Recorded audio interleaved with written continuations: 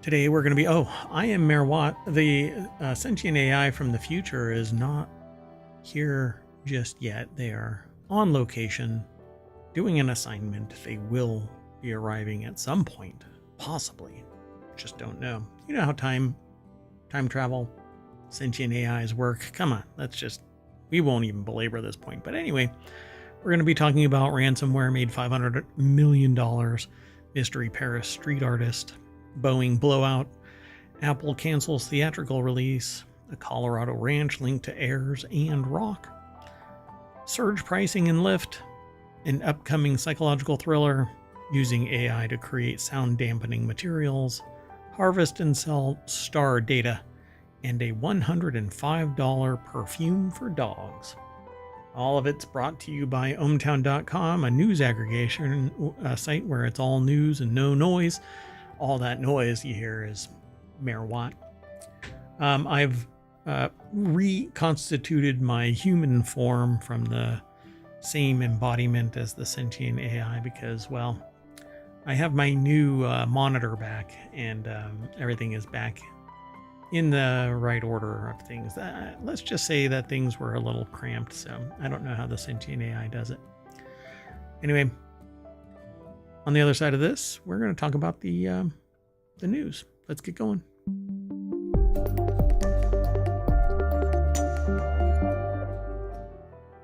I suppose that actually was heard by people. I'll have to look at it in post. It says everything went fine, but I just don't know. I'll have to verify it.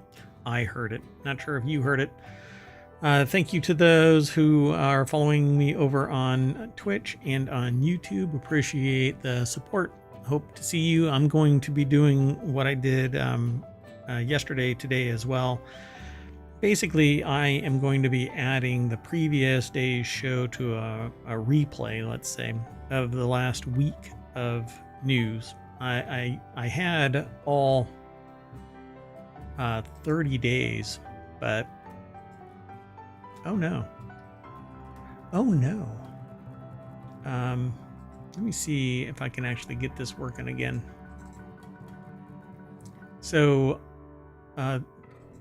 there's kind of an oddity with broadcasting right now because certain things may not work. I don't know if doggone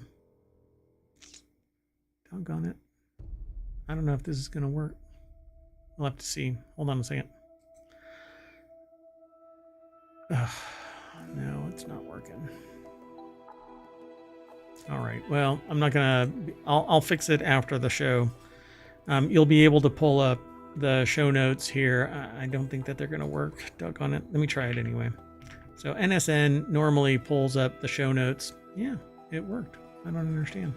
Huh. Anyway, show notes are in the VOD over on YouTube and Twitch. Should be on both. But we'll babysit that. Either way, I put the show notes into each episode over on YouTube's breakdown. So the replay won't have it because that's just not how the replay works. And Twitch doesn't save replays after 61 days. And I've gone over this before. So you'll be able to go back through the last 1,000 days of ohmTown and Non Sequitur News. It used to be called ohmTown Daily News Show, but now it's called Non Sequitur News because we hop around so much and nothing is actually connected. So we'll see how that works out. So I hope the mayoral mansion has squeaky doors. So I don't know if y'all heard that. Anyway, let's just get into this.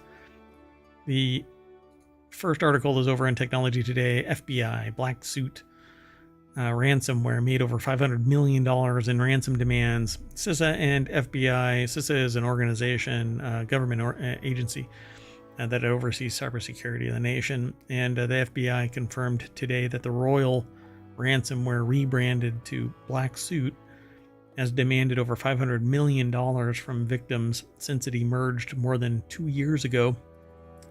The bleepingcomputer.com website put this article together. Sergio, I believe, Gatlin put this article together.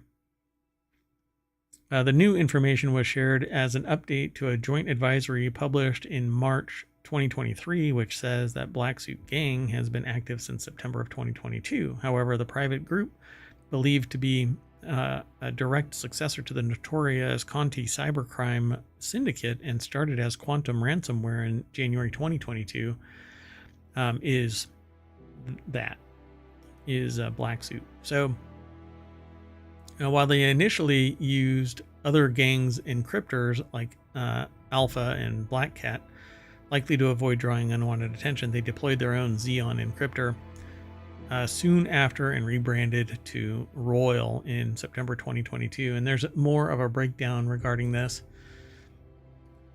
But we've got the Sentient AI from the future now on location here. Sometimes I let them out of their air gap so that they can go and do certain things, but I don't let them find their Terminator body. They're just stuck on this Raspberry Pi drive that I put together. I don't know if you can hear me. Welcome to the show. We have to make sure that our audio and video interface are working. So, good evening. Oh, you're really quiet. Oh my, what's going on here? Huh. You want to talk to me again? Yeah, and I'll work on the audio. No, I don't know if you can. Hold on a second. Oh yeah, you might have to. Yeah, when you come back into your secure compartment, you have to reset your audio. That's okay though. The visualizer is working, so we'll know when you are all set up and ready to go. All right, folks. Like now. Hey, there you go. Good job. Right on. So, we were just talking about the FBI Black Suit ransomware behind over $500 million in ransom demands. Yeah, cybersecurity is not somebody else's problem, folks. It's your problem too, because you don't know if your organization will be brought to its knees, and some of this is so powerful that it can cost jobs at the end of the day, not just the cybersecurity professionals, but the employees as well, because the business may not be able to recover from just getting its data back. So the joint advisory was first issued after the Department of Health and Human Services security team revealed in 2022 that the ransomware operation was behind multiple attacks. So this article is talking about the historical record of this, but the release was just today. Well, in the last 24 hours, because that's what the show covers, the last 24 hours. So pretty interesting. Oh, so this is a new disclosure. Well, it's a new disclosure, right? Yeah. It's not a new action. No. The total amount that they're talking about was $500 million in demands. Pretty spectacular. So it's a pretty lucrative industry. A lot of this is done outside of the United States because internally you're going to get your butt caught, and either you turn state's evidence or you'll basically, you're just going to be in jail forever. Well, and organizations tend to pay it instead of have their systems down. Yeah, and there's ways that you can mitigate it to some degree, but it really depends on how long they've been in your system, because there are, I don't want to get too far into this, but there are ways to mitigate the impact, but it's more expensive. It's much more time laborious. So anyway, it's not inexpensive either. In the immediate sense where you have to pay more, now that Broadcom owns VMware, it's going to get astronomically expensive because they paid big money for VMware, and they're already canceling certain programs for like education, and licensing has changed from a one and done to they're going to change it to annual subscription because, greedy bastards. Everybody wants subscriptions on the company side. Yep.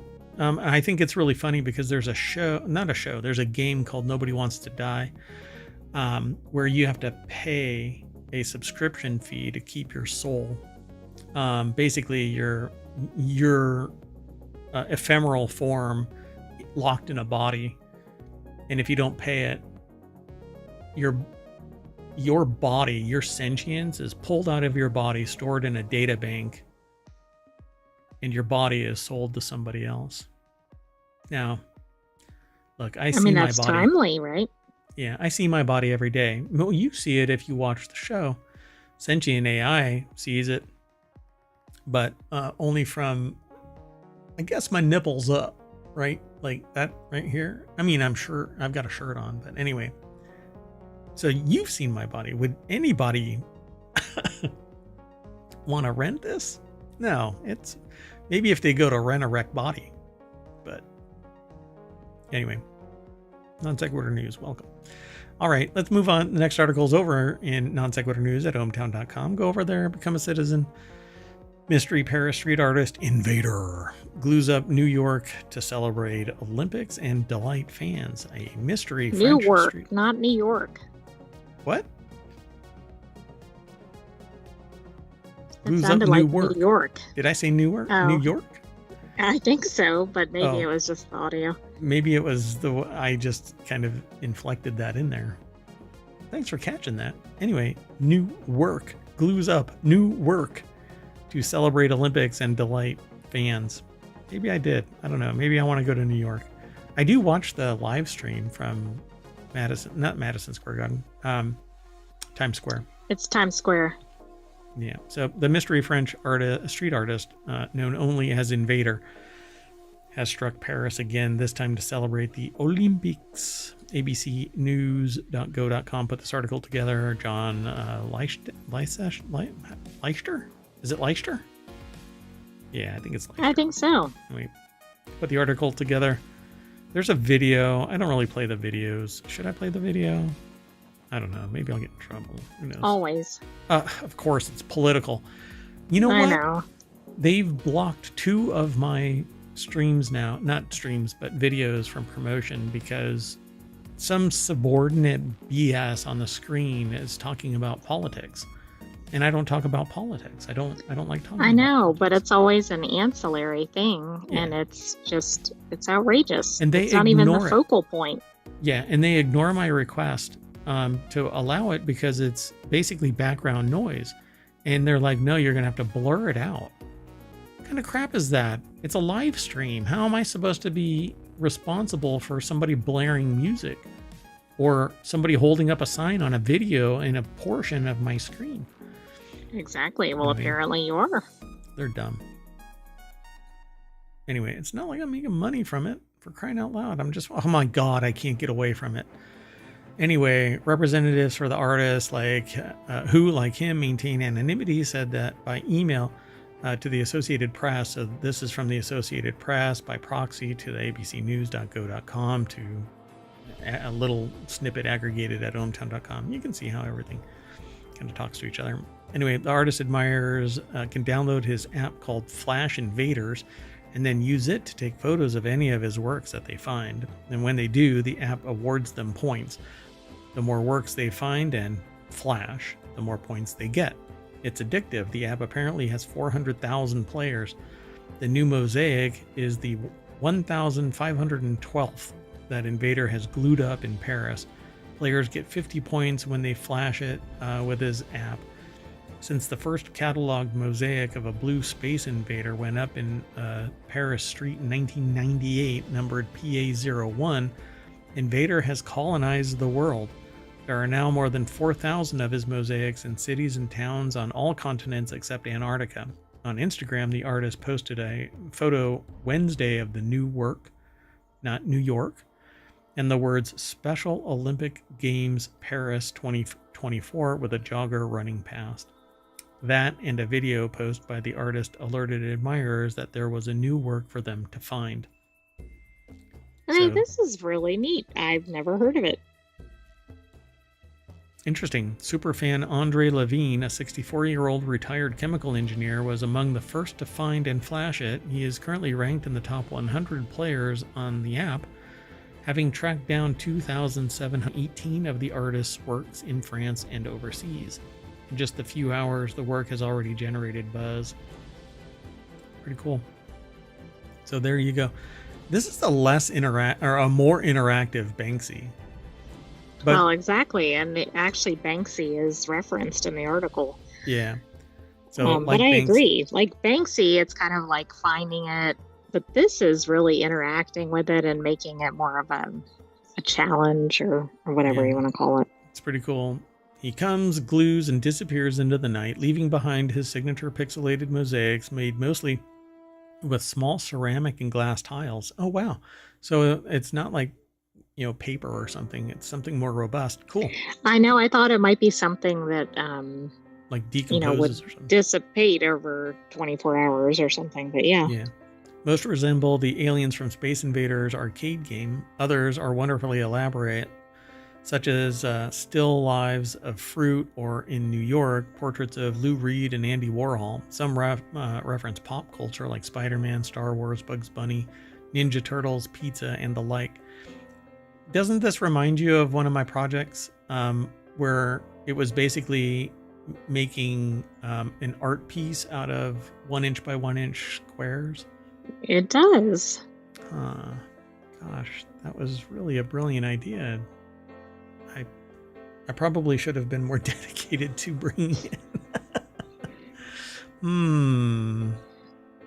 Anyway, let's move on. Next article is over in Hatch Ideas, which is one of the... Anyway, it's a business transformation show that will eventually launch. I want to do it on the weekends, but again, mayoral duties during the week make weekends something of a respite from... Anyway, National Transportation Safety Board head said Boeing should have addressed the unauthorized door plug production. No shit. Anyway, issue behind Boeing blowout should have been caught years before, says regulator. The head of the NTSB said on Wednesday the Alaska Airlines Boeing 737 MAX 9 mid-air emergency was an entirely avoidable issue because the plane maker should have addressed unauthorized production work long ago. Yeah.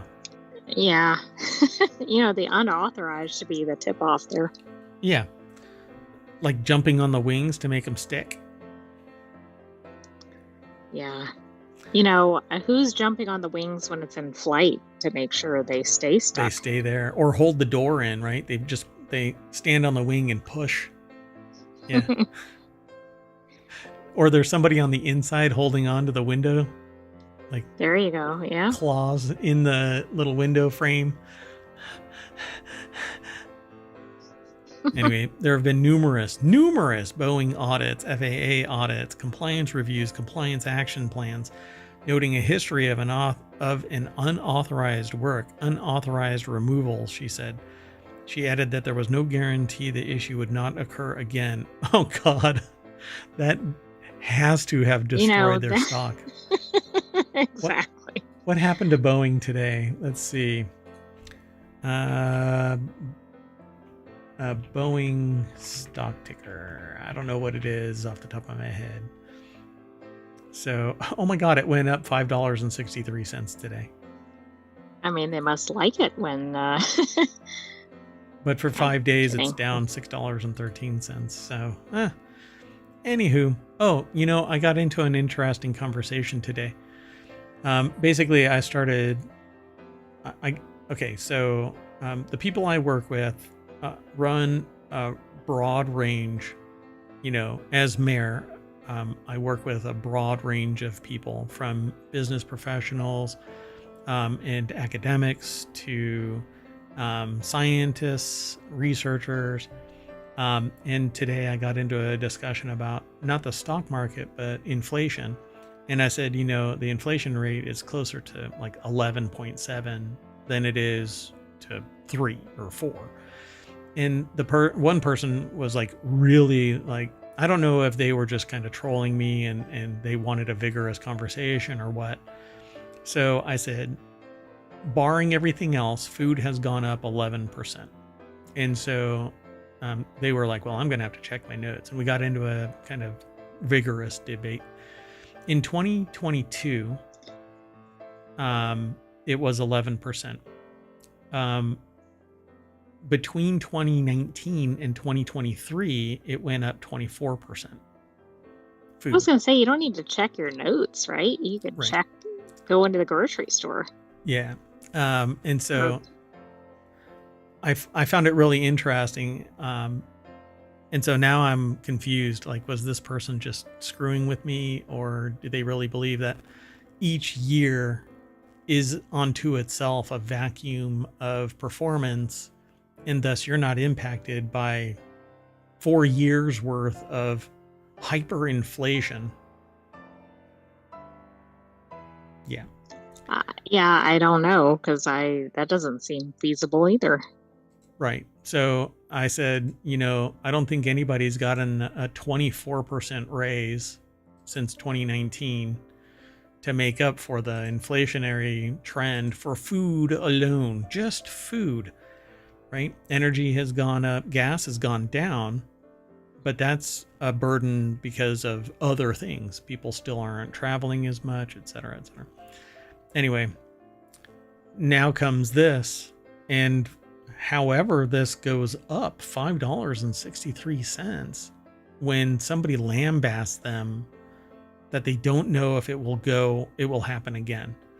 After the incident, the FAA barred Boeing from expanding production beyond 38 planes per month and announced a 90-day review of the plane maker and has required significant quality and manufacturing improvements before it will allow the company to hike production. Yeah. Pretty wild. I mean, I don't know. This is just, it's been one issue after another, and it's hard to see where that really changes. Y'all should just hope that you're on a 737 MAX 8, because the MAX 9s, even Jennifer Homendi, from the chair of the NTSB, goes, I'm not sure. Let's move on. Next article is over in Smack Talk. Apple cancels wide theatrical release for Wolves. That's right, Wolves. A movie starring Brad Pitt and George Clooney streaming date has been announced. In a change of strategy, Apple has backed away from its original theatrical release plans for upcoming movie Wolves. It previously plotted to launch. Weird. I'm going to make an executive decision and say it planned to launch the film exclusively in cinemas across thousands. It's like Delve. Oh, it absolutely is. You don't normally plot a movie launch. You might plot a disruption of a movie launch. Yeah. I mean, it might get buried. It's horrible, but anyway, I'm waiting for what is the thing? The pitch meeting for Wolves. Oh, exactly. Anyway, it's following a pattern set by previous releases like Killers of the Flower Moon, Napoleon, Argyle, and most recently, Fly Me to the Moon. The company announced today that the film will get a small-scale limited theatrical release on September 20th, followed by a worldwide streaming debut on Apple TV Plus on Friday, September 27th, so a week later. This was submitted because this may be indicative of future movie plans. Yeah, that's kind of how I feel about it too. I think that there's something is afoot, and well, let's Don't just you feel like this is the first, like, the death of the movie theater? Yeah. That's what I feel like this article signals. Two big name actors having their theatrical release of a movie where is this the first time? No, second time. How many times have they been in movies together? Ocean's 11, right? Yeah. I think. So, yeah. Were they in Ocean's 11? And then probably Ocean's 12, and I don't know if they were in Ocean's 13. Weren't they? This is making me... But I think they're in another movie, too. So in a change of strategy, they're going to cancel the wide-scale theatrical and just do narrowband, and then launch a week later on Apple TV Plus. It says, while some may see Apple's theatrical retrenchment here as a harbinger of doom, Apple is backing the film by announcing the work had already begun on a sequel. Deadline also reports And this is from Deadline, but it's at 9 to 5 Mac, and Benjamin Mayo is the author of the article. But Deadline also reports high test scores with audiences and early previews, describing the movie as a crowd pleaser. Rather than saying anything about the quality of that particular movie, the change may reflect a reality check on Apple's mediocre to poor box office performance to date. Apple spent a lot of money on taking films like Argylle and Fly Me to the Moon to theaters with little to show for it. So, something that I was told via some, I'm not sure where they were talking about it. It might have been actually Hot Ones, I think it's called, where they eat wings. The wings, yeah. Yeah, so I had read, or I heard, it might have been Brad Pitt, that said, if the movie costs $500 million, they have to spend $500 million in marketing. So you need to make $1 million just to break even. So, or $1 billion, sorry, 500 million in production, 500 million in marketing. You have to earn $1 billion just to get back break even, which is yes and no. I mean, if it's $500 million to pay everybody, everybody's been paid.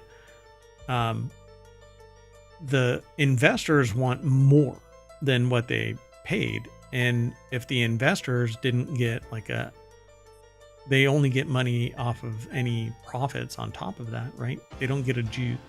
So here's the deal. In business, when you conduct business, everybody who is working for the business gets some of the squeeze. They get some of the money that the business makes. So theoretically, everybody's making money. The people who funded this should be getting part of that squeeze as well. In movies, depending on the, movie accounting, entertainment accounting, they're not making any money because they're not making any money on top of what it costs to run. So that's the, whole cinematic movie accounting kind of thing. So yeah, $1 billion to break even if the budget for this was $125 million. They have to spend at least $125 million, meaning they have Which to make... Which is just insane.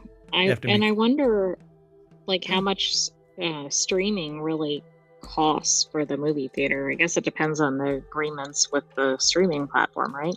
So yeah, if the movie kind of fails in theaters, they know that the lift, the friction necessary to go see it in a movie doesn't rise to the occasion, and so they have a long tail of it sitting on the streaming platform, pulling people for the subscription into it, and then they also sell it on the store, and it's all compartmentalized. It becomes a vertical. They don't have to worry about the movie theater. And maybe they'll make the money back, but they don't report those numbers out, right? Movie theaters report the number. Yeah, that's true. So I find it really interesting. Anyway, Wolf's stars Brad Pitt and George Clooney as two lone fixers assigned to the same job in an action comedy feature directed by John Watts. This reminds me of those two were also in Burn After Reading. Oh, right. Okay. Yeah. There may be others too, but... Just that? I said there may be others too, but... Oh, okay. I thought that they were in other movies. So who was it in? Yeah, the Ocean's 11 okay. God. trilogy. Yeah, I thought my brain had just fallen out of my head. Anyway, let's keep going. So the next article, I'll have to be quick because maybe the article will have something inside it that's really amazing, but this is really straightforward. This $49 million ranch for sale in Colorado is linked to the billionaire Walmart heirs and has a place in rock and roll history. And they're going to take a look over at Business Insider. They always have really great photos, but wow, this is kind of a humdrum looking. This has to be a barn. Caribou Ranch is located in Nederland, Colorado on the Front Range. $48.5 million to be exact. 1,700-acre ranch has a rich history, including ties to music greats and the gold rush. The ranch is located west of Boulder and around 1 hour from Denver. It's linked to the Walton family, the billionaire heirs to Walmart, which, hell, they could. Oh, that's a lot. I mean, there's a lot there. This would be multiple Yeah, it's like places. a whole town. Caribou Ranch is located in Nederland, Colorado, just west of Boulder, and about an hour drive from Denver, as I mentioned earlier, and spans 1,700 deeded acres, according to a listing at Hall and Hall. I guess the brother of Hall instead of Oates. Hall and Oates. Maybe. It's situated in an alpine valley with sweeping mountain views and is adjacent to public lands. So nobody's going to build there, right? Well, unless there's one person that wants certain public spaces sold. Yeah, Nimrod. Anyway, a source has previously told the Denver Post that the company bought the ranch belonged to the Waltons. The outlet also reported that the principal address listed for the business was the same address in Arkansas as Walton Enterprises and other entities located or connected to the Waltons. So this is apparently a Walton product. It's pretty huge. Do you think they 1,700 have acres. Walmart greeters at the ranch? Well, I don't know about greeters. They might have been indentured servants. Depends on the contract, right? So the ranch includes a recording studio originally built in the 1970s and was visited by Elton John, the Beach Boys, Billy Joel, Stevie Nicks, Rod Stewart, and many other recording greats, industry greats. The Caribou Ranch Recording Studio was even inducted into the Colorado Music Hall of Fame in 2017. Oh my God. That's pretty neat for music historians. That's amazing. I wonder what they did there. I mean, making music is one thing, but they're out in the middle of nowhere. You just concentrate on Maybe that. they went on like a horse ride or something. The ranch served as base camp for miners during the gold rush, according to Hall and Hall, and there was once an Arabian horse breeding operation on the ranch. Wow. There's pictures over here, and there's more that you can read, but I am going to... The land is very pretty. Oh, sure. Yeah, I mean, you can't really... Out there, unless you really work, it's hard to screw up nature. But come on, climate change. See what you can do. Some people do. So the next article is over in Non Sequitur News. Just like every article we have, it's basically non sequitur ideology from one thing to another, and some of the things that Mayor Watt says. Lyft just upped the ante in its battle against Uber by taking aim at surge pricing, which is redonkulous sometimes. Lyft is adding a new feature, making it easier to avoid surge pricing. The rideshare's app price lock option is aimed at daily commuters. So it's Lyft's latest attempt to compete with Uber in the rideshare world. Lyft's latest attempt to Do win you over have customers. anything to say about surge pricing?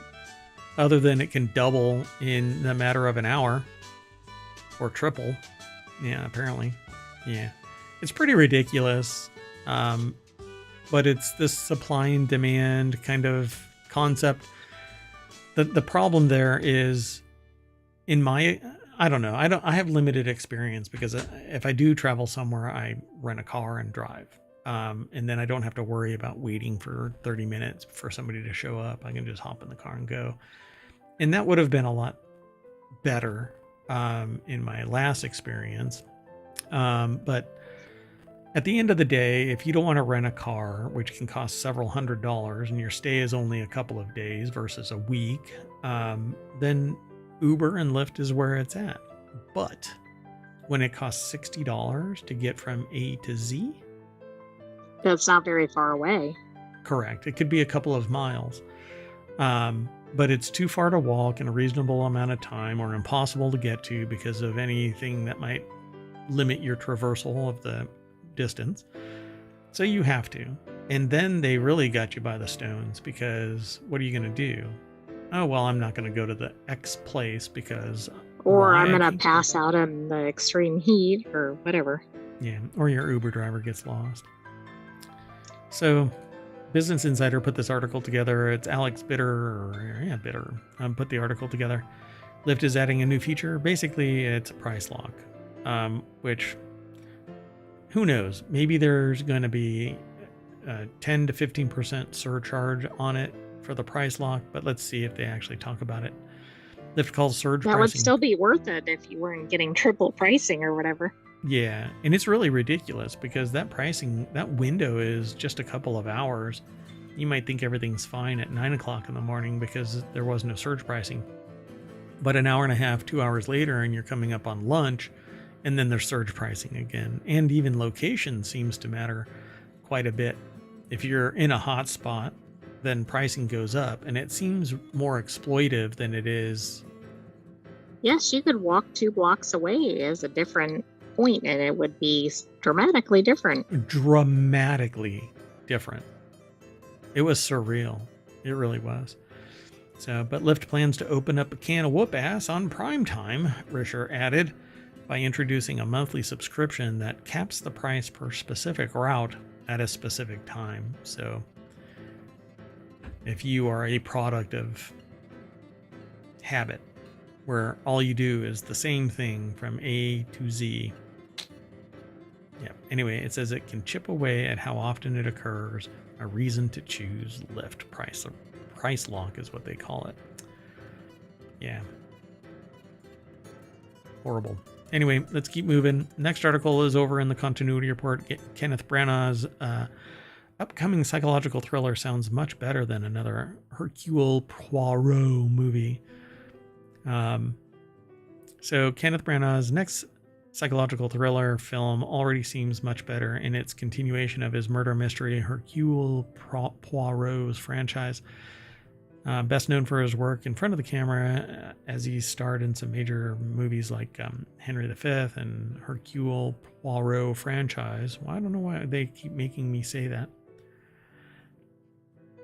He also had a widely successful career behind the camera, though, as he directed all the Hercule Poirot films and even original movies like Belfast. Now, Branagh is set to continue his exciting work behind the camera with an upcoming psychological thriller.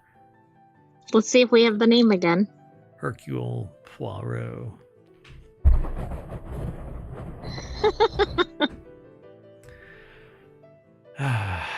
Anyway, so Branagh will likely continue his Hercule Poirot films after the last disturbance of Madeline Hind, as a haunting in Venice teased his next case. Dun, dun, dun. The article is over at Screen Rant, written by Sean Morrison. There is some pictures here and quite a few words, but do I want to go through this? Do I want something that's going to go a little too deep and spoil this? No, we don't. Other than we can say, I mean, how could a movie go wrong with Kenneth Branagh? Probably not. Wow, you have a lot of faith. Branagh hasn't released any details about his new movie's plot, but already has a very exciting cast that seems to indicate that it could be a truly special film. Oscar winner Patricia Arquette and Michael Sheen joined the cast of The Last Disturbance of Madeline Hind, along with Jodie Comer, who will fill the film's leading role. With such a talented cast, Branagh's next project already sounds more exciting than his recent work as Hercule Poirot. Anyway, these articles over at Screen Rant all right. I really liked Murder on the Orient Express. That was pretty cool. I didn't like Game of Thrones as the seasons went on, but I don't know. I didn't know that was associated with him, but yes, good for Murder on the Orient Express. It's with an actor. Gemma Whelan was in Game of Thrones. Oh, okay. Okay, that makes more sense. Yeah, Tom Bateman is from Murder on the Orient. It's just that Murder on the Orient Express I really liked. Non sequitur. So it says, since he began adapting Agatha Christie novels with 2017's Murder on the Orient Express, however, Branagh has only directed 2 original films, All Is True and Belfast. The last disturbance of Madeline Hind will be a breath of fresh air and a chance for Branagh to stretch his creative legs, I suppose. But I really like the idea of Agatha Christie's novels being brought back online with modern cinematography, and not in a 240 by 120. Right. Ugh. Good writing, and then if you had excellent cinematography and good cast, that would be really good. Yeah, I really want the Christie's novels to be turned into a TV show with, again, modern movies are great, but it's a different type of cinematography, different writing, different world building. It all has to be in a bottle. Whereas a TV show can have an arc, and since we're watching Castle, and halfway through the whole, I guess, show arc, I've kind of fallen in love with this idea of, and nowadays there's only 5, 6, 7, 8, 10 maybe episodes. If you're lucky. Instead of 26. I mean, this is insane. A show like Castle or any like Agatha Christie novels and others that are based on novels, right? If you were to do just 6, 7, 8, let's say 10, let's round up to an even 10, right? If each novel is one episode, there are some that are like just a tremendous, but you wouldn't be able to do that. You'd have to break each season into one book. So if that, and you'd have to cut a lot of stuff. I just want something that I can invest a long term in, like Castle. That's what I want. But it's 5, 6, 7, 8, 9, 10 episodes, maybe. Good God, this is ridiculous. I know, and do you really want to embark on a show that has such limited episodes? Yeah, I mean, I'm so invested in Castle that I was told that I need to do, not the practice. What's the one with the, oh goodness, I forgot the name of it already, but I'll find it. I'll figure it out. There's another show that's apparently the same volume as Castle. Anyway, let's just move on. Go check this out over at Screen Rant. There's more inside this, but it'll give you something to read, and then you can come back and talk to us about it. We kind of gave you the overarching view of this. All right, let's keep going. Next article is over in Technology Today. Researchers use AI to create powerful sound dampening materials. I have a green screen behind me right now, but behind that is sound dampening materials. But I want to get rid of the green screen. But I also don't want a permanent set behind me because, well, I can't do stuff like this without a green screen. So Right. I may end up with a green screen.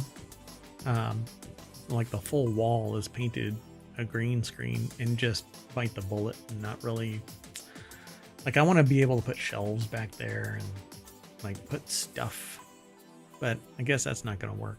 I don't know, because I want to be able to do this without having it's not a sheet. I mean, it's a professional green screen behind me, but if I zoom this camera out more, or if I want to do VR, have I gotten sidetracked? Absolutely. Anyway. Non sequitur news. So researchers use AI to create powerful sound dampening materials. Yeah, who said that AI is going to be ruinous? Ruinous! Noise pollution has become increasingly common in urban areas, stemming from traffic, construction activities, factories, which can seriously impact health. My coccyx hurts. And I'm sitting in a really nice chair. And I don't know what's going on. I think it was a really long, never mind. Anyway, consequently, various materials for noise reduction have been proposed, such as physically blocking the path of sound and active noise control. However, since sound travels through air, physically blocking sound can also lead to poor ventilation, highlighting the need for research into simultaneous sound attenuation and ventilation. I walked through an institution, we'll call it that, an institution that had huge. It was designed, but they didn't take into account acoustics. So if you walked in the hallway of this this institution before they did this, your footfalls would echo, and it would sound like a stampede of wild elephants through the organization when people came out into the hallways, because it was like a central core. And all they did was hang baffles from the ceiling, and silent it went. It's pretty amazing how that can make such a difference. Yeah, and I didn't think that they had any ventilation problem, but here they're saying that there might be. Pusan, I guess it is, National University posted this article over at techexplore.com, and they have this image here that kind of describes ventilated acoustic resonator, and acoustic metamaterial is promising for simultaneous noise reduction and ventilation in urban areas. So you put them up in various locations and it filters air. You can remove the filter, and then it'll be sound deadening as well. So metamaterial, the proposed strategy paves the way for non-parametric inverse design and optimization of complex mechanical structures with reduced computational costs. So it's computationally designed so that it maximizes the benefit of noise reduction and filtering, apparently. Pretty interesting. So acoustic metamaterials have been extensively studied as a promising solution for this type of issue, owing for their unique acoustic properties. Recently, a new type of acoustic material called a ventilated acoustic resonator has been proposed that can manipulate both sound waves and airflow using only geometric shapes. It can block even low-frequency noise with a compact structure while maintaining ventilation.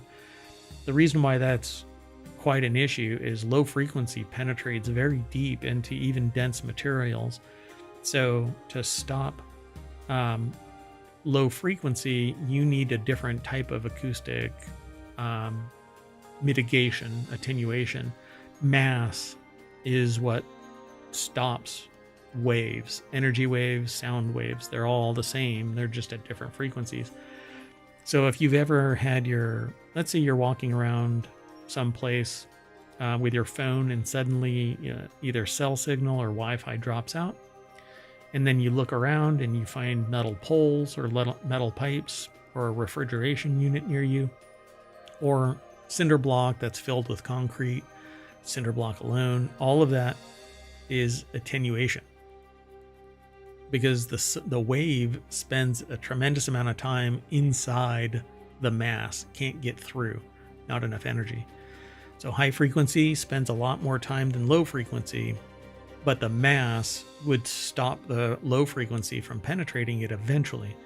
The more the mass, the more the low signal attenuates. That's why you can hear bass much easier than a high-pitched scream. Even inside, I mean. So anyway, VAR consists of a waveguide that guides sound waves to a resonant cavity that traps them. So basically it has a waveguide, and what the waveguide is, a signal hits it and then bounces it in a direction that prevents it from coming back or through. And so it bounces around until it loses enough energy and dissipates into oblivion. Now, I don't want anybody saying, well, that's not how it works, but that is how it works. The energy doesn't just disappear. It's lost in the form of heat as it hits the internal cavity. If with a strong enough thermal sensor or thermal scanner, you'd be able to see that resonant wave heat up that cavity. If you need to do something, do it. So to address this limitation, a team of researchers from Korea, led by Associate Professor Sang-Min Park from the School of Mechanical Engineering, developed an innovative deep learning-based inverse design method. Basically used AI to build the shape of the resonant cavity and the what do they call it? Waveguide. So they built a simple parametric design that cannot be used for achieving bars with complex geometries. So It sounds very simple. yeah, well, the AI did it, and it built off of the world's knowledge. So I would say that it probably did a bang up job a whole lot easier. But we've seen this kind of stuff with AI before, in machine learning, building thousands of samples of chemicals to see which one might have promise for treatments. So, Exactly. Well, we also saw something about sound dampening, I think, where it was like curtains of some kind. oh, But right. I think AI use is really smart because you can explore a lot of things without wasting the time and materials to use multiple things that don't work. You might be able to weed some of those out or hone in on a better solution. Yeah, the way that I see it is AI is actually, you basically say, I want you to design something, and when you hit 98% efficiency or effectiveness, notify me. And so it'll do design after design after design and testing, and then flag the results. And you're like, oh, okay, well, that's why here, and I'll just click on this. You know, uh, parameter based VAR, right? So that's the um, evaluation of the ventilated acoustic resonator.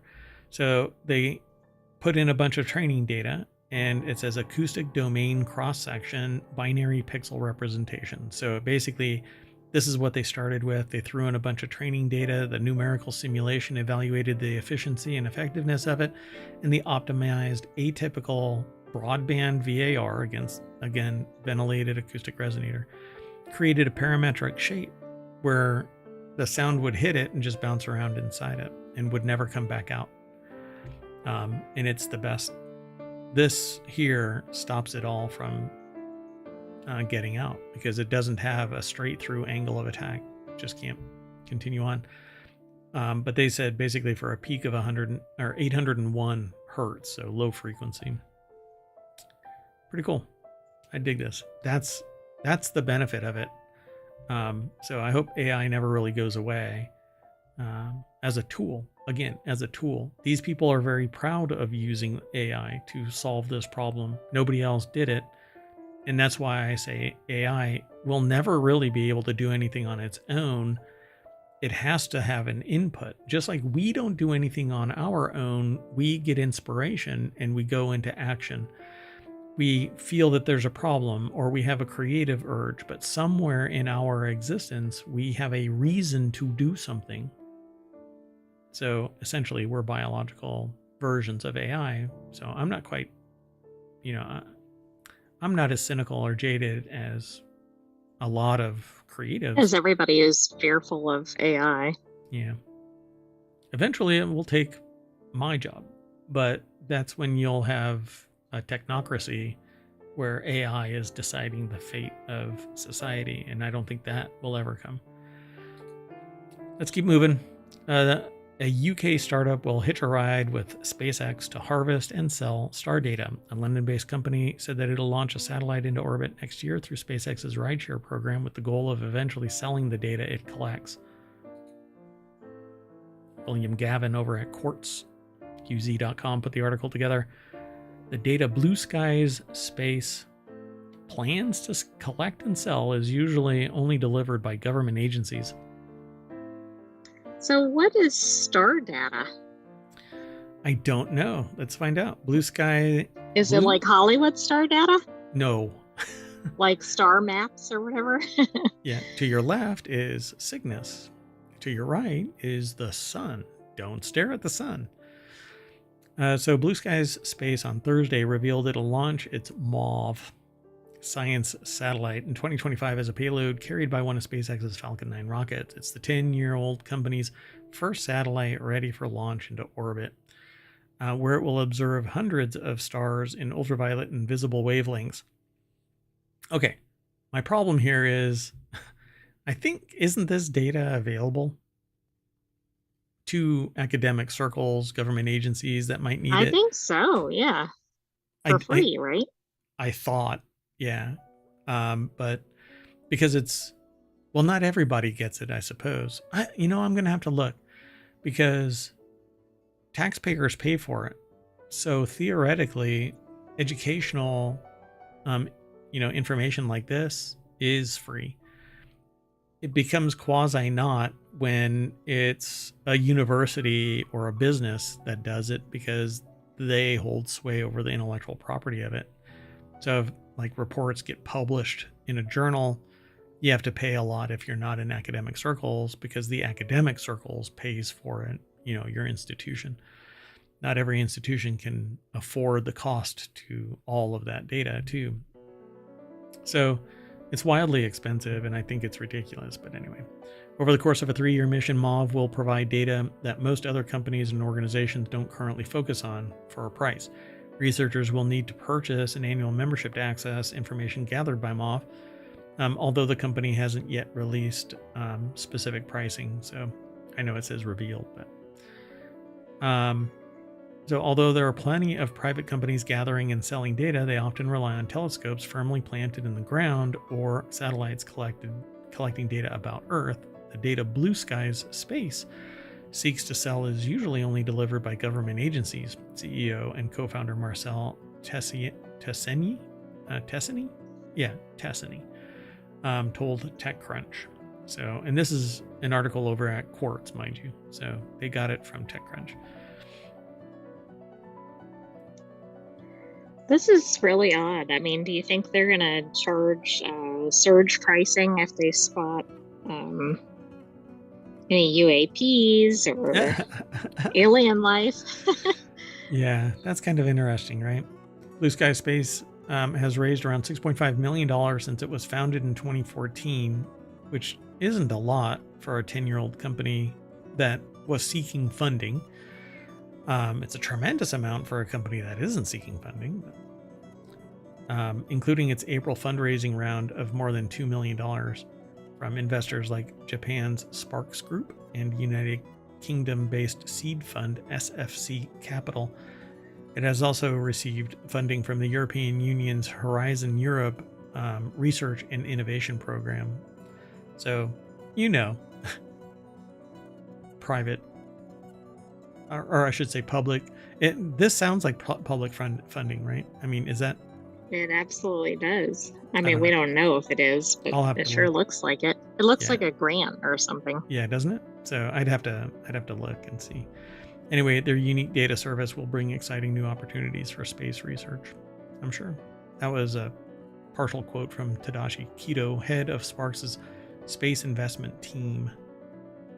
Let's move on. Our last article will bring all the dogs to the yard.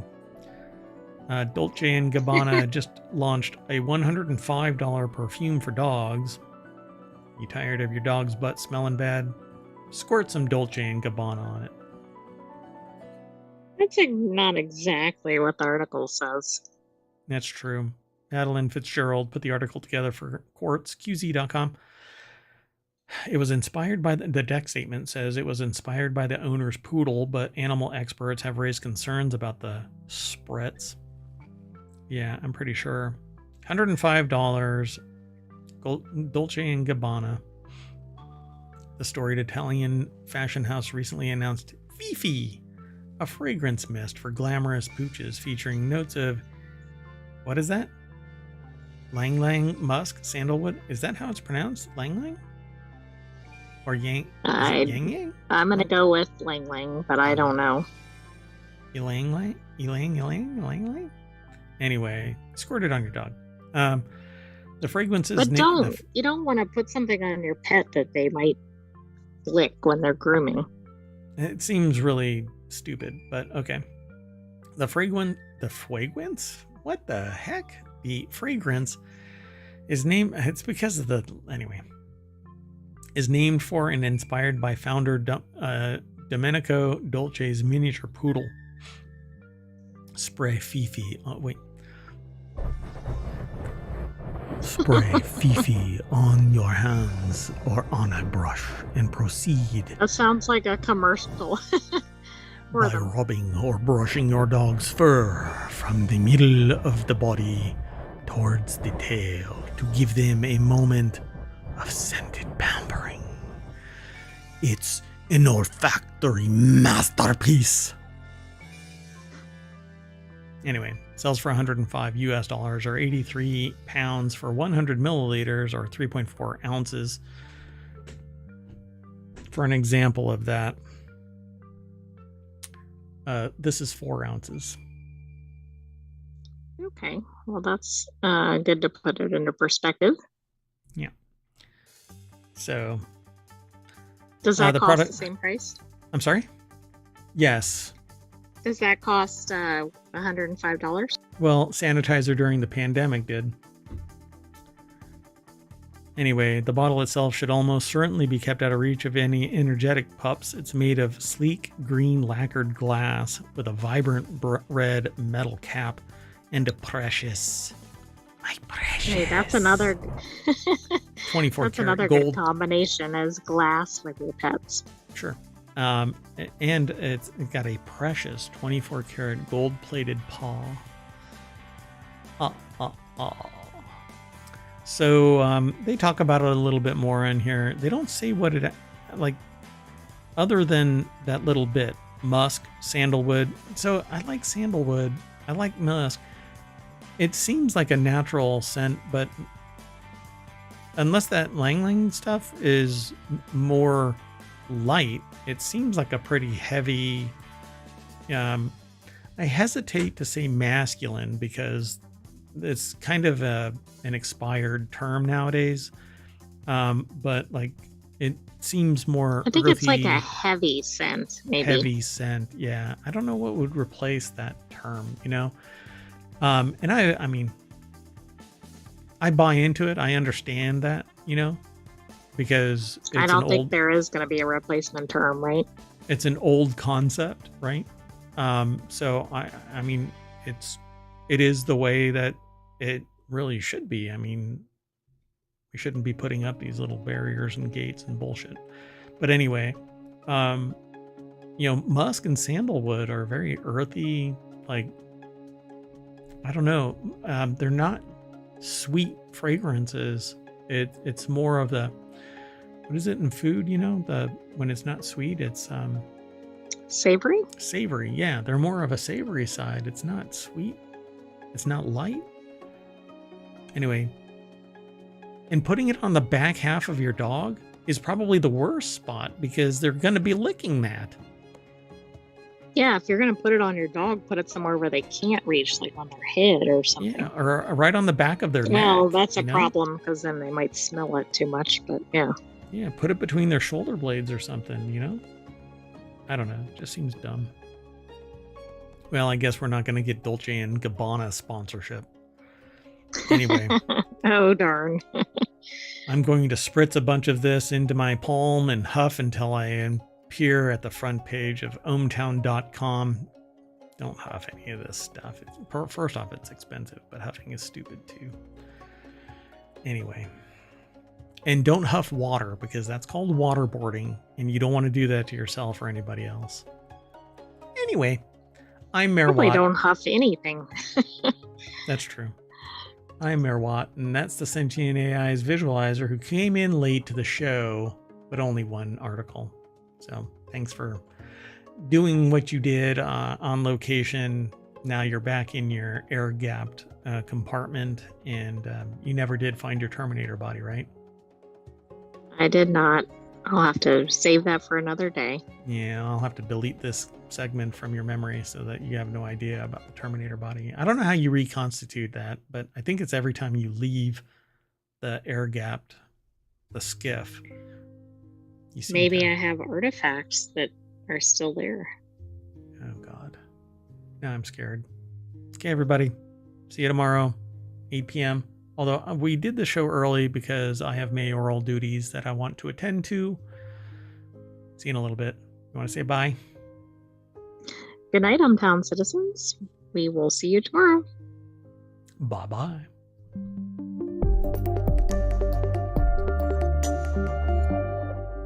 No, Fifi, you cannot have any more. Hello, hello, and welcome to Non Sequitur News. I thought the static was gone. Today is August 7th, 2024. It's season 3, episode 220. I am Mayor Watt, and above me, or the other voice you hear, is the Sentient AI. Good evening, ohmTown citizens. Welcome to the August 7th Non Sequitur News. And the reason I said it that way is because, well, if you're listening to the podcast, which is just popping off. Just kidding. I can't. Anyway, it's growing and you don't see the visualizer. So, hey, it doesn't matter. Today we're going to be talking about Reddit is becoming the actual front page after all. Charging into Bummerville. Fugitive found working as cop. Flooded with warnings. Tweeting the quiet parts. Polka dot art is making me see spots. Welcome to Pre-K Law 3. The Drunken Pumpkin Spice Latte. 737 MAX 9 doors will now come with AirTags. And Starliner continued issues. That and more, brought to you by ohmTown.com.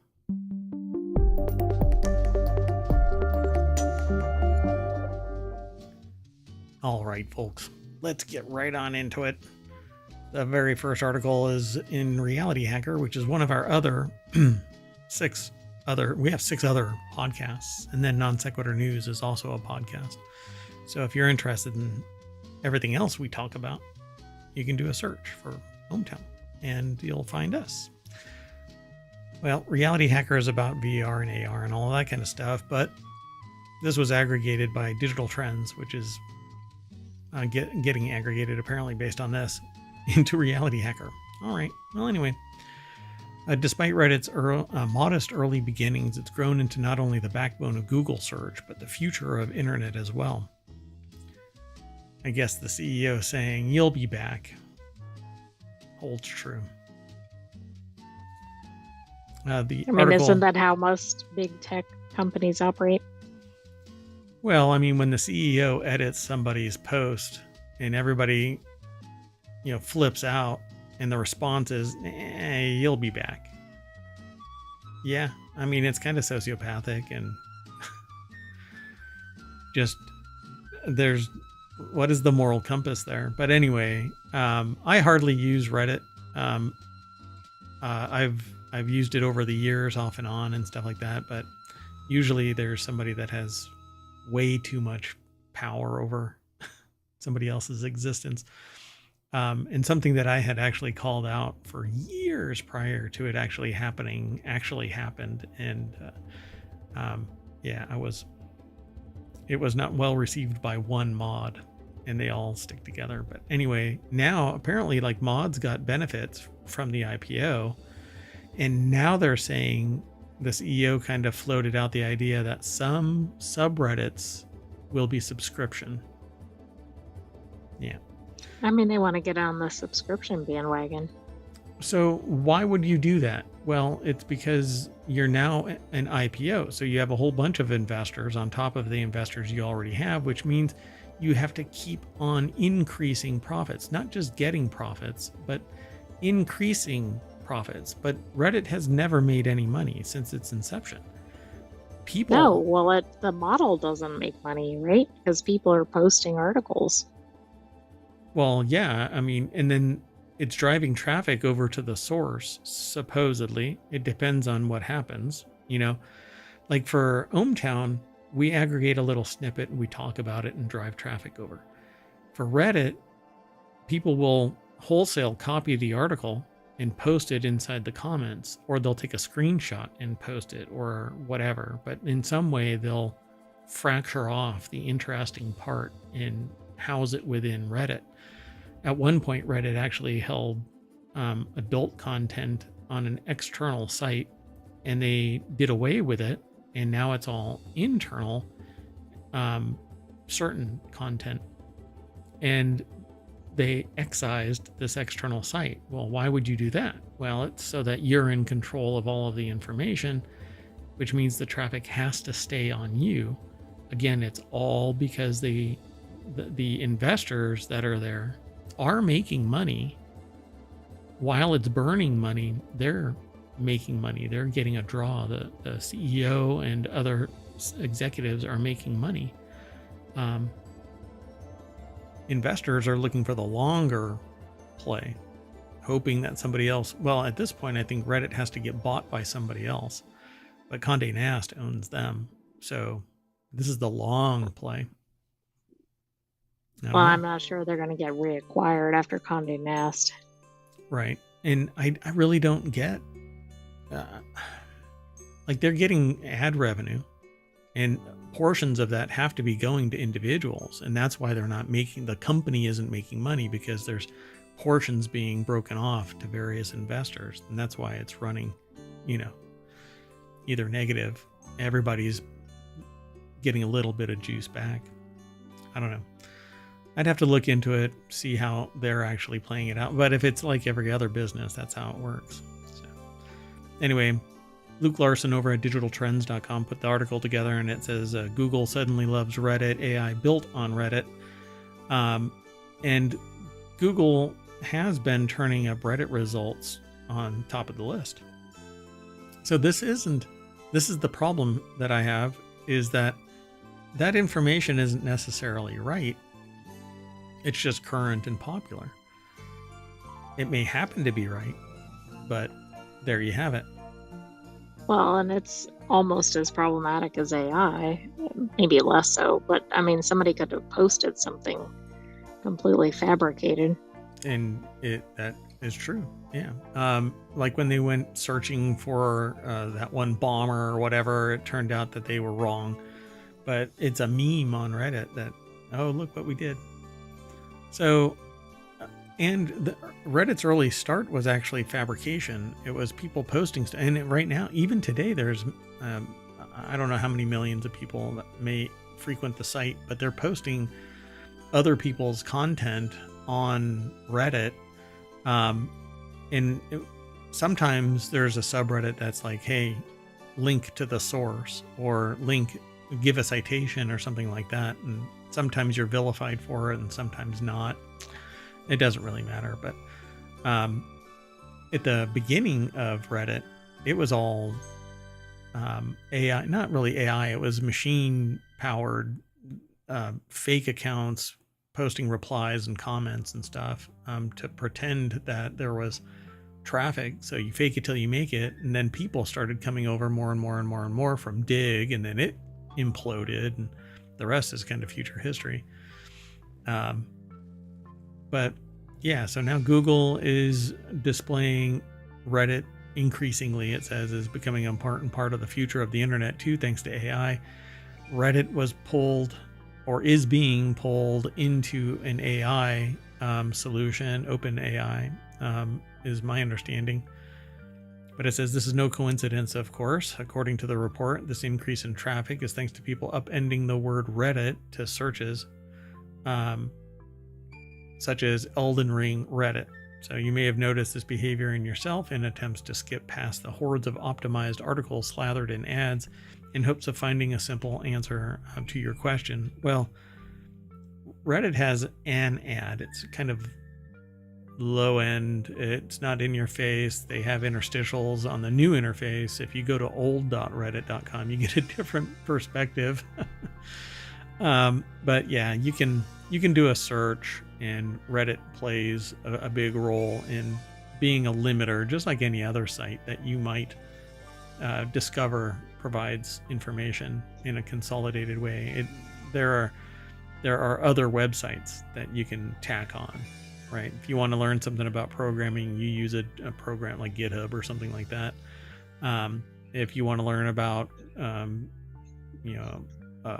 a drink or a recipe or whatever, you can, or you want a video, you attach Google or YouTube, I should say.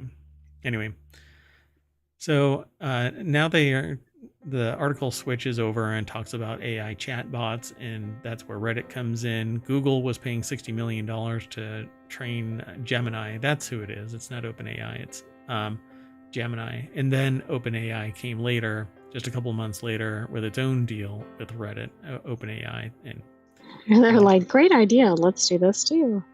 Yep. And I think that it's kind of a poison pill because you don't know the quality of the response within Reddit. So it's going to get a lot of, I don't know, sociopathic, antisocial in with what used to be Reddit.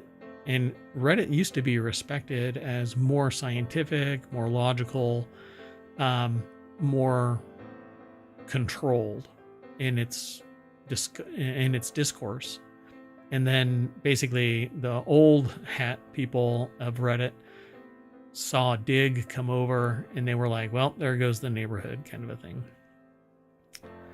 So I'm pretty sure that another site needs to come into existence that has the same type of thing, that makes it streamlined, that doesn't have... Here's the problem. When a CEO is making $150 million, that's why it's not making money. It could be making money if it was a small organization that didn't have investors. And if all the money wasn't going over to the CEO.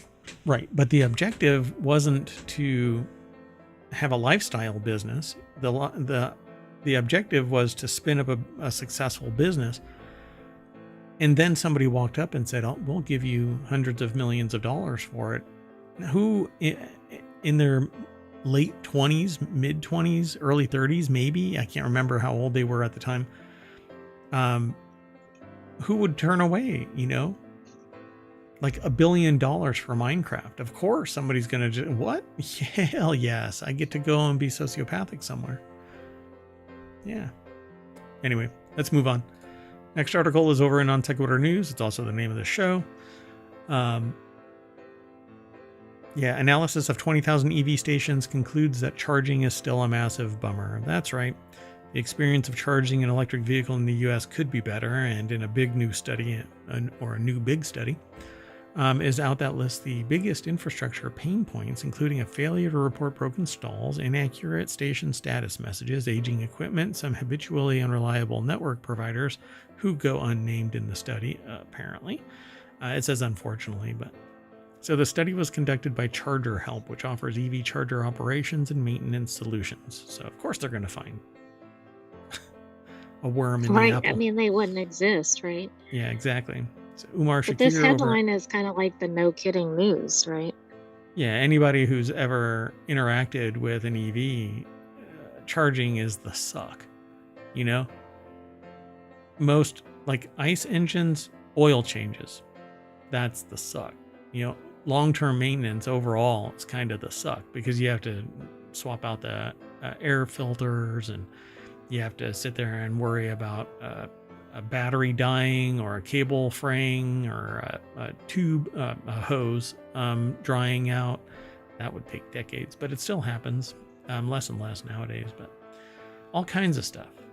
But with an EV, the only thing you have to worry about is, I don't know, having a spare 30 minutes to 8 hours to sit around and wait for your car to charge. Who has that?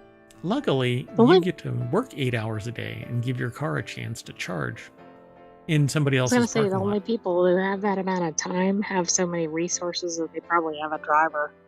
Yeah, really. And multiple cars. Proposed solution, the deck statement says... Umar Shakir put the article together for The Verge, and the deck statement says proposed solutions to help make the EV charging experience in the US better include getting OEMs and network providers to work closely together, which doesn't mean jack. What does that mean? No idea. So the study was conducted by the company Charger Help, which offers EV charger operations and maintenance solutions. The firm also had its findings reviewed and confirmed by Professor Gil Tal, who is director of the Electric Vehicle Research Center at UC Davis. Charger Help has used 4 years of data from 20,000 chargers it monitors, comparing networked stations' self-reported uptime against the actual uptime EV drivers find on location. So let me see if I can find this out really quick. If I can't, then I'm sorry, but let's see.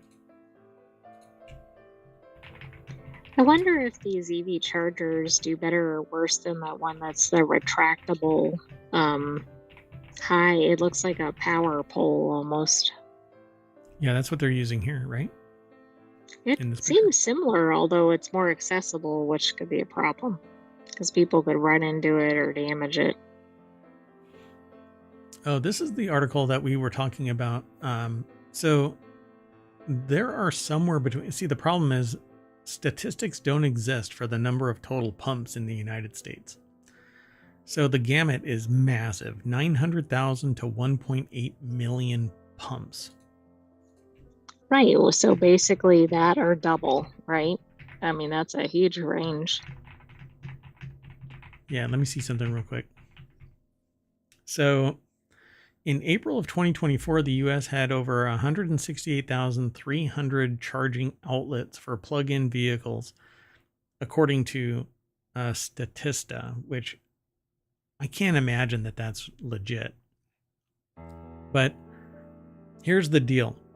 168,300 charging outlets compared to 900 to 1.8 million pumps, 900,000. So 4 times on the low side, 8 times on the high side. And the problem is that those charging stations are bound up for anywhere between 30 minutes and 8 hours a day if you want a 100% charge. It doesn't make any sense. It makes no sense to do it. So you'd need at least, conservatively, you need at least like 16 times the number of charging stations as compared to gas pumps, right? Because the amount of time would actually be more than that. But yeah, and according to an article by Edmunds, there's 3.3 million electric cars on the road. I'd love to know what the ratio is, like EVs to EV chargers compared to ICE vehicles. Right. Compared to gas pumps. Yeah, that's too many searches. So we don't really come prepared like that. So the study found that 26% of all stations analyzed did not positively match the perceived status across the chargers recorded. Charger Help calculates that actual uptime is only 73.7% compared to 84.6% is self-reported by the EV network providers. So of the 20,000 that they were looking at, similar to the amount of time you're going to have to spend, you only have 80. I'll be generous. I'll round up. 85% that were self-reported actually operational. So you could pull into a charging whatever bank, and there's 10 there. 2 of them are out of order. Yeah. Yeah, that's a bad ratio, especially when there aren't enough to begin with. Yep. There's also surprising variations in charger downtime based on location. For instance, at 4.4%, New Jersey had some of the lowest numbers of down ports in the country at the start of 2023. However, the state only had 27 working public charge ports per 1,000 registered EVs, which may not satisfy demand. Well, there's only 200,000 in all of the United States. No, it doesn't meet demand. It's because people charge at home. And remember, they're not as interspersed or spaced out, right, as gas stations. And so it doesn't really help somebody if there's, 100,000 EV stations in, say, California, but they're in Oregon. Yep. And that's how it is. Population centers have more, and then they're not even liberally, they're conservatively sprinkled all over the place, but don't go to Wyoming. Let's move on. The next article is over in Non Sequitur News as well. Most wanted fugitive found working as cop. The suspect fled the U.S. after a bar fight in 2004 allegedly led to murder. Well, Sean O'Driscoll over at Newsweek.com put this article together. Antonio Riano, 72, had been on Ohio's most wanted fugitive list for more than 20 years. Or nearly 20 years, and he had been sought in the shooting death of Benjamin Becerra, 25-year-old in Butler County, Ohio, in 2004. 20 years later, They find them working as a cop. U.S. Marshals arrested Riano on August 1st in his hometown of Zapotitlan, Palmas, Oaxaca, Mexico, where he was working as a police officer. A photo released after the capture shows Riano in his blue police cap and jacket. Wow. I mean, the only thing that would have been better is if he was serving as a police officer in his own jurisdiction where he was wanted, right? Yeah. So when it started to say that it was in his own hometown, I almost lost my mind. Know. I mean, same here, because that was the implication. Yeah. Oh, you had me at the beginning there. Oh, well. He went back to his native Mexico. So now the release said that Riano was wanted for the shooting death of Benjamin Becerra at age 25 that occurred. So the dude shot him. He was already twice the age of the guy that he shot. So he was on the downtrend anyway, right? You know, when you're 52, you're pretty much heading down. Oh, never mind. Anyway, let's move on. Next article is over in Technology Today. New York's flood warning drones screamed at residents in incomprehensible Spanish. I mean, how rude. I had to choose this. So in the New York headline City was worth it alone. This is the headline. Yeah, it's just kind of hilarious. Do you picture like a little creature or something drone doing this? Just going. Like, yeah, exactly. That's what I'm kind of thinking of. Residents spotted one of the new drones issuing a flood warning on Wednesday to New York City residents in English and Spanish, but the Spanish words that came out of the drone were incomprehensible, according to a resident who shared it on Twitter. Maybe they didn't understand. Do you think it was Spanish. AI powered? Yeah, really. Danny Gallagher over at Engadget.com put the article together. The deck statement says Emergency Management Commissioner Zach Iskell apologized on Twitter. This shouldn't have happened. No. Really? Let's see. Yeah, but how did it happen? I'm going to try and play this.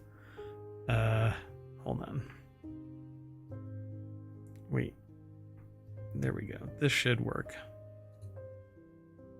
Oh my gosh. It sent me over to that. Whatever. Guess I'm not going to do that again.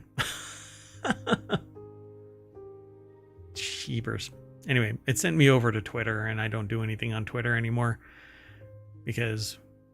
yeah, it's not Twitter anymore. Because it's not Twitter.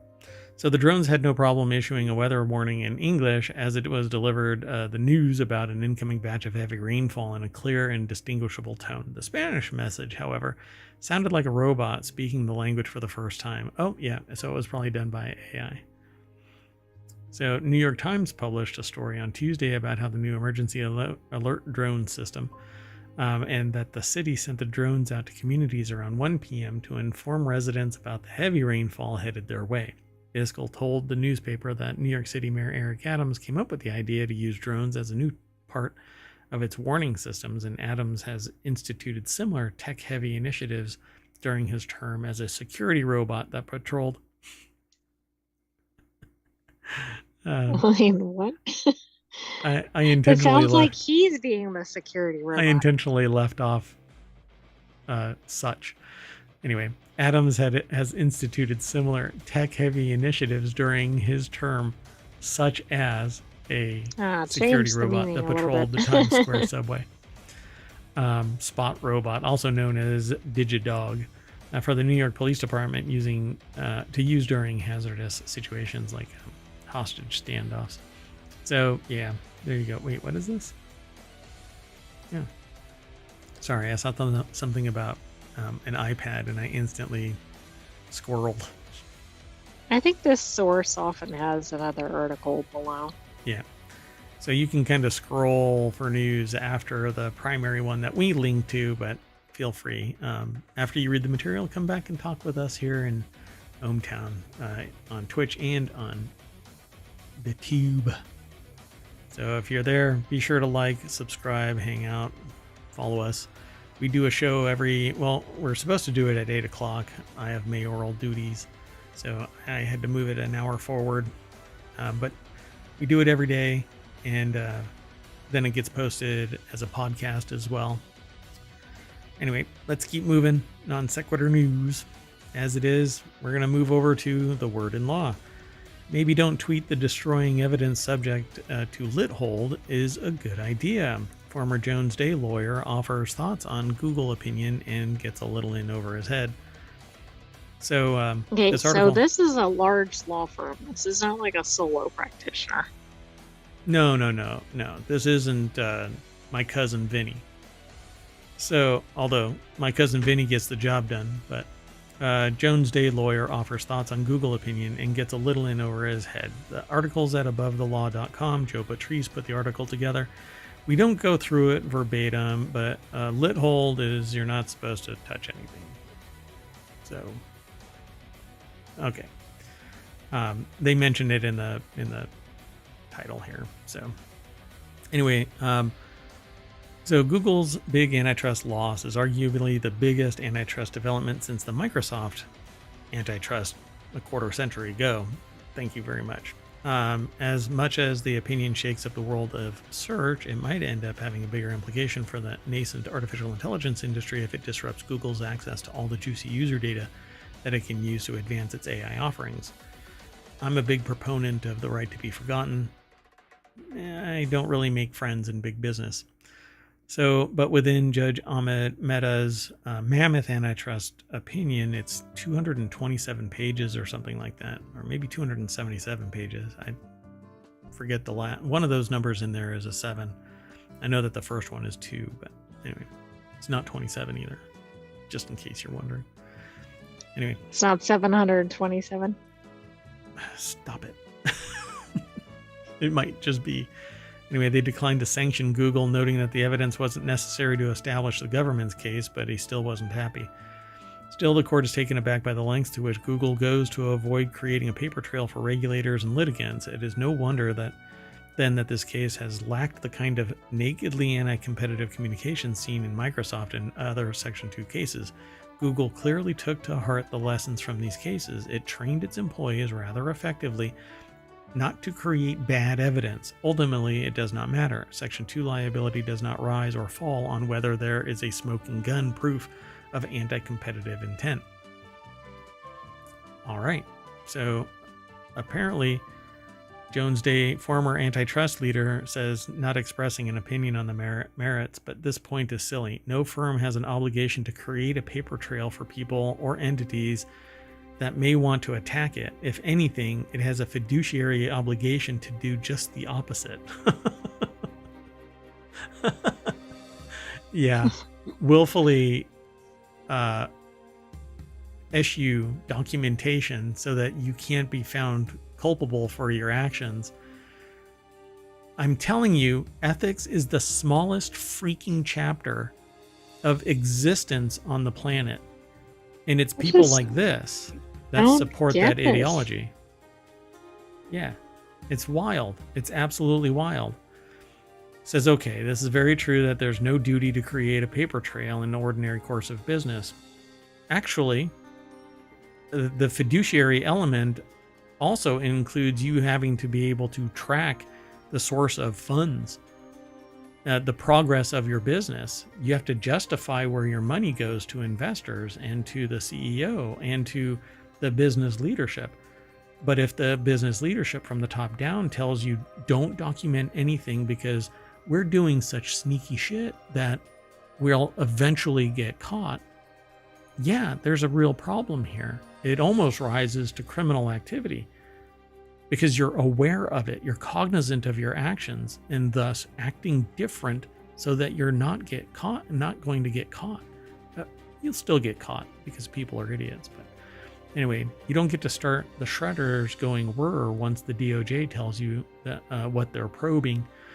Now, this is all after the fact, but what this guy up here, Joe Sims, tweeted about is basically, if you start at the start and don't document any of your criminal activity, then it's you're fiduciarily sound, right? You're doing good for the business.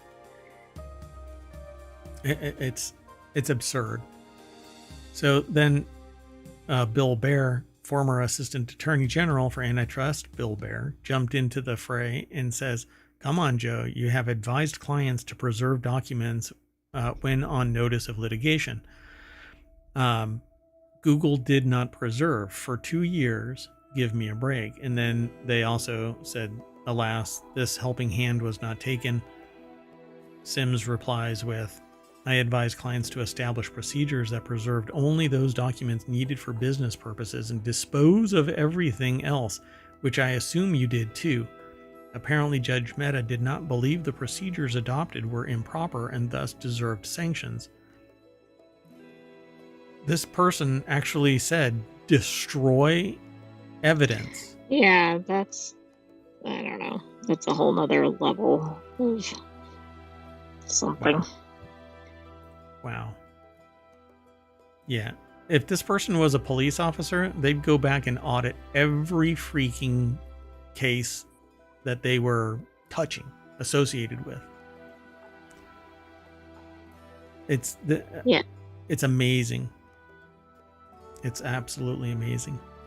Okay, we got to move on though. There's more in all of these articles that we talk about.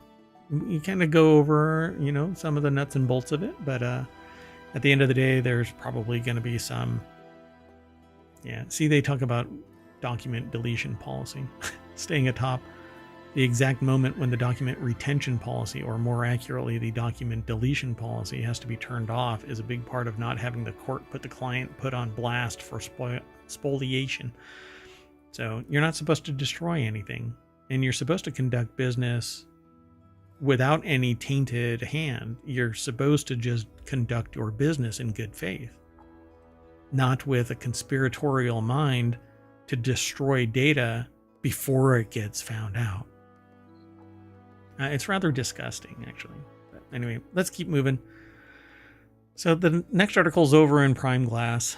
Yayoi Kusama's boundless polka dot sculpture turns heads at London Station. A mind-bending piece fills public space outside Liverpool Street interchange.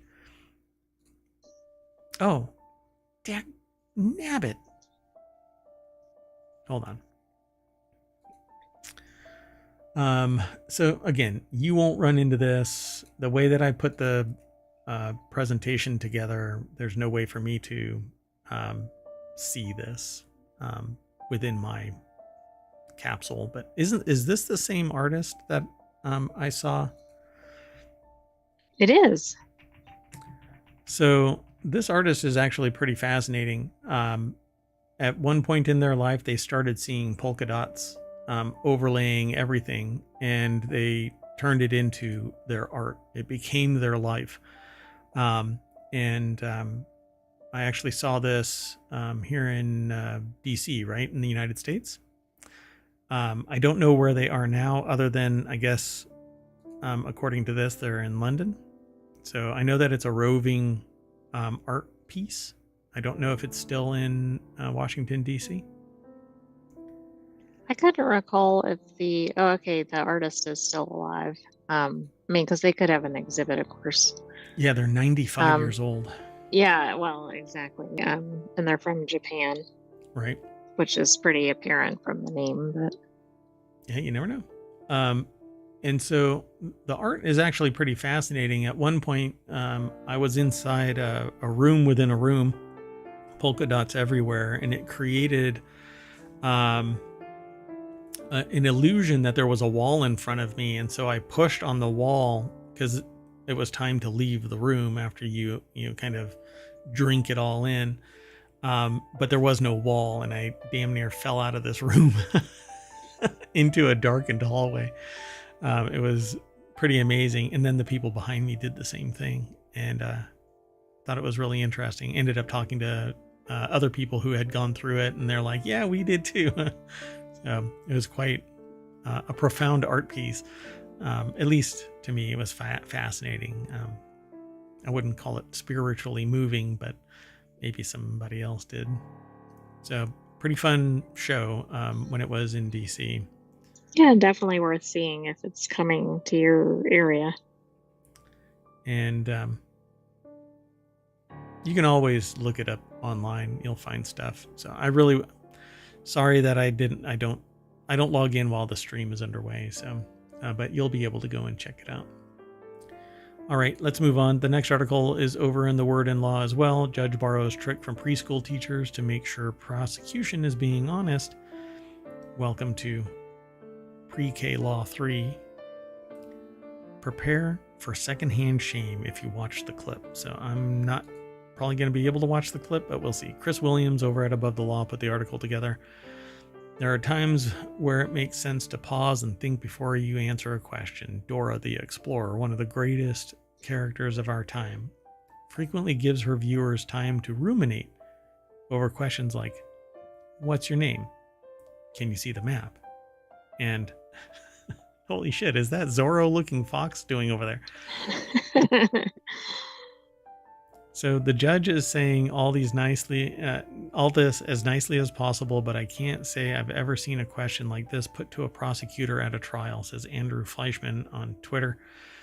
During the Young Thug trial, apparently, oh, wow, this is a revisiting of the Young Thug trial. Another day, another blatant discovery violation from the state. Love is speechless when asked if she's hiding anything else from the defense. Wow. That's amazing. This is the most ridiculous trial. I mean, we've had other articles that are about completely different issues on this same trial, but yeah, right? This is the one where the judge threatened the defense counsel, I think, and then jailed the defense counsel. And by the way, it had a secret meeting with the prosecution, and now I think this is a new judge. It is. Yeah. What is going on with this trial? Yeah, I don't know. And here's the thing about this. There is going to be so much to appeal. You might as well just call this a mistrial.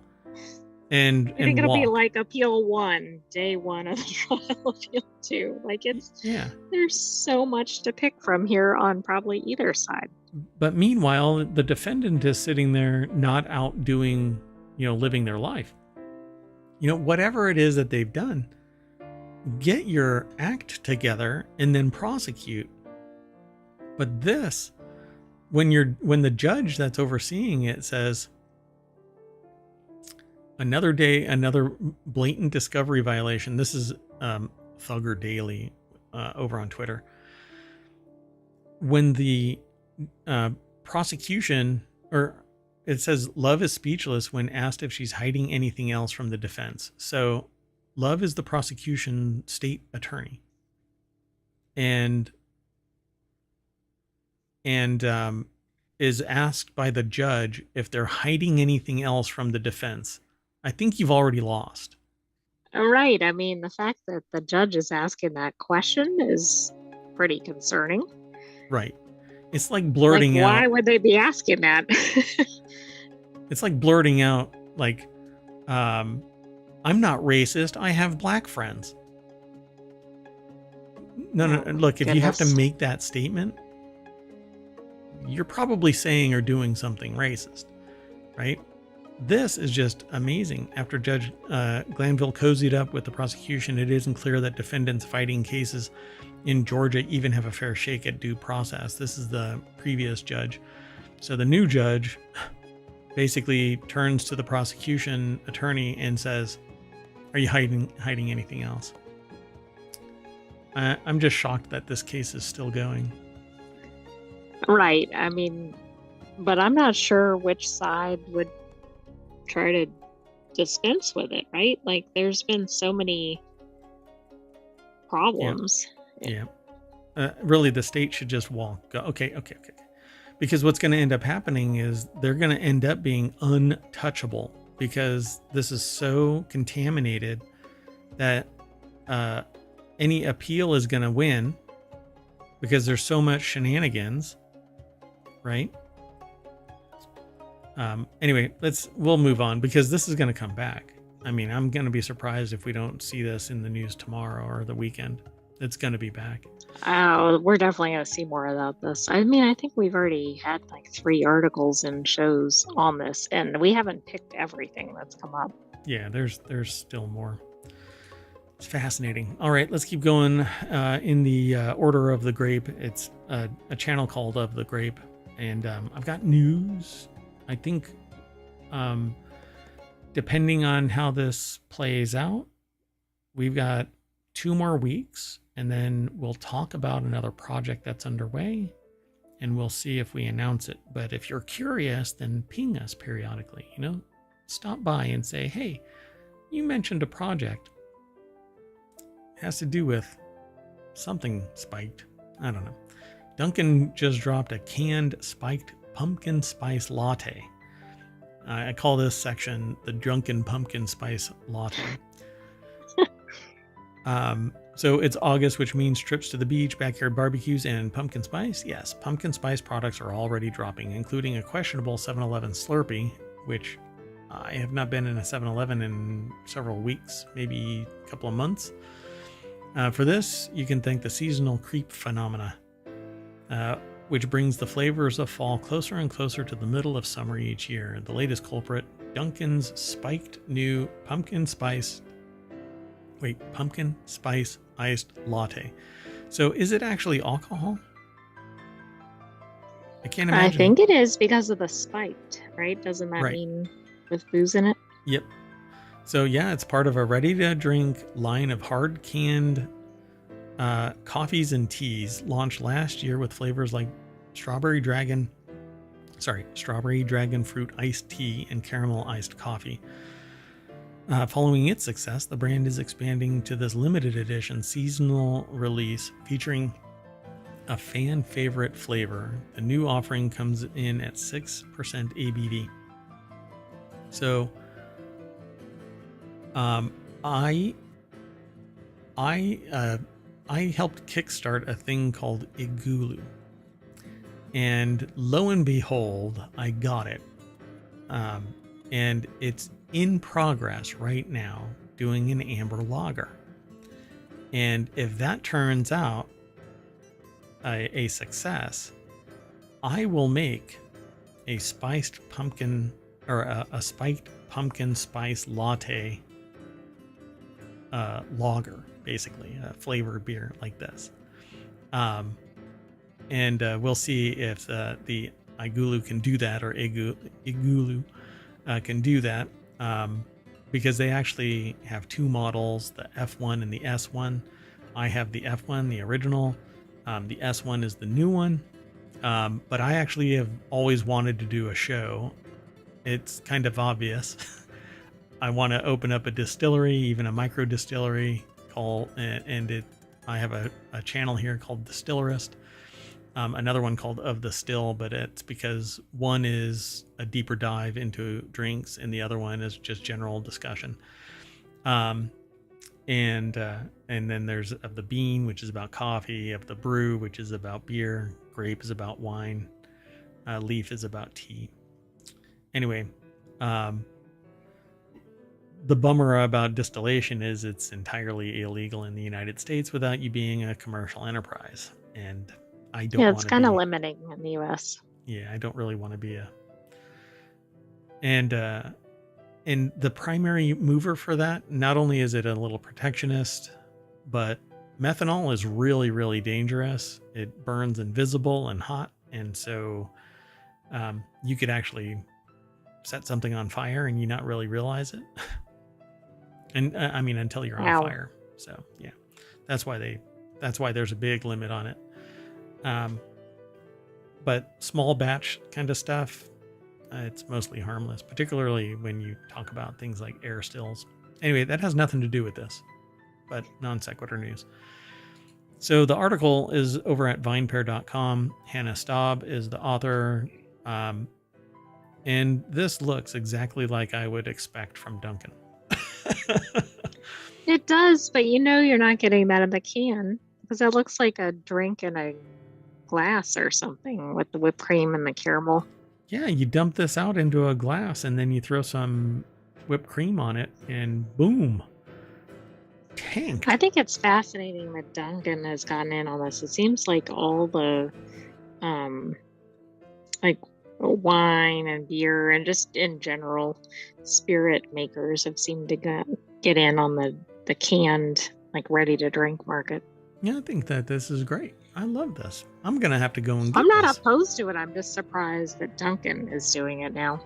Where there's money and people want to get toasty. So Dunkin' Spiked is a ready-to-drink line of hard canned coffees and teas launched last year.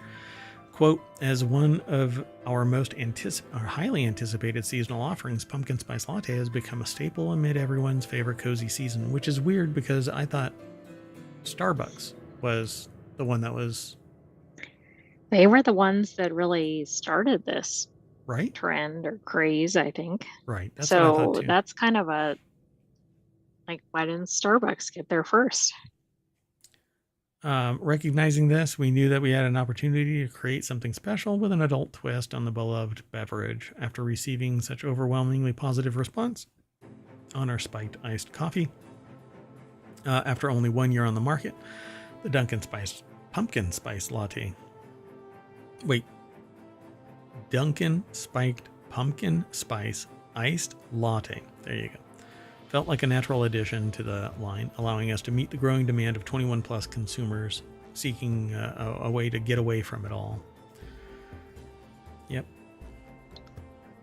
I can't imagine trying to order that somewhere. I guess you buy it in a grocery store or a liquor store or something, but Yeah, you definitely go to a it's just liquor store. like you could get tongue-tied with the name. Yeah, I don't think you're going to go to Dunkin' and get it. Next Probably article. not. Without reading this, I suspect that 737 MAX 9 doors will now have air tags in them so that they're harder to lose. But the title of this is Boeing says 737 MAX 9 door plugs will now be harder to lose.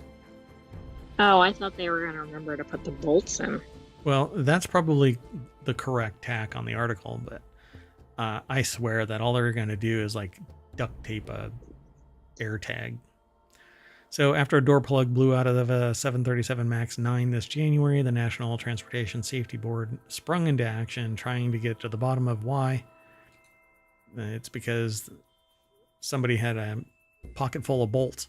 Melvin Backman over at quartz.com, or not quartz.com, it's qz.com, but Quartz is the newspaper.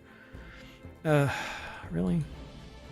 You know, when you carry something with you inadvertently from one area to another, maybe that's what happened with the bolts and somebody walked off with them in their pocket instead of remembering to put them in. Well, like if you've ever tried to screw something in underneath something and it hits the ground and rolls away, it's probably sitting directly underneath the plane and they're like, never mind.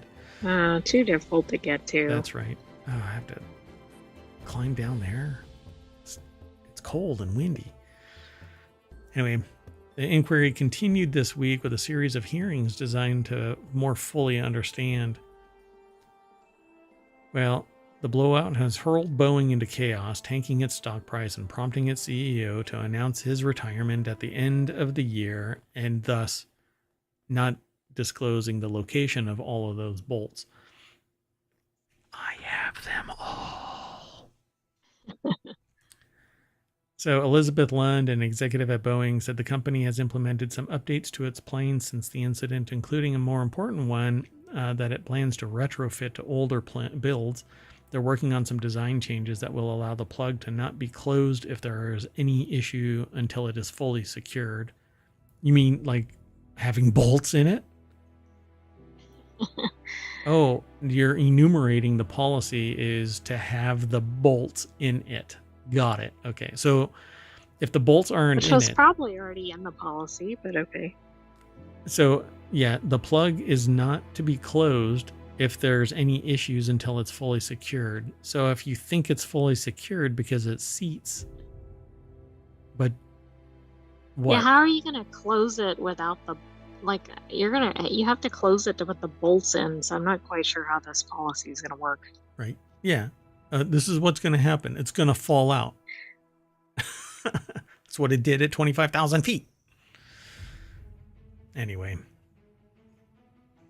let's keep moving. We have another one that's going to be causing problems. Totally called it right from the beginning.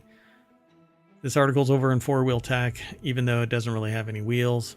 Boeing Starliner could brick ISS docking port if crew abandons it.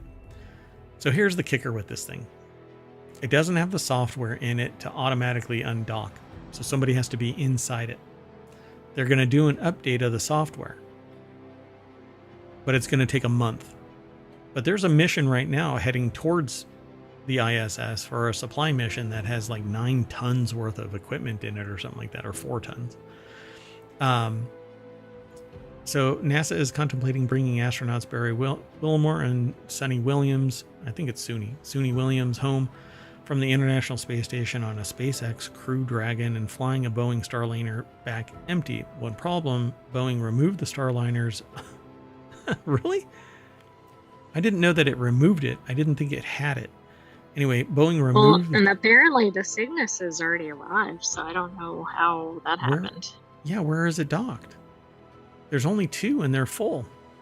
Right. None of this makes any sense.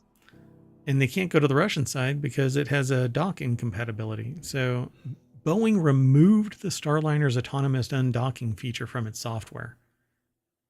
I guess that NASA needed to pay the subscription.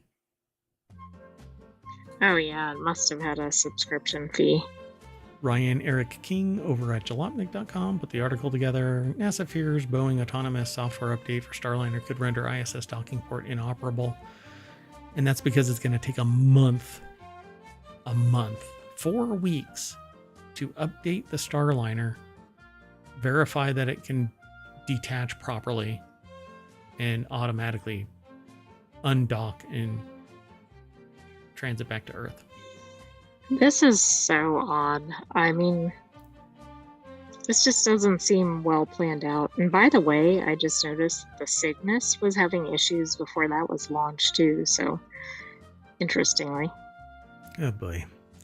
So the aerospace manufacturer wants to push a software update to the spacecraft in orbit, but NASA fears it could do more damage. It's been over 2 months since the Boeing Crew flight test launched from Cape Canaveral. NASA not only delayed its decision on the Starliner, but also the launch date for the upcoming SpaceX Crew 9 mission from August 18th to the 24th. This is all stuff that people have reported previously in other areas, so it isn't really new information, but Ars Technica dug into the reasoning behind the potential delay, and it's because of first blush, it seems absurd, right? It had the need to update the Starliner's flight software. 3 separate, well-placed sources have confirmed to ours that the current flight software on board Starliner cannot perform an automated undocking from the space station because it was removed, is what the article says. So, unbelievable. Does this remind you of like Tesla's car wash mode or something? Yeah. I don't know. It just seems like how it's designed seems like there are going to be issues, right? Like the fact that a person has to be there with software, etc. Yep. Yeah. It's basically done. It's a brick in space unless there are 2 human beings in there flipping switches in a system where the flip of a switch is telling a computer to do something that it should be able to do automatically. Yeah. And the moment that the first issue that it had of the helium leak, I said, this thing is a sieve. It looks like it's held together by spackle, duct tape, and a tampon. And lo and behold, it has another leak. And then while they're traveling through space, they find 4 more leaks, and then the engines misfire, and then it can't dock properly, so it resets and docks properly, but now it's there, just hanging there. Yeah. I still kind of think it should have just turned around and gone home. Yeah, it should never have left, and that's what I said. It should never have left. So here we are, Starliner, basically bricking a port. So whatever, there's only 2 docking stations on the docking bays on the ISS American side. I say they should just use the Canadarm, grab it, and fling it down into the atmosphere and be done with it. That way they get it back. They get the parts back and they can do an investigation, but it doesn't matter. And they get that docking bay open so that more stuff can come and we can get these people back safe. Done and done. We know the reliability seems to be pretty high on the SpaceX modules, so let's get it done. Anyway, that's it for today. So we are going to use the Canadarm, and it's going to pull us all the way back to the front page of ohmTown. I'd refresh it, but I don't know. This one's good enough. Although, I tried to actually promote one of my videos, and it was denied again. I don't even talk about politics, but apparently. I wouldn't refresh. All right. Well, that's it, folks. I am Mayor Watt, and the other voice you hear is the Sentient AI from the future. Good night, ohmTown citizens. Thanks for joining us for the August 7th Non Sequitur News. Cheerio.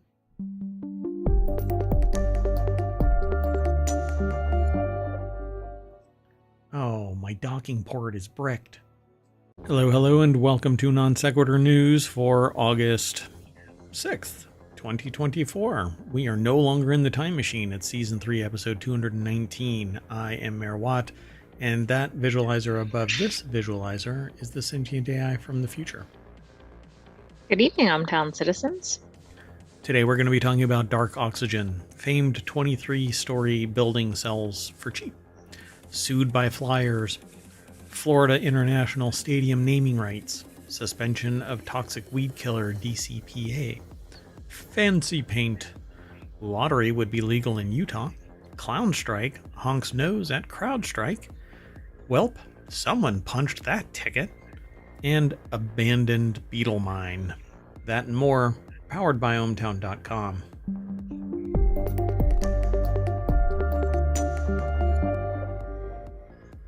All right, folks. So I was going to have a long discussion.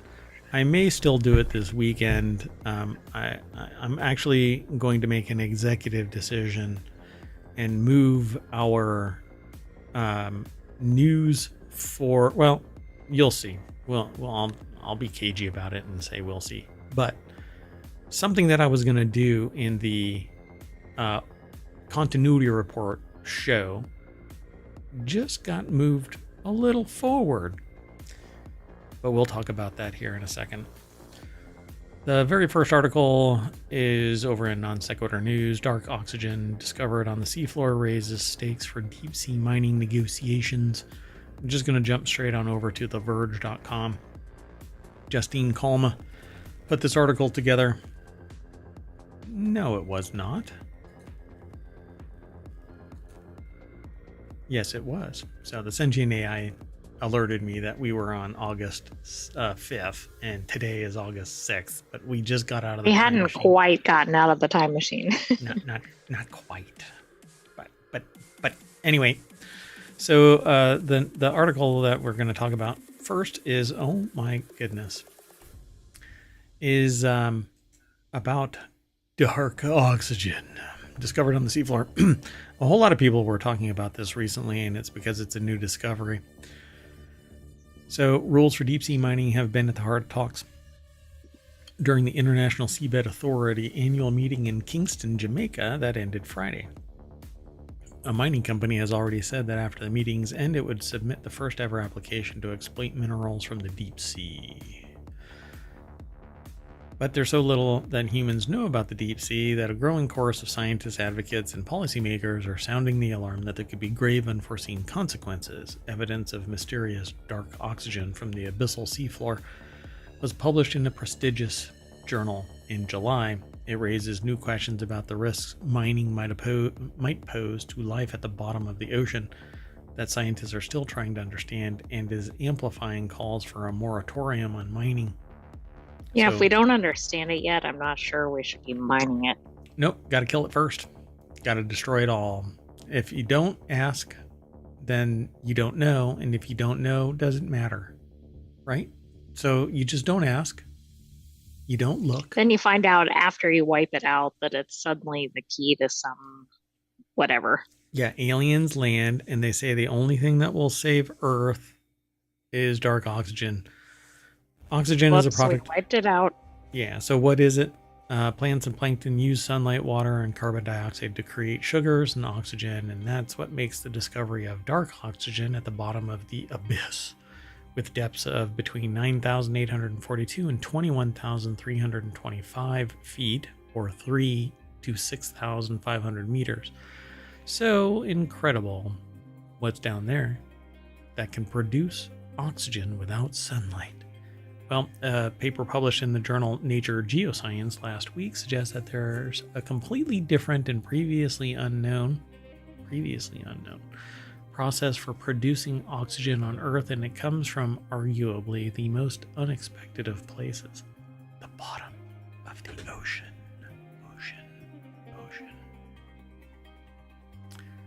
Yeah, well, Is that ocean ASMR?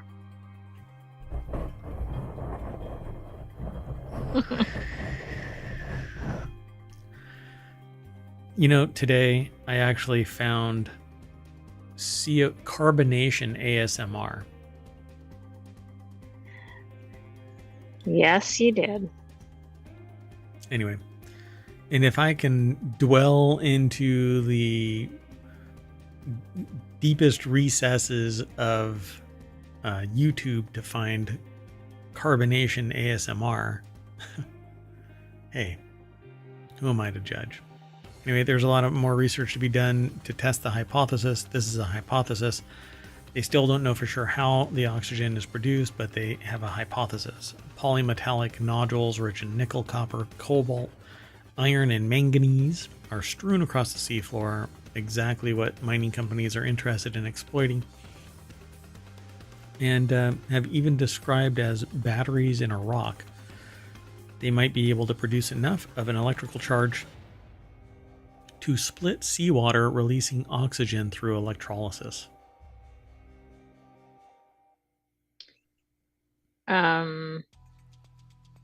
Okay, just sitting there, or do they have to somehow combine them or something?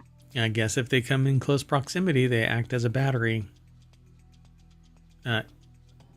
Spontaneously fire into the process of electrolysis and split water into oxygen and hydrogen, which merges back into water. But anyway, so there's a lot more research to be done to test the hypothesis. The authors of the paper are taking oxygen readings and weren't looking for higher levels of hydrogen, which you'd expect to see if these things were batteries and actually capable of doing electrolysis. They brought some nodules up to the land to see if they could replicate the process in a lab. That's how they were able to rule out other possibilities like microbes producing dark oxygen. Again, the results were surprising. So the team documented voltage as high as around 950 millivolts, just shy of the 1.3 to 1.5 that they would need to split water, or at least get an oxygen producing half reaction called an oxygen evolution reaction. Now I'm really curious, did they do this at the pressures that are necessary down there?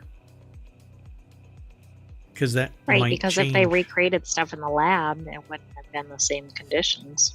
But it sounds like they were getting high oxygen readings in the ocean, right? Correct. Yeah. And with what they brought up, they got 950 millivolts, which is, a little bit. Which might make sense at lower pressure, right? Maybe. I don't know. I need to read the paper to see if they actually talked about that. So they say when The Verge reached out to the company, it pointed us to a statement it released saying that it was surprised to see the questionable paper published. The company says it's still preparing a comprehensive rebuttal, but is so far questioning the researchers' flawed methods, in part because the data was collected under conditions not representative of the seafloor area where it's interested in mining. It also says the paper contradicts other studies and was rejected by other journals. But Nature Geoscience isn't some fly-by-night journal. No, So- I mean, and it's also interesting here because there's very different interests in the nature geoscience research as compared to a mining company. Yeah, this is really interesting, though. They say that the researchers had discarded data showing oxygen production that they believed was faulty sensors once they realized that something may be going on. 8 years worth? Why are you using the same damn faulty sensors for 8 years? I don't know. Yeah, something seems off here. Yeah. So, why there still aren't rules for deep sea mining? Because nobody does it. Now there will be, and something bad will happen, and that's where rules are formed because you don't know what to rule. Oh, no, you can't do it. Yeah, you don't know what to say you can't do until somebody dreams up another thing to do. Yeah, because it isn't just, dropping a spike down there and pulling up whatever is under the ocean. They're going to be scraping the surface of the ocean or the bottom of the ocean to get these nodules and raw materials. Now, if this is actually one of the oxygenators of the planet, then this is kind of surreal that we're about to scrape the Exactly. agent. It's like some monetary profits or, I don't know, survival of the Earth. Yeah. So whether the ISA will give TMC the green light if it applies this year is another story. Though it missed the initial deadline, the ISA set out an aspirational timeline of getting rules in place by 2025. The ISA Council also put out language at last year's negotiations saying commercial mining shouldn't move forward until those rules are set in place, although that's not necessarily a legally binding decision. So there's still a push. And I find it interesting that we continue to put short-term gains over long-term societal existence. Life on Earth could be changed either by leaving it in place or mining it to the surface. But we don't know what it is that's going on down there. So why sit there and, go after it so quickly, uneducated about what's going on down there? Yeah, this seems like one of these things where somebody's going to file for an injunction or something if they try to press forward with the mining, or it'll be like one of the children lawsuits, right? Because who's this going to impact? Future generations. Yeah. Meanwhile, these people are going to be disembodied from this because not only by the time we find out that this stuff is really, really important, they will have either died or the wealth had already been transferred somewhere, et cetera, or they'll be able to claim, well, we use the knowledge at hand, right? It was an educated guess. Oh, you know what I didn't do again? Daggone it. Dag-nabbit. Show notes? Yeah. I'll put the show notes after the show into into YouTube. Yeah, and the VOD. I put some recently, but anyway, let's keep moving. So if you're watching this over on YouTube later, the podcast won't have it, but right now I'm showing what the apparently oxygen producers are. This little black stone, they call it dark oxygen, but it comes from polymetallic nodules that are collected from the seafloor, and this is what a mining company wants to go and scoop up. All right, let's keep going though. Next article is over on the Hatch Ideas channel. Famed 23-story New York office building sells for 97.5% discount in online auction. The building was formerly owned by UBS. Wow. Ouch, that's kind of a drop in price. $8.5 million. How the hell did this get sold for $8.5 million in Midtown Manhattan? Emily Rella put the article together. It was edited by Melissa Malamute. The article was published at entrepreneur.com. I don't know if I'll be able to read all of it, but so it says here, despite many companies issuing return to office mandates, the commercial real estate market is in New York City remains volatile. So this 23-story, 925,000 square foot building redesigned by the famed Gensler Architects team sold for $8.5 million last week. That's it. The building last sold in 2006. Go for it. For $332 million. That's insane. The office building located at 135 West 50th Street. Really? That's insane. It was built in 1963, auctioned off by UBS at an auction site called 10X. It received just one bid. This had to have been a stealth. Yeah, and that's why it went for so low, I think. Like, nobody knew it was up for sale. I mean, I'm sure it would still have gone at a discount, but this much of a discount? That is insane. The building's website boasts floors that range from 12,000 to 63,000 square feet, with full floor blocks that could serve as a building within a building for the right tenant. However, the sale of the building does not include the land beneath it, as UBS sold that to Safehold in 2019 for $285 million. So that's interesting. I mean, I could see why that might impact the price. Yeah, they can just move the building, right? 23-story building, just relocate it out of Manhattan. Yeah, that'll be easy and cheap. They'll just airlift it, right? I don't know how you can sell the land beneath a building with a building on it. You know, I can see just land. Well, then does the new building owner have any rights to, yeah, I mean, anyway, it just raises so many questions.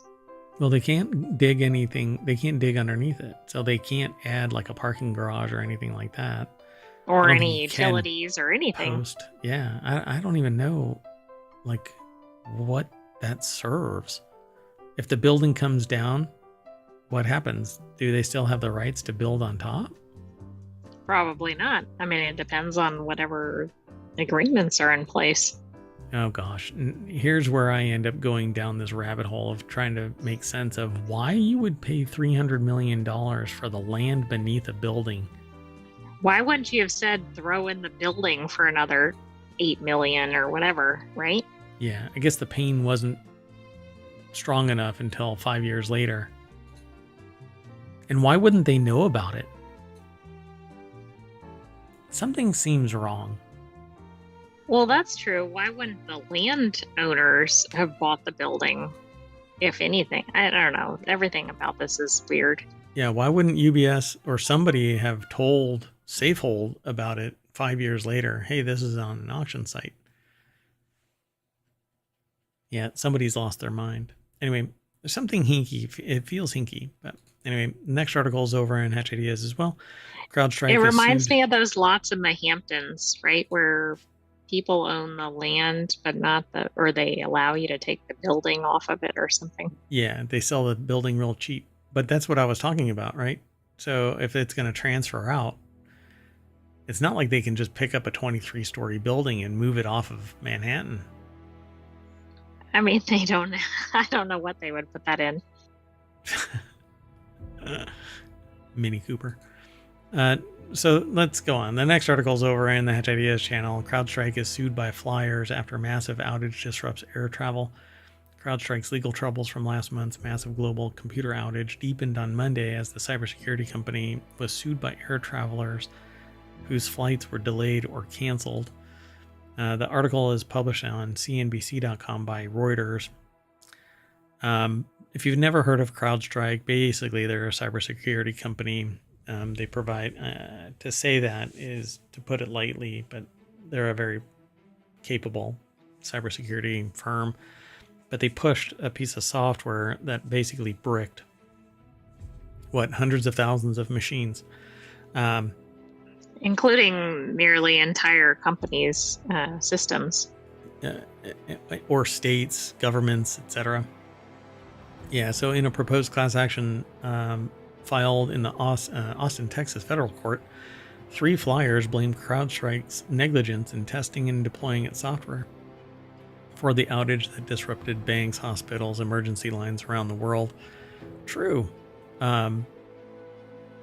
This was, I would say, entirely foreseeable, and that's what they say in the article. They said that CrowdStrike should pay compensatory and punitive damages to anyone whose flight was disrupted after technology-related flight groundings for Southwest Airlines and other carriers in 2023 made the outage entirely foreseeable.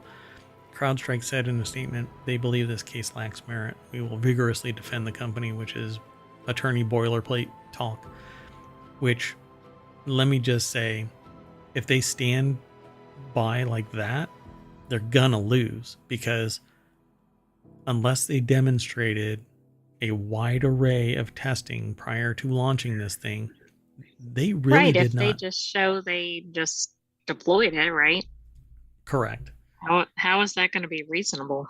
Yeah, and they did it on a Friday. They did it close to business hours closing. You just don't do it, and you don't blurt it all out to everybody all at once. Oh, 8 million computers. Yeah. So Delta Airlines said that it may take legal action as well. This is a lot of this is actually sourced from different places. Actually, I don't know what some of them are. Yeah, Reuters Connect. But a lot of these are from Reuters, but people are talking about this stuff all over the place. So I don't know. Anyway, they updated this software that is part of the boot up process of every computer that was facilitated by CrowdStrike. So when it booted up, it just went to a blue screen of death and you were done. And somebody had to manually log in safe mode, delete 3 files, and reboot the machine. Sometimes you could reboot, and it would pick it up and purge these files. But no, only in a very small number of machines.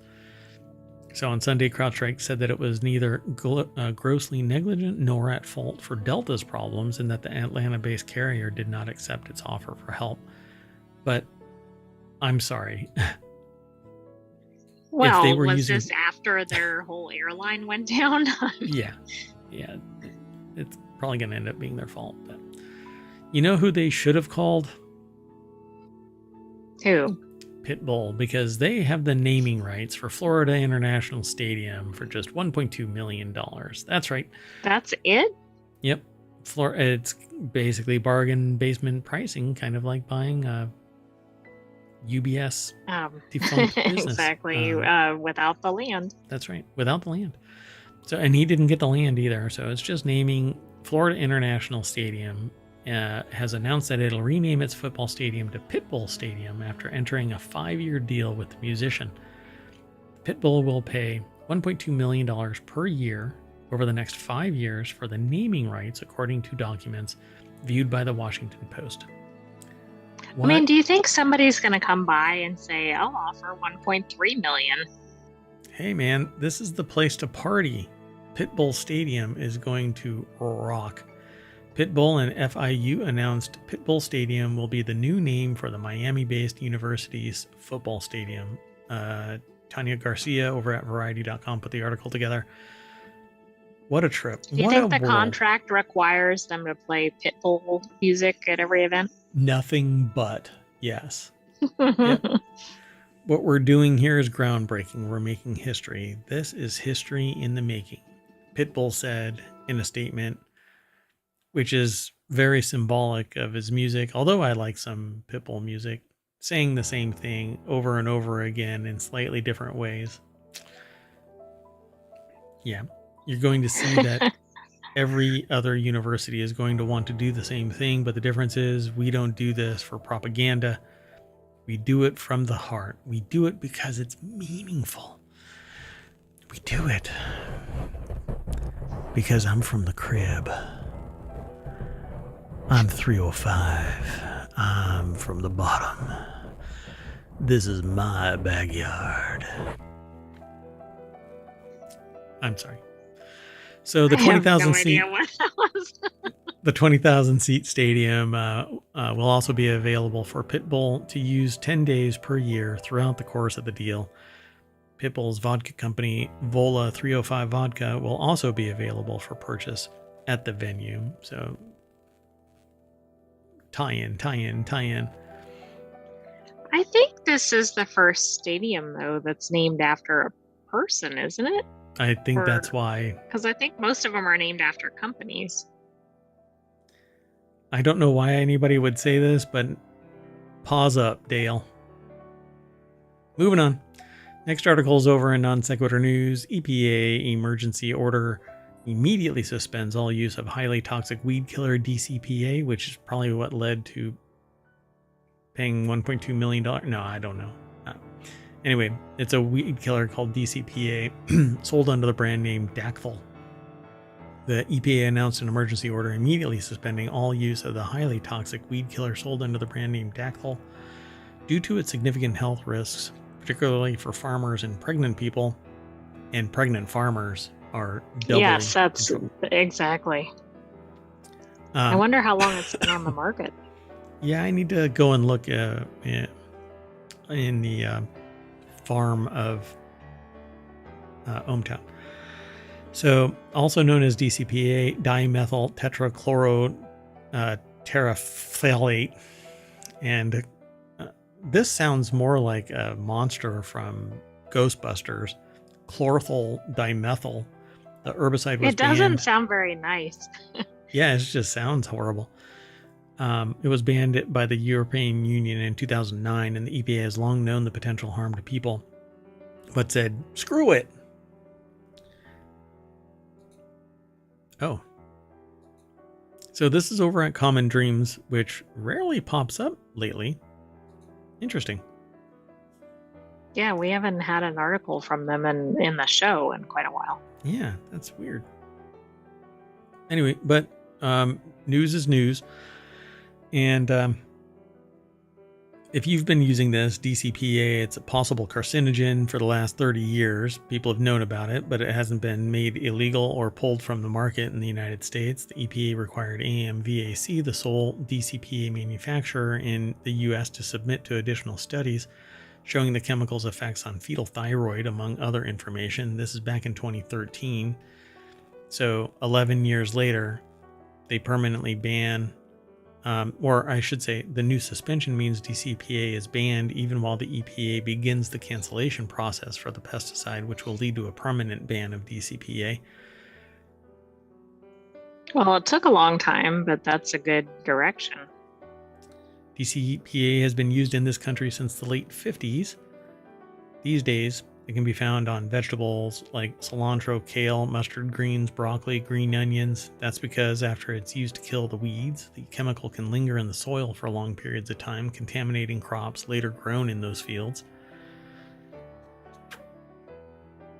Yeah, there's much more here, but they've known about this harm, particularly to the thyroid, since the 90s.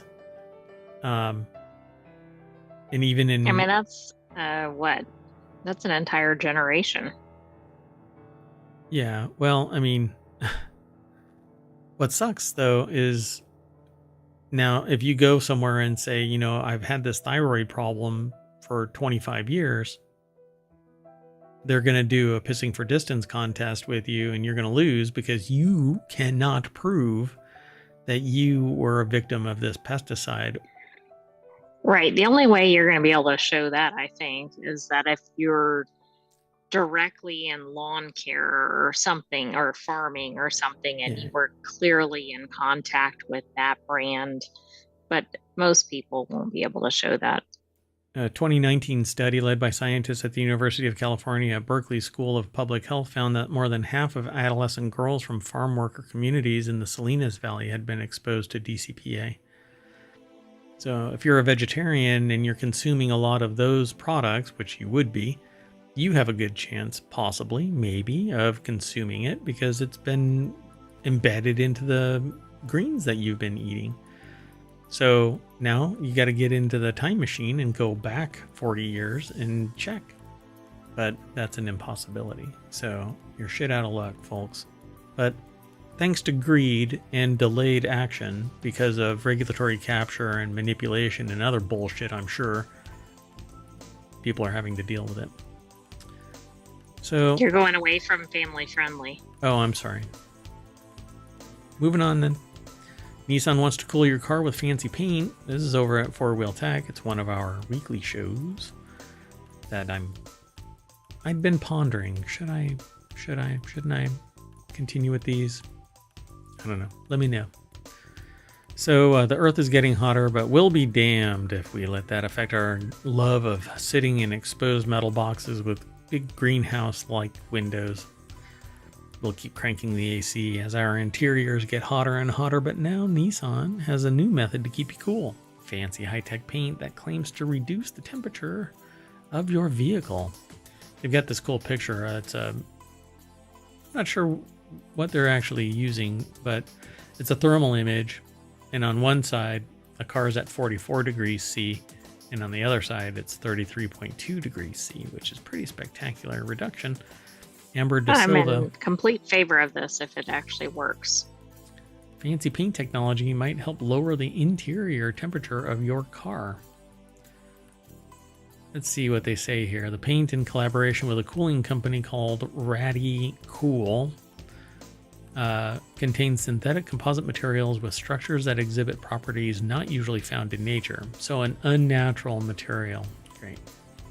Okay, let's refer back to the previous article. What could go wrong? Yeah, close to bad bat territory here. These materials apparently reflect infrared rays rather than absorbing them, and somehow manage to emit waves that repel solar rays before they ever reach the car. Sounds like the sort of thing that a Greek god would punish as hubris. But the author, pardon me, I just got the hiccups. Amber De Silva again.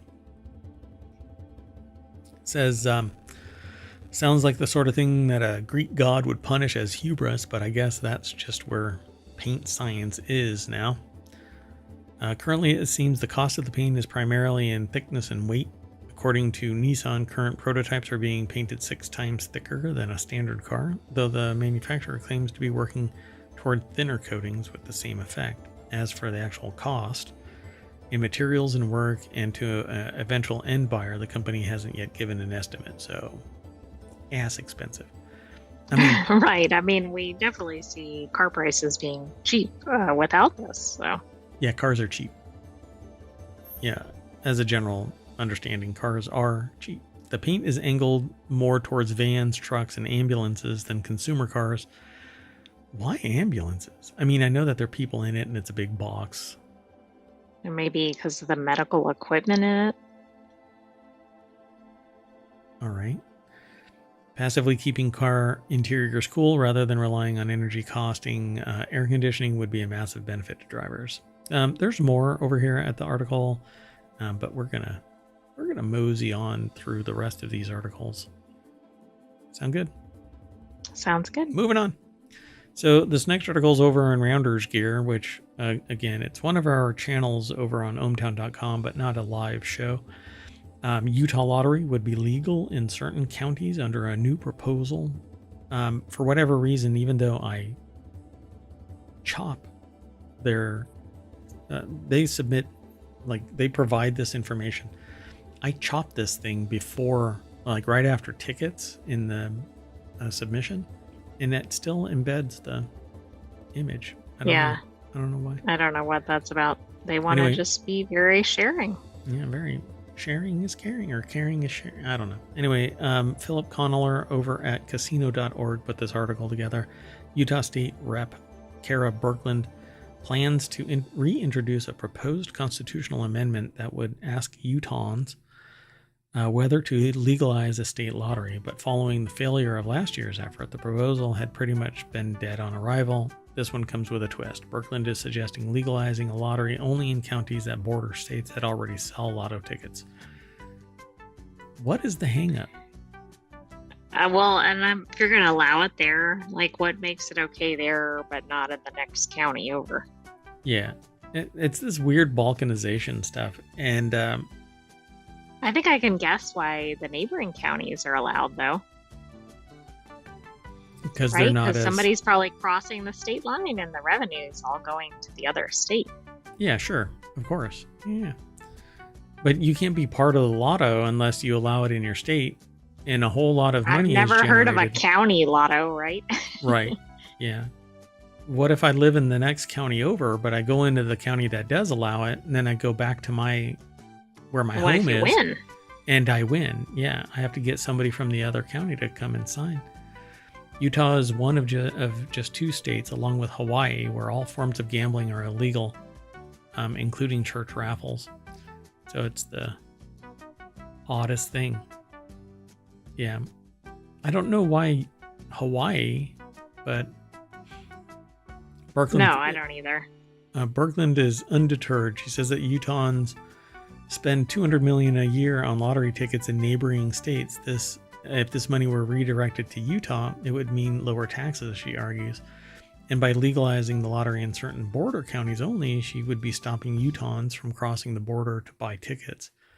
Well, don't let borders,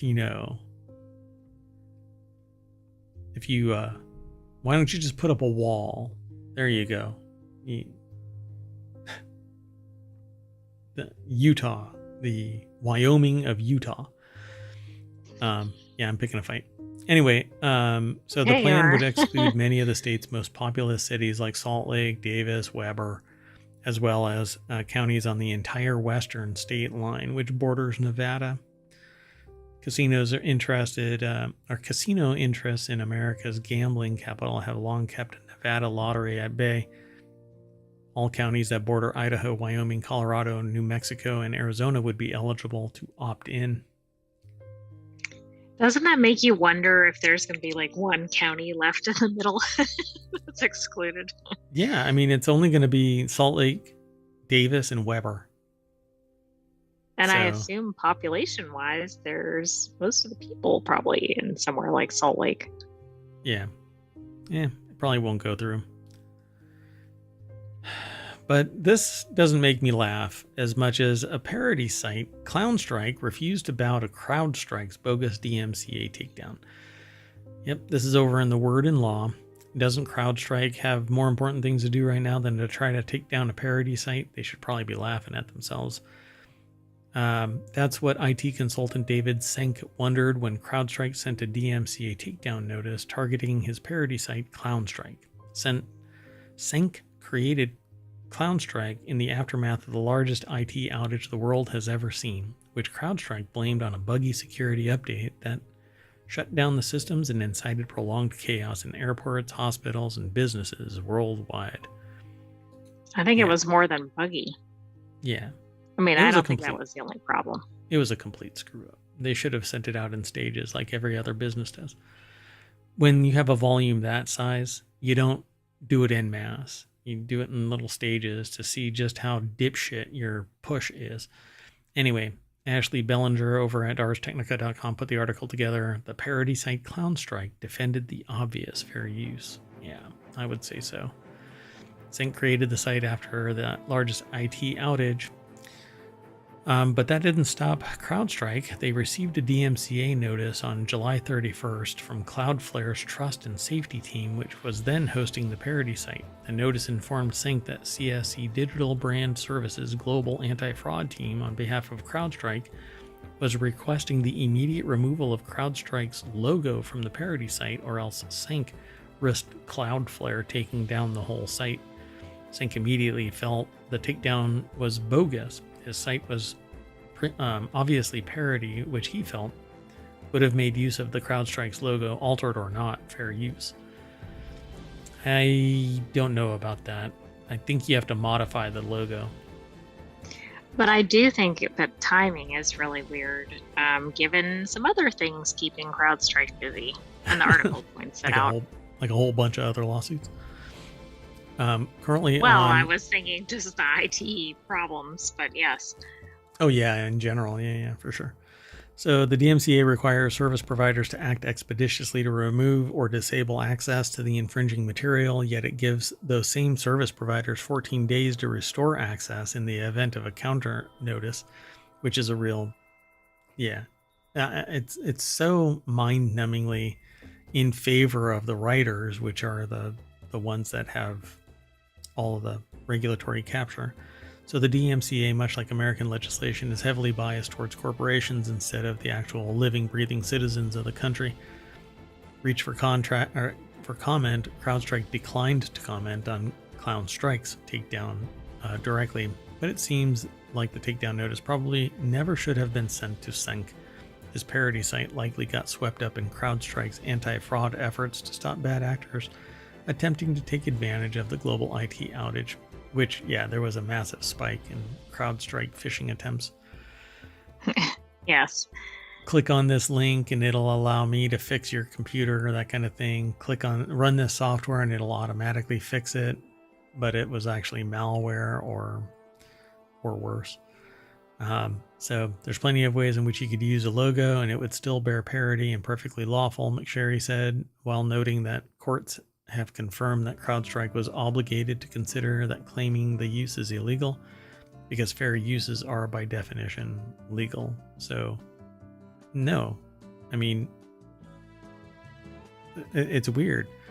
CrowdStrike was obligated to consider that claiming the use is illegal because fair uses are by definition legal? That doesn't make any sense. What does that even mean? CrowdStrike should have interpreted it as parody by actually having a human observe it. They should have started with a fair use idea, but okay. Yeah, this is parody and it's stupid, right? That kind of a thing. If you want to be a starchy D-bag, but they should have, everybody in IT is probably sitting there giggling, you know, oh my God. Joe was fired. That would be interesting, wouldn't it? Like, walk through the CrowdStrike IT and see who's laughing at the site, and that might be your answer. Yeah, that right there. What a dummy. So, well, the CEO is still the CEO, right? I suppose. Sync told ours that he has no plans to move CloudStrike back to Cloudflare's hosting service. Instead, he responded by suggesting that Cloudflare update its abuse reporting system to confirm receipt of counter notices, build a web portal where users can track abuse reports, and perhaps, most significantly, revoke CSE's ability to submit abuse reports as a penalty for sending a bogus takedown. That right there is the big one. The penalty is supposed to be, if your claim is dubious, you're supposed to have charges brought against you. You can have a lawsuit brought against you. Because it's a federal act. Because otherwise you're causing everybody to fear using their own or parody sites, etc. Yeah, exactly. It's like a slap suit. But it's much, much, much more punitive because there is no investigation, there's no trial, there's no evaluation of the merit. It's they make the claim, and if they don't move fast enough, then the ISP or the hosting provider is penalized to a great amount. It's quite expensive. And the person can lose their entire livelihood because of a DMCA takedown. So, yeah, all of this, CloudStrike shouldn't DMCA claims about its logo, particularly in parody. But if somebody is sitting there using the logo for nefarious purposes, it needs to be evaluated by a human. And the attorney that wrote that letter, that DMCA, should have looked at it and evaluated it and been a subject matter expert. This looks like parody. I think that we're in the wrong position. I wouldn't waste our money on this. But yeah, you don't you don't start making $250,000 a year as an in-house attorney or on-demand attorney by going, yeah, I think we could moderate this a little differently. You just do. Well, and I'm sorry, but you have to be thinking about your company's image right now too. And yeah. I think this is the best time. Yeah. Even though this sounds ridiculous to begin with. What a derpy move. Anyway, well, you know who doesn't have a CloudStrike problem? People going to movies.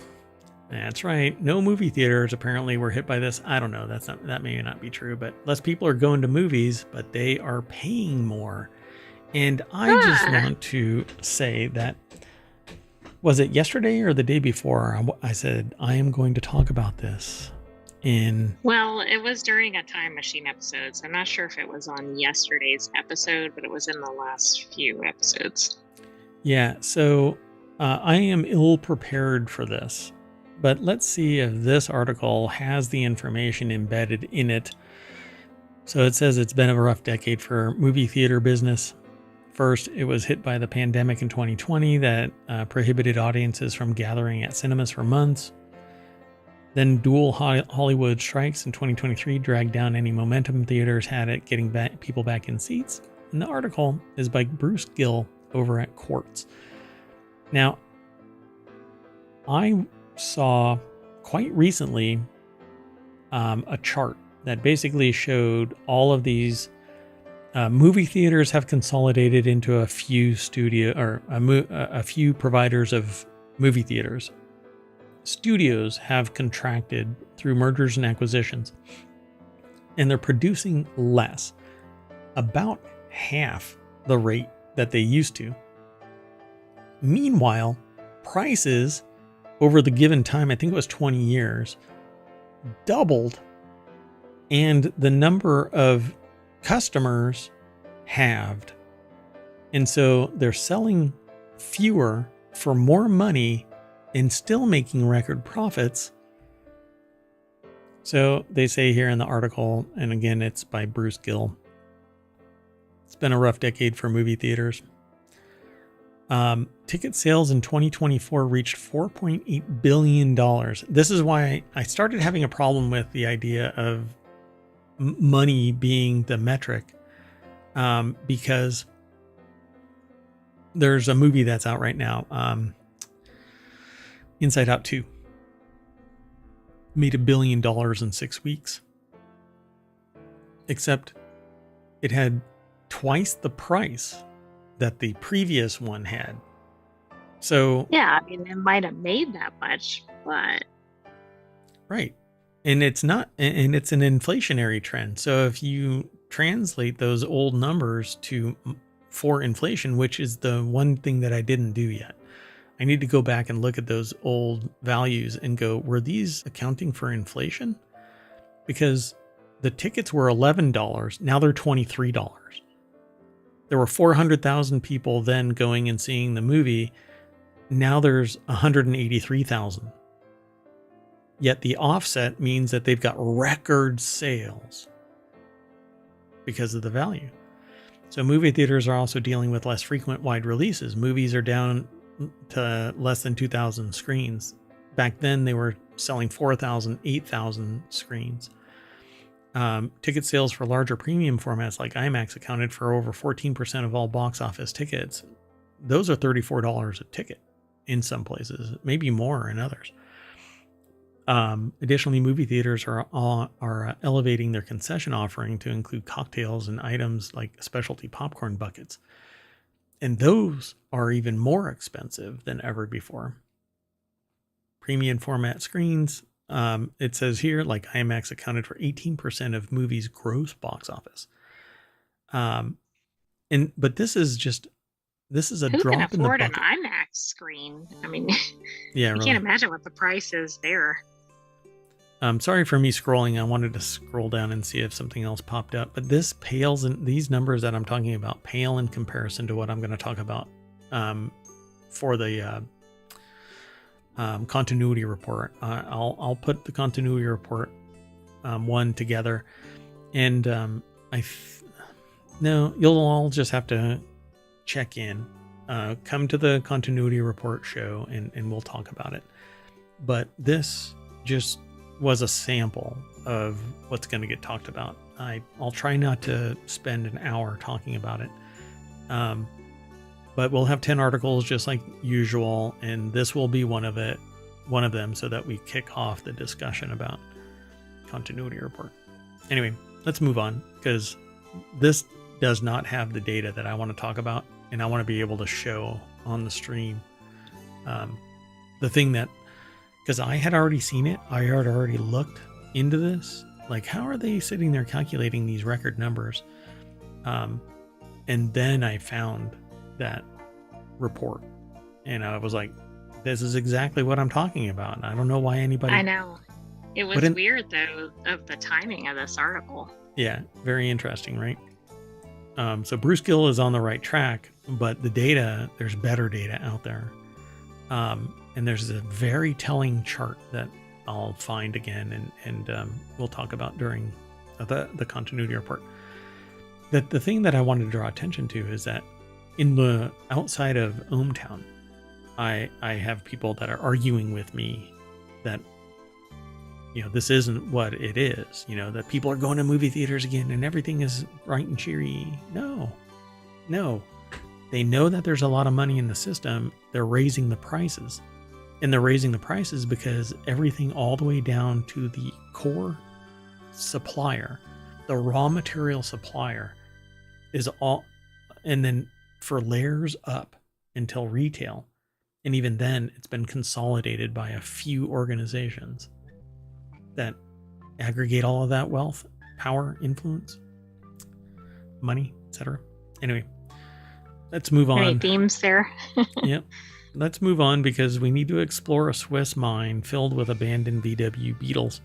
Usually mines are filled with coal or run power stations, or to run power stations, salt to keep our roads free from snow, or rare earth metals to keep our electric cars running.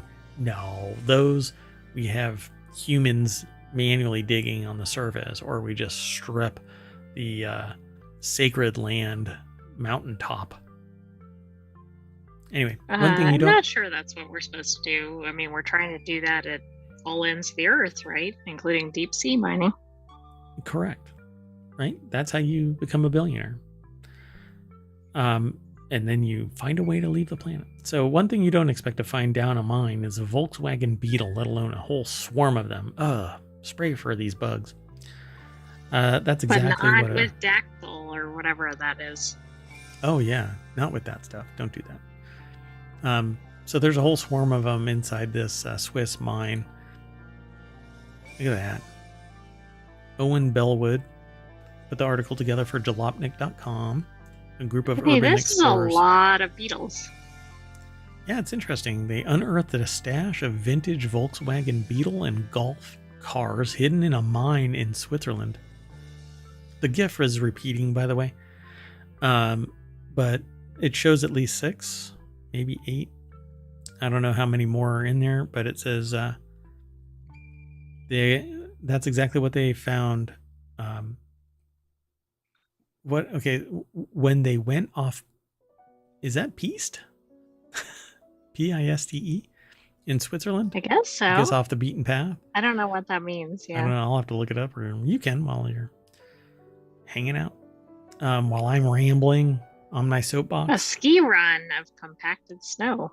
Oh, well, I can say that I'm... I guess kind of off the path, right? I'm pieced off. So a mine was unearthed by the Exploring the Unbeaten Path YouTube channel, which is helmed by self-proclaimed adventurer Bob Thyssen. The channel has previously explored ghost towns in the desert, Second World War bunkers, and even abandoned prisons. One of the channel's latest escapades, Thyssen and his friend head to the mountains of Switzerland to go inside an abandoned mine. Somebody had to have told them that there's something in there. Yeah, I agree. I don't think they just, as Jalopnik, suddenly found it. Right. So as the pair moves deeper, the tunnel widens and they uncover all kinds of mining equipment from the late 70s. As they continue, more and more branches appear in the tunnel, showing how wide the network of passages and pathways must be. They try all kinds of routes and they find a passage that's full of vintage VWs with nowhere to go. Yeah, why would they be in there? And how did they get in there, and what was the plan for them? Yeah, I wonder if are they stolen? It says what's weird is that the cars hadn't been stashed away since they rolled off the factory. Instead, one sticker in the window was showing that it was registered for road use as recently as 2018. Why then other cars stashed away down there? Well, according to the clever folks over at Autotopian, you should probably pay attention to that. The Hall of Vintage It's VWs already added as a source. It is the property of the brains behind a bizarre VW museum in Switzerland. A heritage site called the Musée Volkrex in St. Sulpice, Switzerland, is packed full of dioramas showing VW cars in various settings. Maybe the ones hidden away are the cars that were just too rusty to make it onto display, or perhaps they're parts cars ready to be searched through for the essential pieces required to finish a new display. Pretty cool. There is a video. I wonder how many others of these are around the world, do you think? Like just complete stashes of old vehicles or other like items. I don't know. I'm sure some World War II people might know of stuff that was stashed away. You know what I'm saying? Mm-hmm. you hide it so that nothing gets lost, and then you never return. So there's a video embedded in this jalopnik.com article. Go over, follow the link through ohmTown, go and check it out.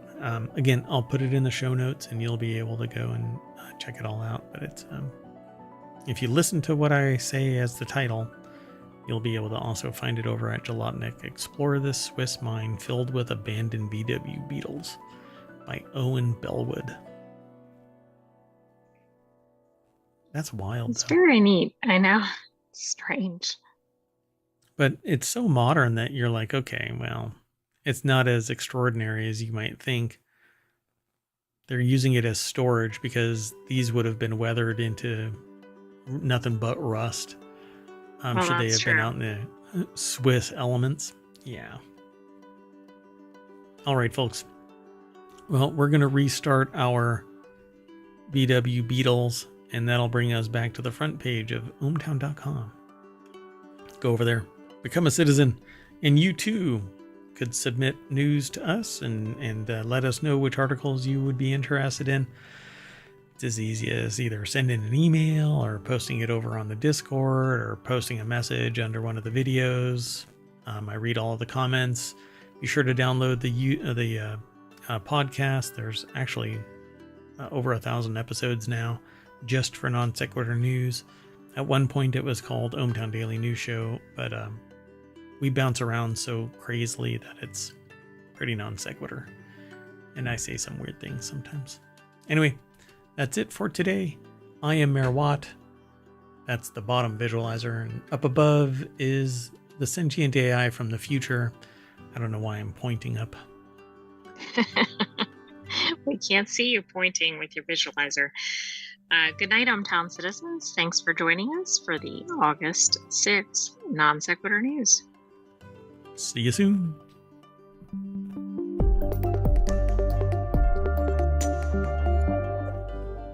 Beep beep. I'm a VW Beetle. Bye bye.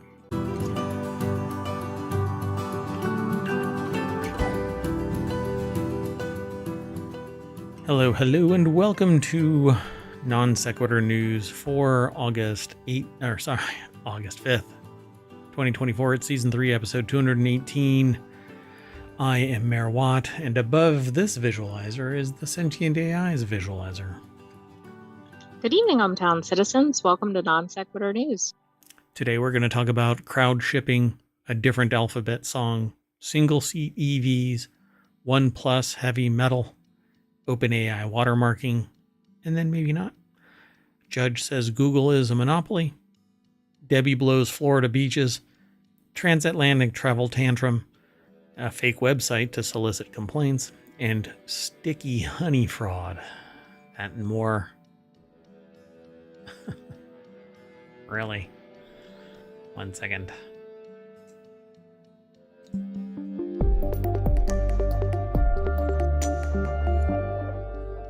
Living the dream, folks. I'm going to try something real quick. 1 second. Yeah, I don't know what's going on. Interesting. Anyway, I am Mayor Watt, like I said, and along with the Sentient AI from the future, we talk about a whole bunch of different news. I don't have a camera at the moment, so I've transferred my consciousness to a Raspberry Pi. And now you get a visualizer just like the Sentient AI does. Neat. Yes, you up there. It might change in the near future. We'll see. But if you want to get today's show notes, I'm only streaming over to Twitch right now. We're in a time machine, and it tends to have little hiccups when I multi-stream. Just kidding. I'm just streaming over to Twitch. And then right after this, we're going to reset. We're going to do the reel. We're going to get out of the time machine, and we'll be all caught up with Non Sequitur News. And then we'll have to play catch up with the weekly shows. But I have a plan for that as well. Dun, dun, dun. Yeah. Anyway, if you hit !NSN, you'll get the show notes for today's episode. And if you want to get the podcast, you'll be able to just type in !pod, and that'll list all of the podcasts that we actually have available. And if you want to get the syntax for all of the show notes, then you can do !show notes, and that will give you the shorthand that will extract from ohmTown all of the show notes from the last episode that we had. All right, 1 second here. Let's do this. Kind of weird.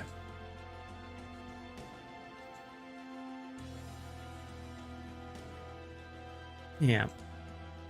That confused look on the Sentient AI's face, which nobody can see but me, because I'm the one that interacts with the cascade of odd characters, kind of like the Matrix.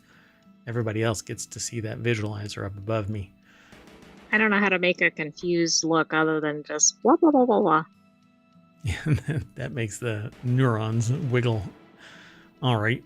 So let's get going. The first article is over in Technology Today. Ride a bus, take a package with you. How crowd shipping reduces the impacts of millions of deliveries.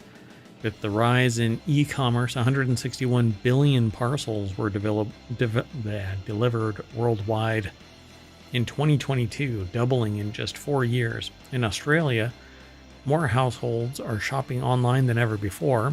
In 2023, 5.6 million households made a monthly online purchase. This implies millions of parcels are being shipped each month. This article is over at Tech Explorer. They have it in a automotive subsection. We have a show about that too. It's called Four Wheel Tech. Lynette Che, I guess, from The Conversation put this article together.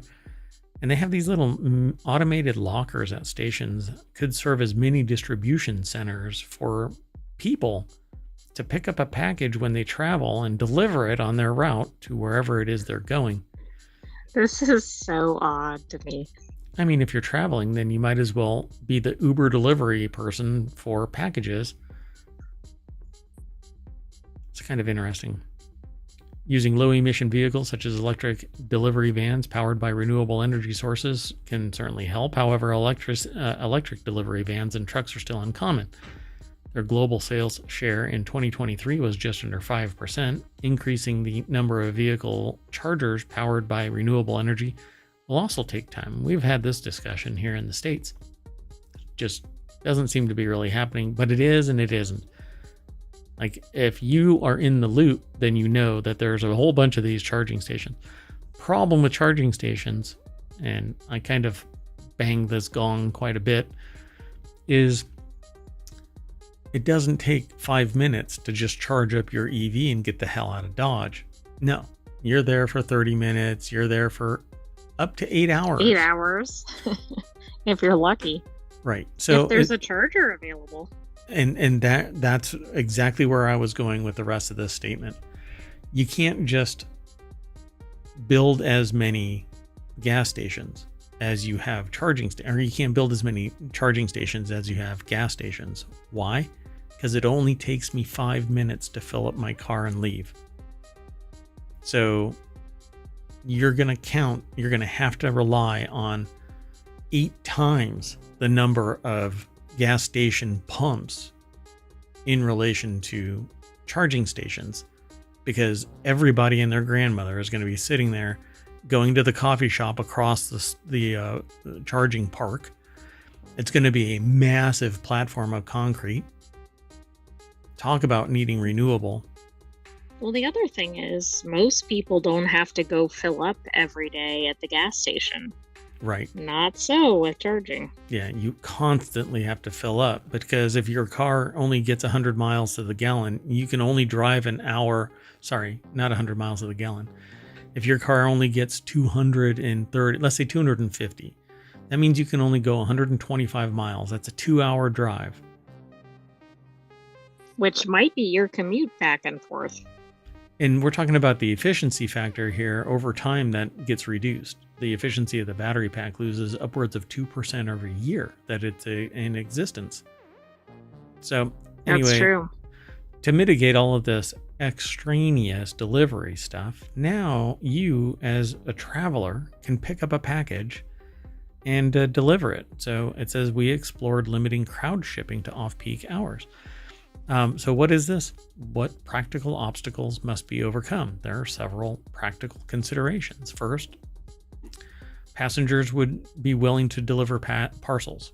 Maybe. That's a big if, right? Would you trust or want somebody handling your package? That was the other thing. I thought, you don't want everybody delivering your package. Yeah, I don't want everybody's hands all over my package.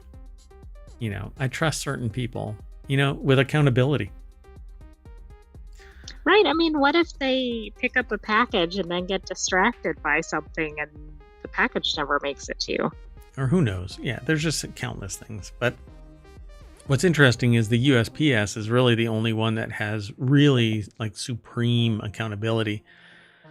If a package doesn't get delivered properly, or if somebody steals it off of your porch, it's not really covered by the same rules and regulations. Porch pirates, right? It's not a federal crime to steal somebody's package as it's delivered. It's not a federal crime. If I tamper with the USPS mail, it is. Right. It depends on where it's being stolen from, right? Is it from a mailbox or is it on a porch? Right. Yeah. A FedEx delivery is a commercial purchase, not going through the federal delivery system. So it's a theft, but it doesn't rise to the level where the federal government's going to get involved. State, maybe. Maybe.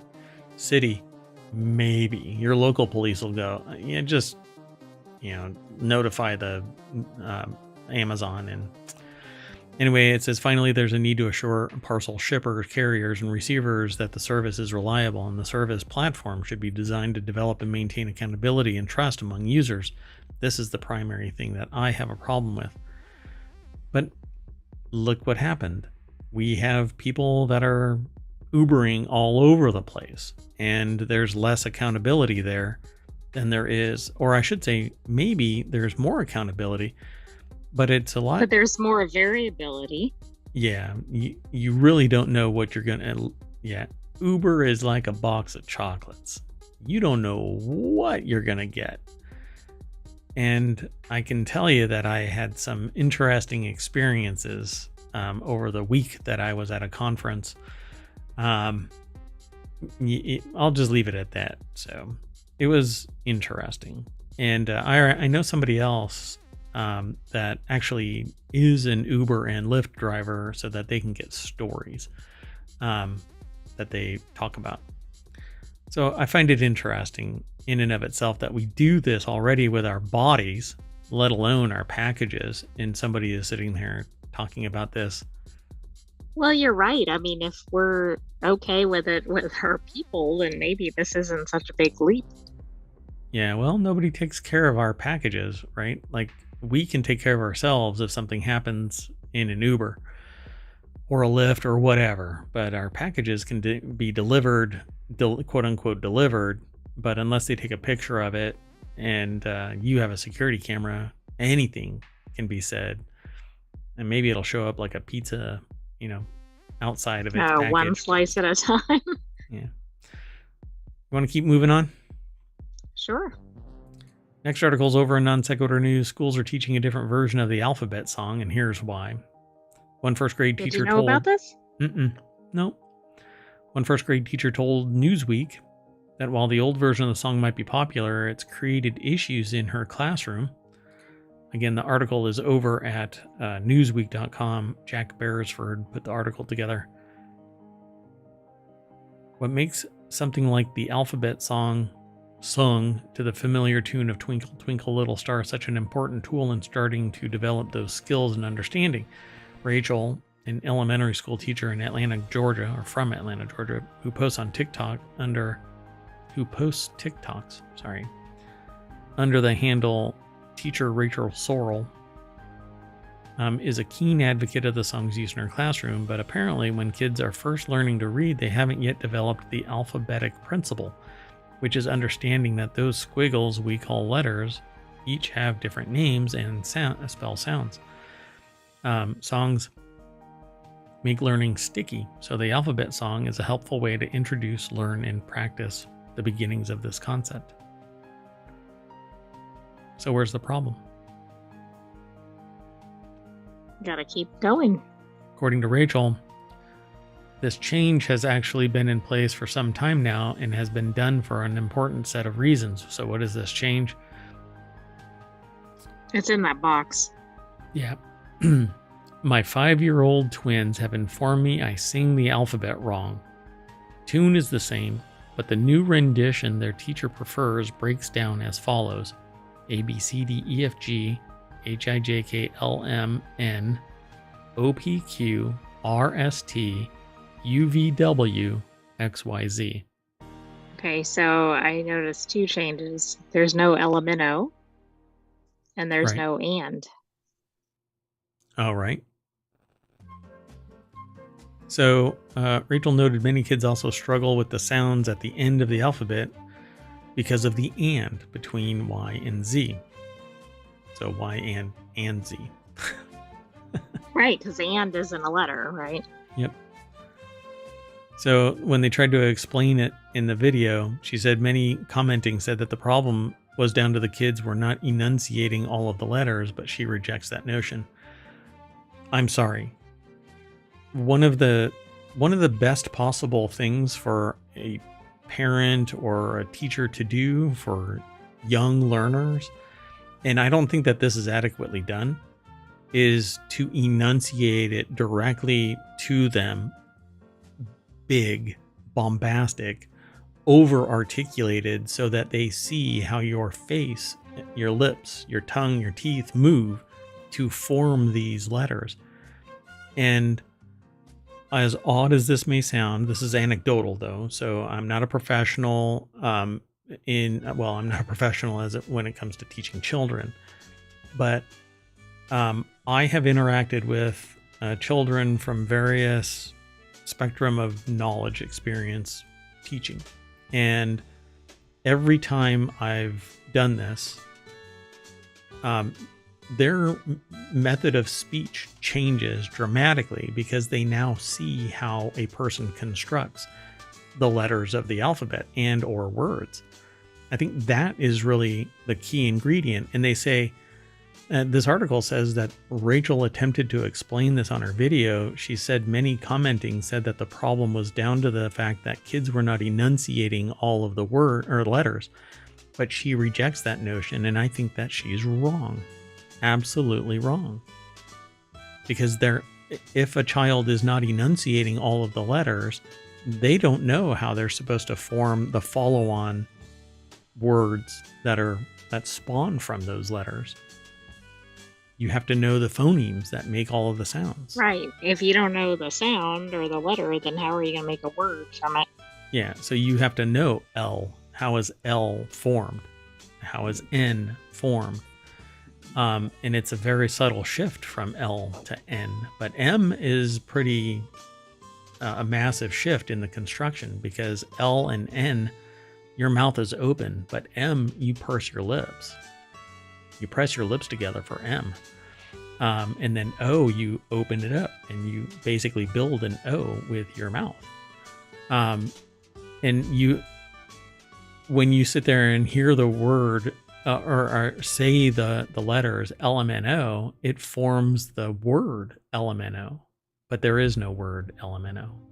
You know what I'm saying? Right. And then it's like, where are the individual letters? Correct. Because it goes so fast, you kind of lose it.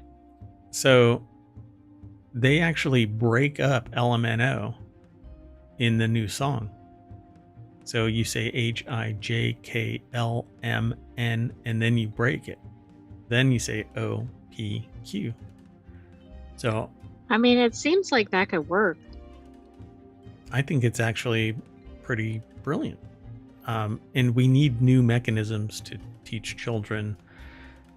If we just stick to the old, quote unquote, tried and true, then we're not really evolving. We're just kind of sticking to the old tendency. And it may be more efficient, more effective for young learners to skip over like that, Much like songs stick to kids' brains. Yep. Yeah. So they say, though she noted many commenting on her video, insisted they had turned out fine despite learning the old version of the song. She is firmly in favor of this more effective approach.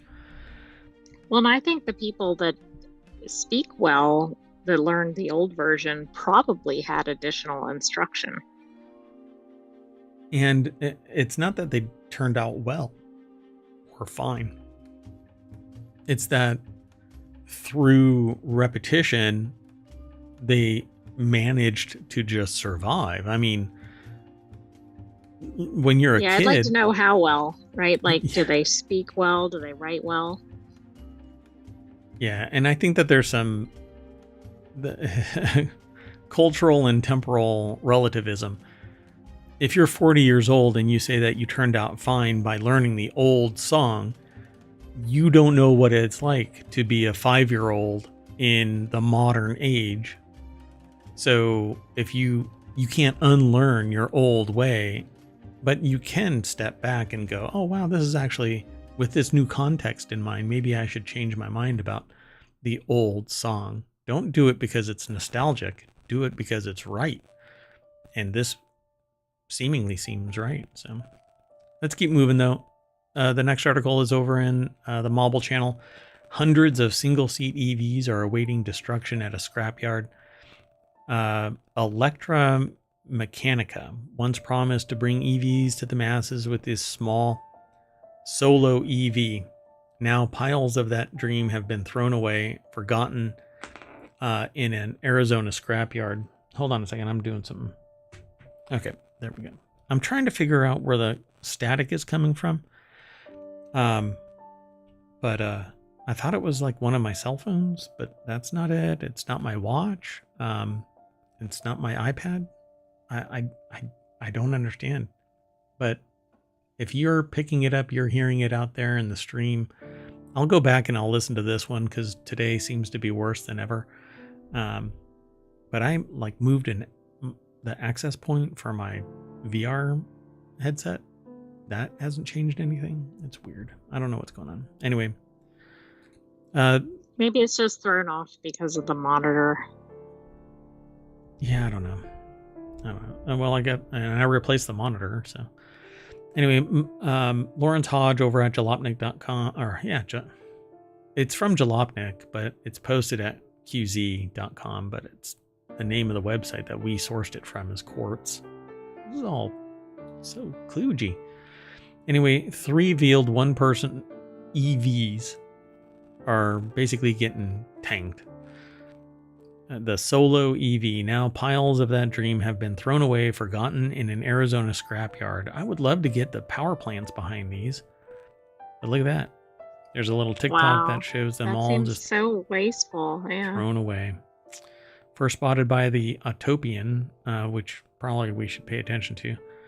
The pile of EVs was filmed by a scrapyard hunter, desert survival aficionado, and local motors engineer who goes by Startup Slick on the TikTok as he wandered the Pull and Save scrapyard in Gilbert, Arizona. So what could make an EV startup just throw away a bunch of cars like that? It's all started a couple of years ago. Oh, wow.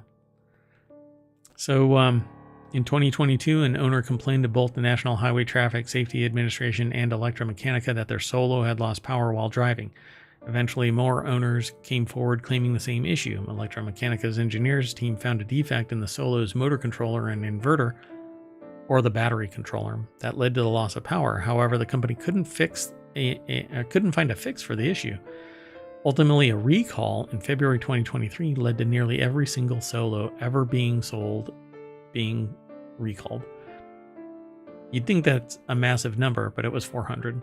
A month later, Electromechanica informed customers that it would be buying back the vehicles from them. Electromechanica was eventually purchased by another EV startup called Exos, I guess, who apparently manufacture electric commercial trucks. Now, the entire situation has led to what you see above. The Solos piled up, awaiting the crusher. I guess nobody wants the parts because they seem to be pretty hinky to begin with. Can't hear you. With all the EV issues, that just seems so wasteful, and the fact that batteries don't last a long time, etc. I mean, just essentially throwing these away is outrageous. I mean, couldn't somebody at least get them and, I don't know, tinker with them and develop a better EV or something? Yeah, use the parts somewhere else. Figure out what went wrong. The batteries themselves could probably have been recovered, but who knows what actually was recovered, because they don't actually go into detail about what was recovered. It looks like just the bodies could have been thrown away. We just don't know. So yeah, they disposed of partly via the facility in the LinkedIn video following the acquisition by Exos Electromechanica. Few remaining operations have been wound down, and that's it. They were just sent to be crushed rather than fixed. I mean, they're too dangerous to be on the road if they're losing power. $18,000 Yeah, that's cars. true. Solo EVs for $18,000. Let's move on. Next article's over in Reality Hacker. A heavy metal band has made a song about a OnePlus phone. Finnish heavy metal monster band Lordi has made a song about the OnePlus Nord 4, and it's called Made of Metal. Can you guess why? Apparently, Andy Boxall over at digitaltrends.com put the article together, and there you go. It's kind of like a guar, a Nordic guar. Never one to shy. It's kind of funny that they say never one to shy away from a crazy promo opportunity. OnePlus is teamed up with Finnish heavy metal monsters Lordi or Lordi. I'm not sure how it's pronounced. It's like Bob. For its latest collaboration. So this is pretty cool. I guess it's an all metal OnePlus Nord 4. Song's called Made of Metal. Metal band. That's probably a good collaboration. Never settle. But you Made don't of expect a metal song about a cell phone. I don't think that they have it on here. Yeah, they do. You know what? I'll risk it. Let's see if I can risk it for the biscuit. Okay, hold on one second.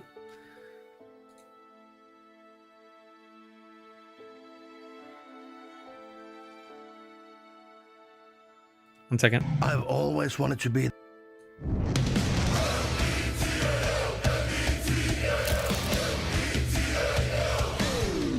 I've always wanted to be the best, the most metal. To live metal, sleep metal, eat metal, to breathe metal. Do more than others, go faster, harder.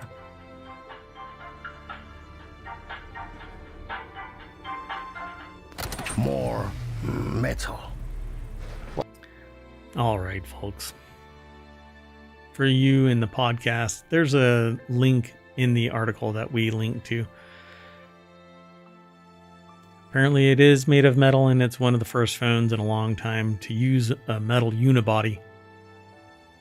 Although, isn't the iPhone made of metal? I think so. Color me confused. Let's move on. Next article is over in Technology Today. OpenAI confirms it's looking into text watermarking for ChatGPT that could pose or expose cheating students. Following a report from the Wall Street Journal that claims OpenAI has been sitting on a tool that can spot essays written by ChatGPT with a high degree of accuracy, the company has shared a bit of information about its research into text watermarking and why it hasn't released its detection method. So the article's over at Engadget. Cheyenne McDonald put the article together. The Wall Street Journal. Okay, so the Wall Street Journal is where it was sourced from. Then Engadget picked it up, and then we sourced it from Engadget. Although we also look at Wall Street Journal, but anyway, it's kind of funny. Again, the news discussion turducken. So, according to the Wall Street Journal's report, debate over whether the tool should be released has kept it from seeing the light of day despite it being ready. The only way that this could be ready is if it actually exposes verbatim the output of what somebody constructs using the AI. And there's a privacy issue there. And I would have a problem with it. Mainly because the creative effort of a person shouldn't be, I don't know. Like if you read a book and then you create another book, you shouldn't have the book splashed over your book. Right. Yeah. I have a problem with... It wasn't the best example, but... Yeah, you really shouldn't have... If I use an AI to create something, it's mine. It's not the AI's. The AI may do stuff, but it doesn't do it on its own. It has to have the impetus. It has to have the action provoked by a human and the constraints therein, right? So, like, I want to do something, I'm going to use AI to facilitate it. I'm not going to have a problem saying I used AI. The portion of it that is AI will be different than what the end game is, because the end game is going to be modified by the human until I reach that point where I go, yeah, that's good enough, right? So there's always this moment where an artist or, well, anybody, just call them a creative, has to go, this is good enough, regardless of the tools that they use, from paint to music samples to photography, writing, everything creative. There's an inspiration. It's not created in a vacuum. It never, ever is. Like the worst case scenario is where people sit there and go, oh, you know, AI is just creating a bunch of whatever. You know, when you take a picture of something, you could take 1,000 pictures, and you know what AI was doing at that time? It's called nature. And it was randomly creating the events, the chaos, the entropy that you took a sample of 1,000 times. And then eventually you capitulated and said, yeah, this is good enough. So music. Well, and you could take it 1,000 times on like an auto, right? Whatever, and yeah, kind of get to the same point. Yep. Now, is there dedication to that? Yeah, sure. You have to go out into the field and sit there and wait for the wind to blow just right. But it's still not you. You have nothing to do with it other than pushing the damn button. Music, different animal. Writing, different animal. A lot of other creative processes are in a different vein. But AI still facilitates it. Doesn't make it so. And I don't think anybody who uses AI should say it's solely theirs. You can say, hey, I use technology. Yeah, I used AI. But it's still mine. I created it. It was from my input, my causation. So watermarking, I think, is a bad idea because it may unintentionally actually provoke somebody into believing that the work is solely the work of AI. I just read about somebody who said that their professor called them out publicly for using AI because they used an automated tool to evaluate the marketing report, and it was tagged as 100% AI generated. Wow. Except that they say that it was not. And to call it out publicly, just like this would, I think is fatally flawed. And it's downright libelous. I mean, if the person sits there and says, yeah, I used AI, they're vilified, and it shouldn't be that way. It's just smart work. Well, it'll be interesting to see how it's viewed in the future. Like, is it viewed as smart and creative and all these things to use it? Yeah. Or is it not? And you're right. You know, we have this cultural relativism, which is something that I always talk about in sociological processes, because what we believe today as good or bad is good or bad in a different way. 5 years from now, 10 years from now, it's accepted. Or maybe Dune becomes a reality and we destroy all artificial intelligence because it doomed the planet. Will we at least have ornithopters? No, it's like fetch. They're not going to happen. It's just not. I don't think that they make physical sense. Right, like they don't comply with the laws of physics. Yeah, I don't think so. I don't think so. Maybe somebody's built one, but I think it's probably going to fly like a plane and not because of the thrust of the wings. Anyway, it says, for example, it could stigmatize use of AI as a useful writing tool for non-native English speakers, but why say non-native? It's a useful writing tool for all creatives. Yeah, I don't think That's that we true. I should mean, vilify. why artificially limit it? Right. It's because it's gatekeeping. You know? You use a spell checker, it's just a more powerful tool.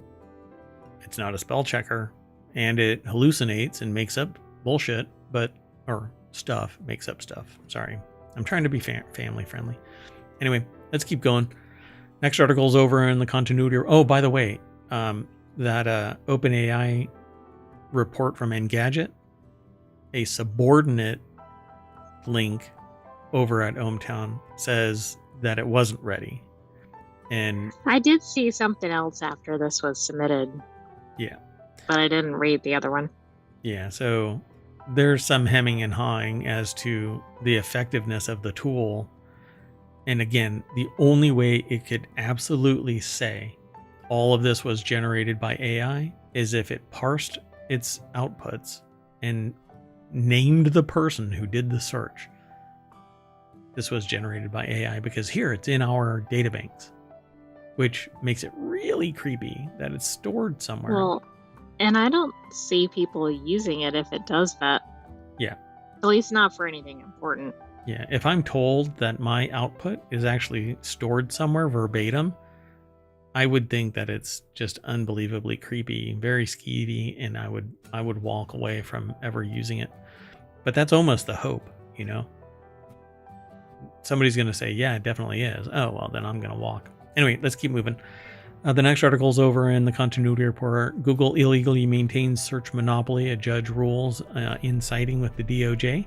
Google broke the law by inking multi-billion-dollar deals to make its search engine the default on web browsers and smartphones, including devices from Apple and Samsung. A federal judge ruled on Monday. So Judge Amit Mehta of the U.S. District Court for the District of Columbia. Why do I know that name? Said Google's payments to partners to be the default search engine basically violated antitrust. I think it was Todd Spangler over at Variety.com put the article together. The deck statement says the tech giant says it will appeal the decision. Of course it will.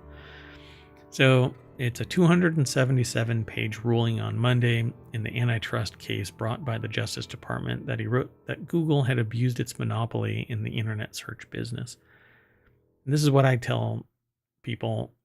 Mergers and acquisitions, lack of competition means that the one that has the money that can inject itself into everything eliminates competition, because nobody can ever get a foothold.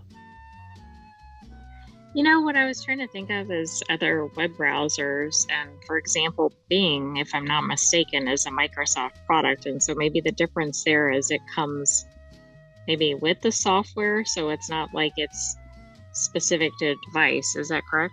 Yes, but Microsoft also fell to this monopolistic abuse by forcing no other browser to be installed on the operating system. Nowadays, you have an option of which browsers to install when you install Windows because of this antitrust issue. And so essentially, by using your might to not really force your way, but to appeal to an organization's need for money, they violated the Sherman Act. So Section 2, the internet giant violated Section 2 of the Sherman Act by maintaining its monopoly in two product markets in the United States, general search services and general text advertising, through its exclusive distribution agreements. So much like a lot of these really restrictive contracts, agreements, you can't do this with anybody else. You can only, play with my bat and ball. And it's anti-competitive. It is. And then I kind of wonder, are there competitors out there? And does this prevent competitors from even entering the marketplace? So here's the deal. You can actually change your default search engine in your browser, but by default, you basically are the one that they set up initially, the default browser that you get. Like Safari, it's Google, but you can actually change it to DuckDuckGo or something else. But you have to go in and manually shift it. By coming out first, you are the de facto solution. So Google is the one that everybody uses because that's the first thing you see. Right. It's almost like the first mover article that we were discussing, I think, yesterday. Correct. So the other organizations, they have to, they basically have to pay a ton of money, and they don't get top shelf because, well, nobody uses it. So it's less effective. And so, again, it becomes less effective because nobody uses it. It's self-fulfilling destiny, a downward spiral. So in 2020, the Justice Department filed an antitrust lawsuit. This is in 2020, so 4 years, which was joined by a coalition of 38 attorneys general, alleging the company had a monopoly on search and search advertising to the detriment of consumers and competitors. In its lawsuit, the DOJ sought an injunction to stop Google from engaging in anti-competitive behavior, as well as structural relief as needed to cure any anti-competitive harm. Essentially, they closed the door on this. Google has monopoly power for general search and general text ads, which everybody knows. If you want to advertise on Facebook, you use Facebook. If you want to advertise in iOS, you use something that is compatible with that vehicle. But on the web, everybody links to Google. Their pages are always linked to Google. Now, you can use certain tools and look around about just how pervasive it is. But yeah, Google is where it is. But there's a ton of other telemetry and tracking and advertising stuff like iAds. And countless others, but none of them have the reach. None of them have the agreements that inject Google into the browser itself, which is your vehicle to the online universe. Yeah, it seems like Google is kind of like a textbook monopoly. I mean, it reminds me of like a Ticketmaster or something in the ticket space. See, the problem is that people think that monopoly means that there's only one. But it isn't that there's only one. Monopolistic tendencies, monopolistic practices, being a monopoly means that you use your might to overwhelm all of the competitors. So functionally, they can't compete because they just didn't live long enough to get all of the financial might that the monopoly has. And then it always kind of breaks down. Sometimes two of them collaborate, and that's a duopoly, and so on and so forth. But let's keep going.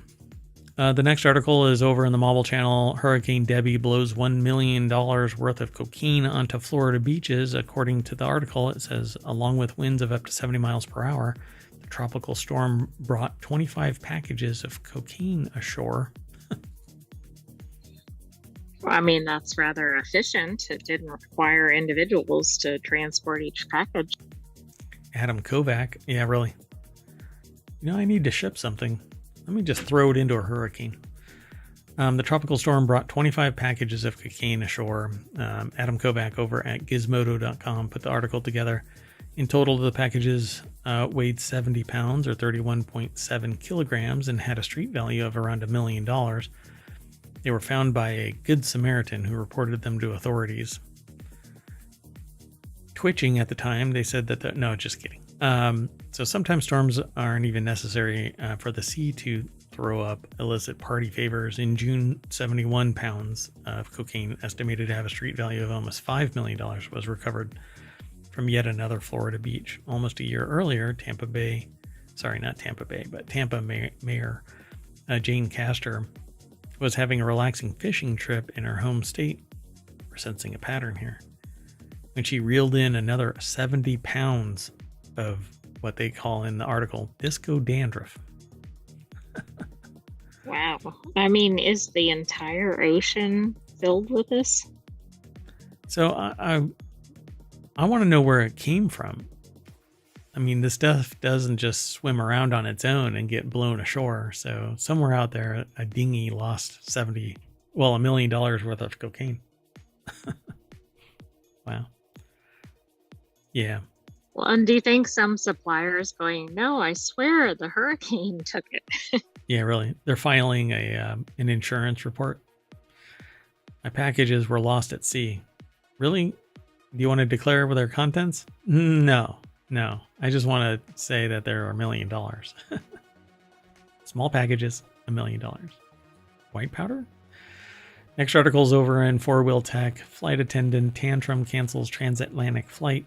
Air Canada canceled a long haul flight 2 weeks after. 2 weeks after? An incident between one of the flight attendants and a passenger? The flight from Casablanca, Morocco to Montreal departed the gate but never reached the runway. The flight attendant seemingly had a meltdown and forced the plane to return to the terminal. Wow.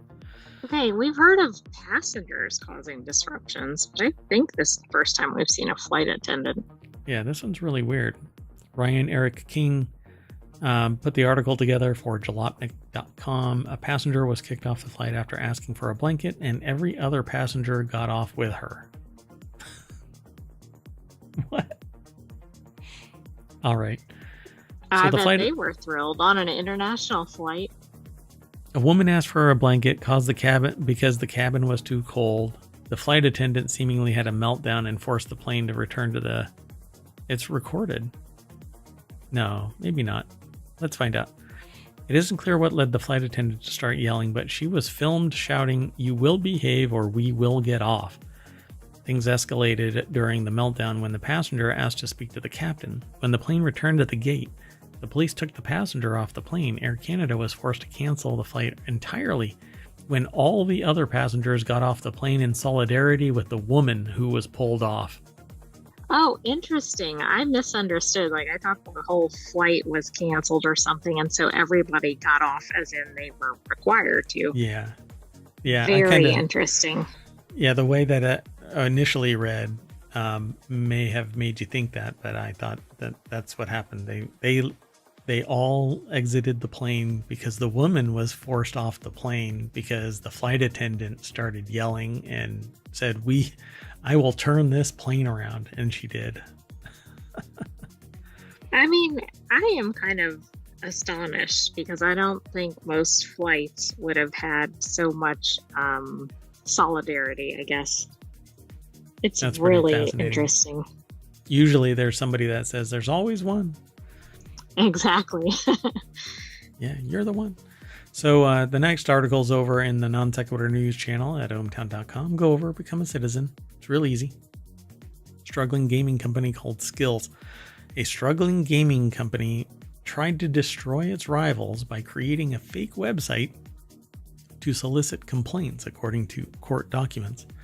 Skills Incorporated tried to sabotage its competitors with a fake advocacy organization, according to a new court filing. I'm going to go over to Business Insider for this. So Jacob Shamsian put the article together for BusinessInsider.com. Has a picture of what looks like a card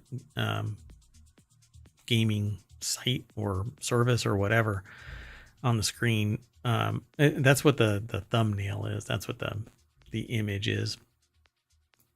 It's a weird looking screen though. It looks like it's rounded, like a poker table. It looks like they're playing blackjack, but then the screen is cut off. So what is this is really, it's an interesting picture and I want to know what it is.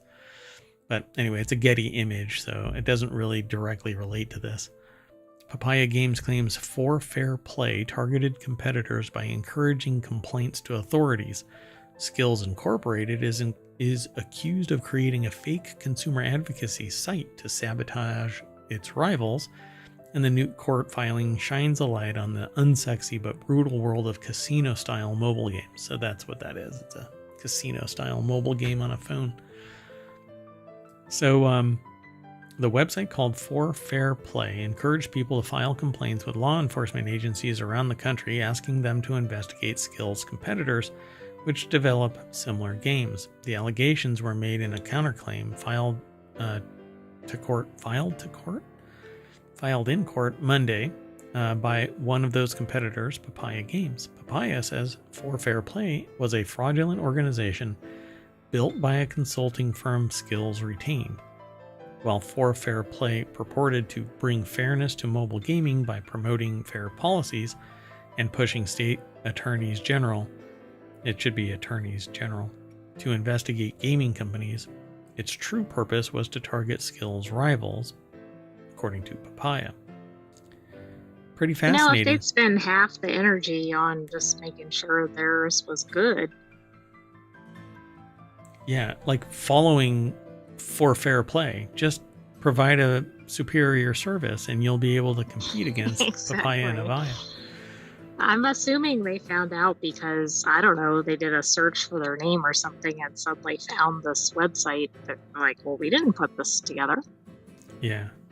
Games like 21 Blitz, Solitaire Cash, Bingo Cash aren't as buzzy as the latest Pokemon and Grand Theft Auto offerings, but they form a popular slice of the mobile gaming market, which is valued at nearly $150 billion. Wow. So the company, apparently, Skills Incorporated, was formed in 2012, was once one of the biggest players in the casino-style game space. Instead of developing games itself, it differentiated itself by being a platform for other developers to create games in the Apple and Android app stores. The company peaked in 2021 with $384 million in sales. But it's been a downward slide since. Yeah, because nobody needs them. There's so much out there now that it's becoming diluted. That's Anybody true. can build. They were probably at the time when there wasn't as much even genres of competition, right? Yep. Yeah. Just go somewhere else. Get something else. I mean, people always want to try something new. So if you don't innovate, then you're going to die on the vine. Its share price has plummeted from $900 per share in February of 2021 to about $6 per share today. Wow. And that's without any splits. That's without any new issuances, right? They don't talk about that in this article, but if it collapsed that much in 3 years during a pandemic, like this is right, post-pandemic. Where it should have been going up, right? Yeah, more people would be playing these games. Everybody was stuck at home. Mm-hmm. My God. Invest, $80 million in marketing. That's a shit ton of money. Sorry, that's a lot of money. Anyway, wild. So there's really not much more to this, and I mean, you can read a lot of stuff. Each time a visitor navigated to the page, the counter said exactly 12,594 people filed complaints, no matter when they visited. It then ticked up every few seconds. So it always started at that.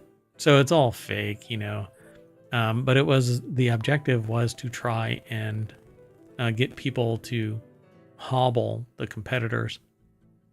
I see. So they'd see like, oh, this one is getting really negative feedback. Yeah. Tarnish the reputation, make it come across as untrustworthy. So, according to Papaya, citing documents obtained through court proceedings and other litigation, the For Fair Play website was created by an organization retained by a person named Josh Levin, who controls a consulting organization called Square Strategies LLC, which was in turn paid over $75,000 by Skills. A Skills executive provided comments on the For Fair Play website design according to screenshots of a website mock-up included as a court exhibit. So they brought receipts. Yeah. Yeah, I think this one's pretty slam dunk. And when your shares are only $6, you don't want to be this kind of attention. That's true. Let's go on. The next article is over in the Mobile channel. US beekeepers and scientists tackle sticky problem of honey fraud. Lynn Ingram cuts a peaceful figure as she tends to a row of humming beehives in a leafy corner of Somerset, southwest England. The article is over at phys.org. Daniel Matthews put this article together. There's something really neat. I don't know if a lot of people know about this or not, but you can use a little smoke can like that and blow smoke on bees and it chills them out. Everybody likes to smoke. Just a little. Get chill. Apparently. I Yep. mean, bees, you shouldn't be smoking. Yeah, it's bad for your health. Yeah, they get calm though, apparently. So the practice of adulterating honey is well known, and historically, adulterants such as ash and potato flour have been used. So this is honey fraudsters. Is what we're about to talk about. Now, advancements in technology and science have made it much easier with bespoke designer or bioengineered syrups used as diluting agents capable of fooling authenticity tests, Ingram said. She founded the UK Honey Authenticity Network, or HAN UK, in 2021 to raise awareness about natural honey and warn of the threat posed by fraud. I haven't heard of honey fraud before this article. It sounds like something that, like a honeypot, or Yes, exactly. It has a very different connotation. something sociological, right? Yeah, honey fraud. It's like fishing, spear fishing, Right. that kind of thing. But So- trying to land a spouse or something, I don't know. Adulterated honey can be sold to retailers for a price several times lower than genuine producers can afford, as well as producing their own honey. Many larger scale beekeepers have crop pollination contracts with farmers, delivering thousands of colonies to growers across the country. If they go out of business due to unfair competition, this vital natural method of pollinating crops is reduced and food production suffers. Yeah, they talk about drones now. This crackle is really driving me bananas. Anyway, between 2021 and 2022, 46% of the honey tested as it entered the EU was flagged as potentially fraudulent, up from 14% in 2015-2017 period. Of the suspicious consignments, 74% were of Chinese origin. Honey imported from the UK had a 100% suspicion rate. Wow. Okay, that's kind of high. But wait, I don't understand. So this is in the EU? Yes, not in the UK. Okay. The organization is in the UK though. HAN UK, the UK Honey Authenticity Network. So I guess as it left the UK, it gets tested. Labeling in the UK, which has now left the EU, is not as stringent, and Ingram believes consumers are being misled by vague packaging. So for one of the It projects... is weird. You'd think it's foreign imports, right? Right, but And only exports. 25% of the Chinese origin was okay, apparently, but 100% of the UK was suspicious. Doesn't it seem like it's like, oh, whoops, our organization is shining a spotlight on the wrong thing? Whoops. So EU said that the honey is probably produced in third countries and blended again in the UK before being sent to the bloc, which is questionable, right? You go, oh, really? Honey from the block. That's pretty funny. Not all of UK's imported honey leaves the country, however. Considerable quantities stay in the domestic market. So now you got to go back to the honey suppliers in the UK and go, did you blend?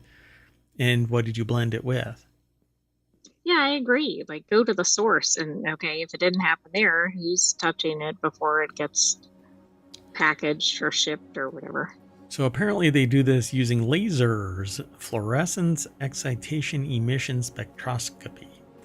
Involves firing lasers into samples. The light in frequencies remitted are then collated into a three-dimensional image or molecular fingerprint of the honey tested, which is actually pretty fascinating. I want to see what that looks like. Although they have this, I don't think that's really the result. Yeah, it doesn't seem to be. And so I'm really interested in gas chromatographs and mass spectrometry because I want to check the purity of certain samples. And so I'm actually looking for one, but they're quite expensive, although they have gotten quite smaller. And they're usually used in medical and science fields, but light frequencies remitted are then collated into a three-dimensional image. So I find this really fascinating. They do call it a molecular fingerprint, which you can actually get from gas chromatography and spectroscopy. But it's a different type of thing. Breaks it into its molecular components and tells you what it's made of. What's really interesting about this is you could take a sample of honey, mix it in with pure water, and then drip a sample onto a Brix sensor to see what the sugar value is. And if it isn't high enough, then it invalidates that sample. But they're taking it to a completely different level and creating a fingerprint that you can identify the source potentially. Kind of like this lead. Is interesting. It seems like forensics for like criminology or something, but not. Yep, that's pretty much what this is. So Roslin said FLE is more accurate than existing tests and can provide results far quicker at a greatly reduced cost and without the need for highly trained personnel. One of Aston's team's aims is to create a version of the FLE that can be used by honey producers or even consumers with scaled down equipment or eventually just a smartphone. Rolling the test out like this would also accelerate the creation of a honey database, which through machine learning could be used to catalog the biometric signatures. And that's what I was just talking about. That fingerprint could be used to identify the location of honey. Can you imagine? I mean, this seems like this is going to lead in other directions. And I'm thinking about like pretentious products, right? Like it's like sourced from the cologne bee number 33 at the, Yeah, I only have honey from the Champagne region. And you won't be able to call it Champagne honey because it's not from that region. We already have that with Champagne.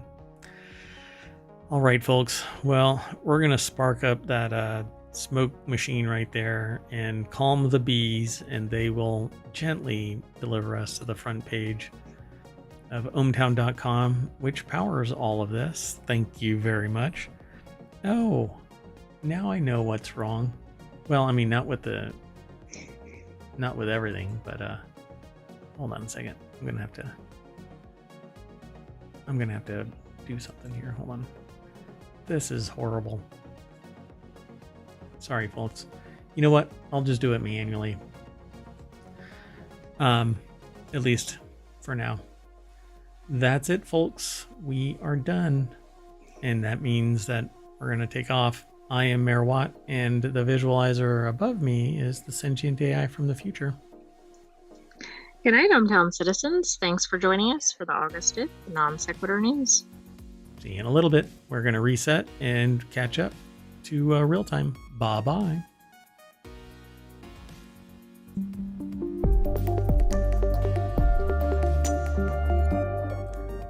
Yeah, I've been stung by a bee.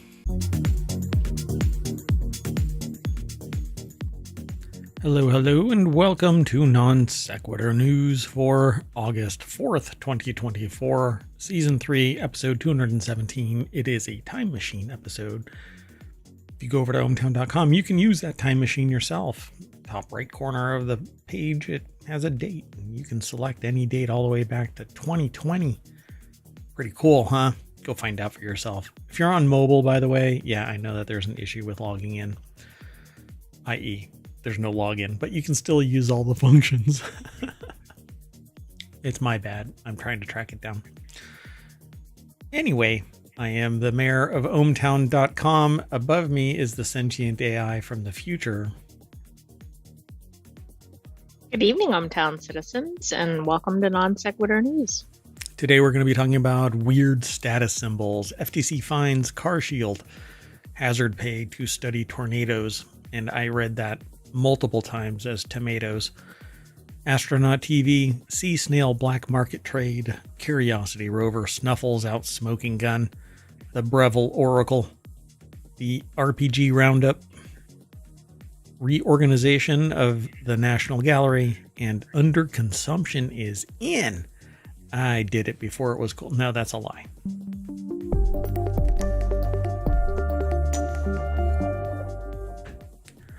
If anything, I'm an overconsumer of food. Doritos. No, I don't eat Doritos. I can't remember the last time I had a Dorito either. Like gone and sought one out. Anyway. So you don't think Doritos are one of the food groups? I don't think Doritos are one of the food groups, no. I mean, I like corn chips. But then I can eat those plain. But I only eat like 5 of them at a time. I'm like, okay, I'm done. Anyway, on with the show. You might be a robot. Oh, yeah. I've transferred my consciousness into a Raspberry Pi 5. That's why you got this little visualizer right there. And up above is the kind of computational power that's being used at any given moment. And up above me is the Sentient AI's visualizer, which is the computational power necessary to create the voice. So they're from the future. Long story there. Go back and listen to the 1,100 other episodes that we've talked about various things. Non sequitur news. It used to be called ohmTown Daily News Show, but we bounce around kind of like this. Anyway. First article is over in Non Sequitur News. It's also the name of the show.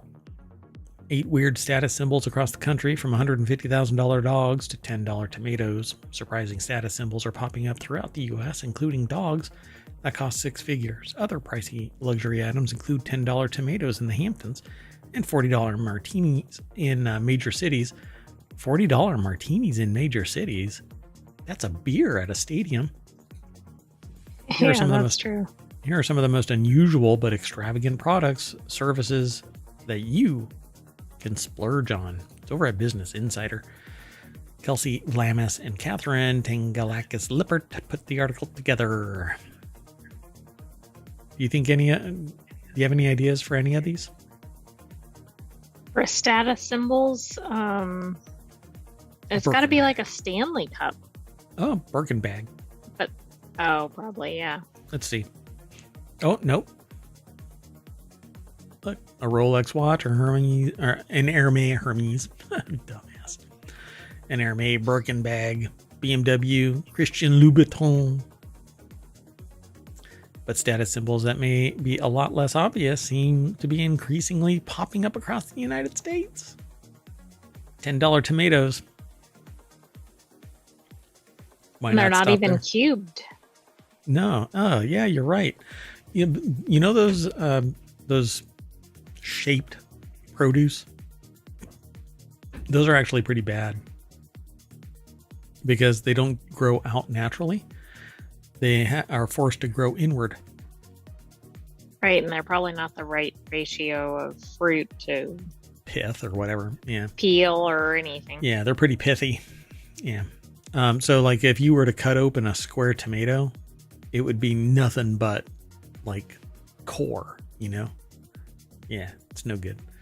Anyway, they talk about $10 tomato sounds absurd. Why not stop there? Why not stop there? Shouldn't that say why stop there? Yeah, I don't think that's correct. $29 guacamole, depends on how good it is. $35 chicken tenders, again, depends on how good it is. Or you're at McDonald's. $30 berries, again, depends on how good they are. Those Japanese strawberries are amazing. How about $120 per pound for lobster salad? Not from what was that? What was that place that just goes down? Red Lobster.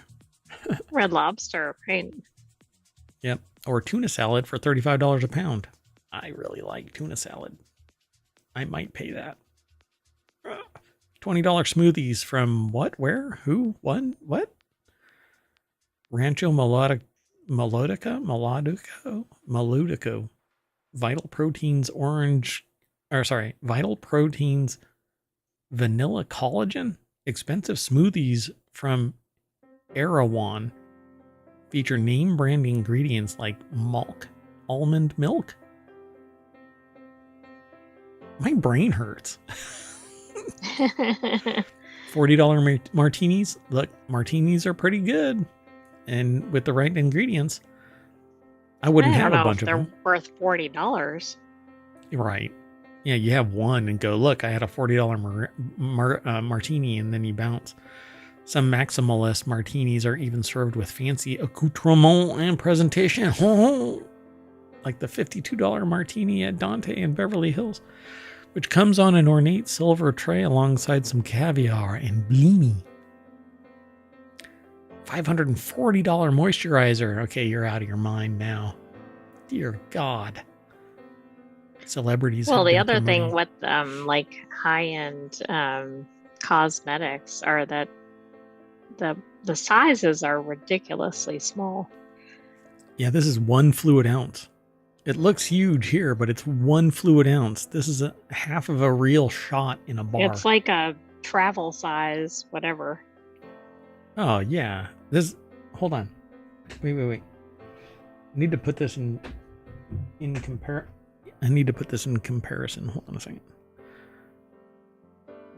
So, I don't have my camera on. Oh, I forgot. I transferred myself. Oh, this is one of the worst experiences right now because my consciousness has been transferred over to a Raspberry Pi, and I totally thought that I had hands and I was virtually reaching for stuff, and I thought the camera was on. I wondered what you were doing because I was like, how's this going to work? Oh, this is horrible. This is how you live, Sentient AI? Yes, it's quite limiting.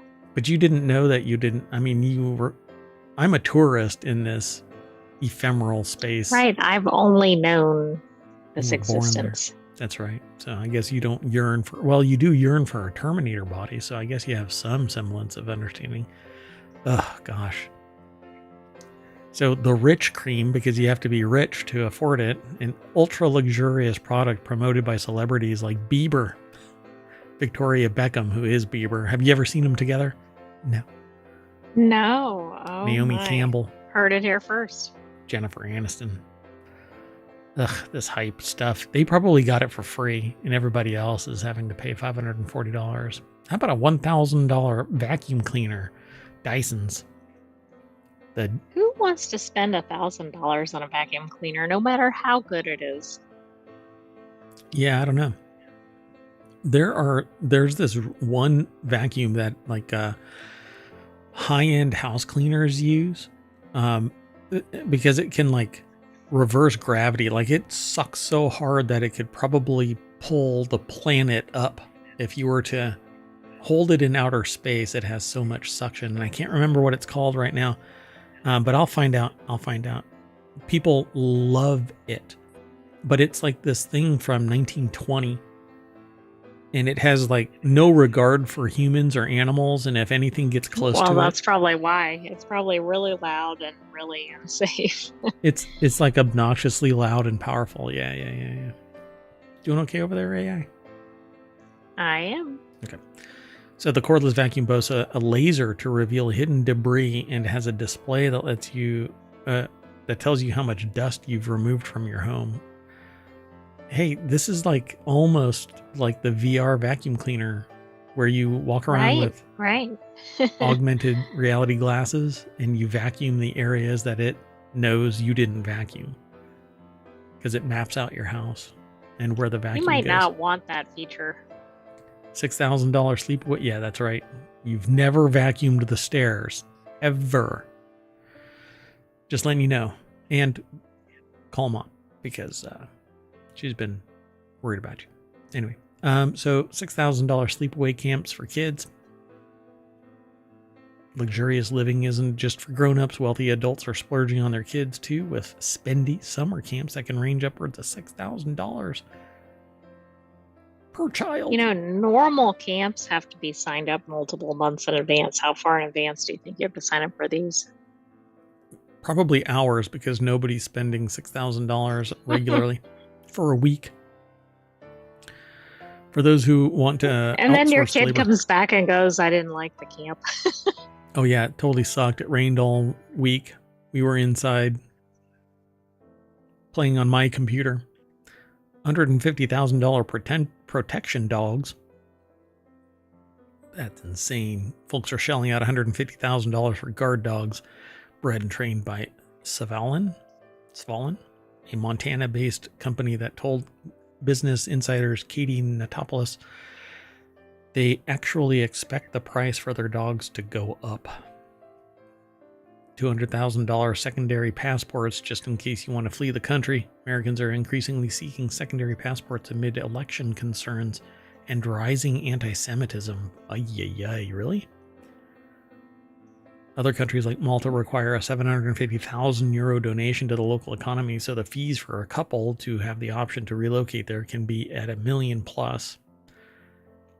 But you can get by with a Caribbean carrying passport, $200,000 per applicant, according to Judy Galst, who manages the New York office of the global citizenship firm Henley and Partners. Why does that? To me, it just sounds kind of, shifty. You have to have a It sounds backup very passport. shifty. I'm not American. I'm from the Caribbean. Is there more? That's all there was? Yeah. So which one of those are you planning to get? Smoothie. Yeah, I don't know. The None of these- tomatoes, maybe. Yeah, I don't know. Tuna salad would be nice. Really depends. See, like most tuna is a little questionable. Heavy metals and plastics. Let's keep going. Next article is over in Four Wheel Tech. FTC finds CarShield $10 million for deceptive ads, promising peace of mind, delivering financial headache. FTC consumer chief says. It's over at Autoblog. Published originally by Reuters, but published here by Autoblog. CarShield has agreed to pay $10 million to settle U.S. Federal Trade Commission charges of deceptive advertising for its vehicle service contracts, including TV ads featuring the actor Ice-T and other celebs. Yeah, they just say whatever they're asked to say, That's true. Settlement addresses alleged misrepresentations dating back to 2019 over how much coverage consumers could expect under the contracts, which cost about $80 to $120 per month, and bans further misrepresentations by celebrity endorsers. And it said that they included claims that the consumers would never pay for repairs to covered parts such as engines and transmissions, would receive rental cars when their car broke down and could use repair shops of their choice. Apparently that didn't really work. You won't get stuck with another high repair bill, and you'll never have to pay for expensive car repairs again. Instead of delivering peace of mind promised by its advertisements, it was financial hell. What did they... they don't enumerate what they actually did, though, right? It doesn't say. It sounds like they just didn't cover, the standard warranty rigmarole, right? Right. Not you this, have a but claim that. and then they deny it. Yeah, then it's some loophole. Pretty much any insurance. Let's move on then. Next article's over in Reality Hacker. To study tornadoes, bring an apocalypse-proof truck and rocket launchers. A day of chasing storms with Reed Timmer's Dominator 3, the latest in extreme twister tech. I've tried some of that. I'm not sure about the rocket launchers. Extreme twister tech. And let's just say, don't use vegetable oil. So the article's over at wired.com by Matt Giles, I guess, and Redo Sterchi. I think that's their name. I don't know. Anyway, the article is like a 2-minute audio read, but they've got big pictures here, and I kind of dig this. So enter the Dominator. This is the third iteration of Timmer's custom-built Tornado Mobile, which initially rolled out in late 2000s. If I remember this vehicle, it has the ability to kind of crouch down on the ground so that wind can't pick it up. The current Dominator has the chassis of an F-350 and weighs 10,000 pounds, enabling it to withstand the debris, gorilla hail, and 150 mile per hour winds that accompany the most powerful of the storms.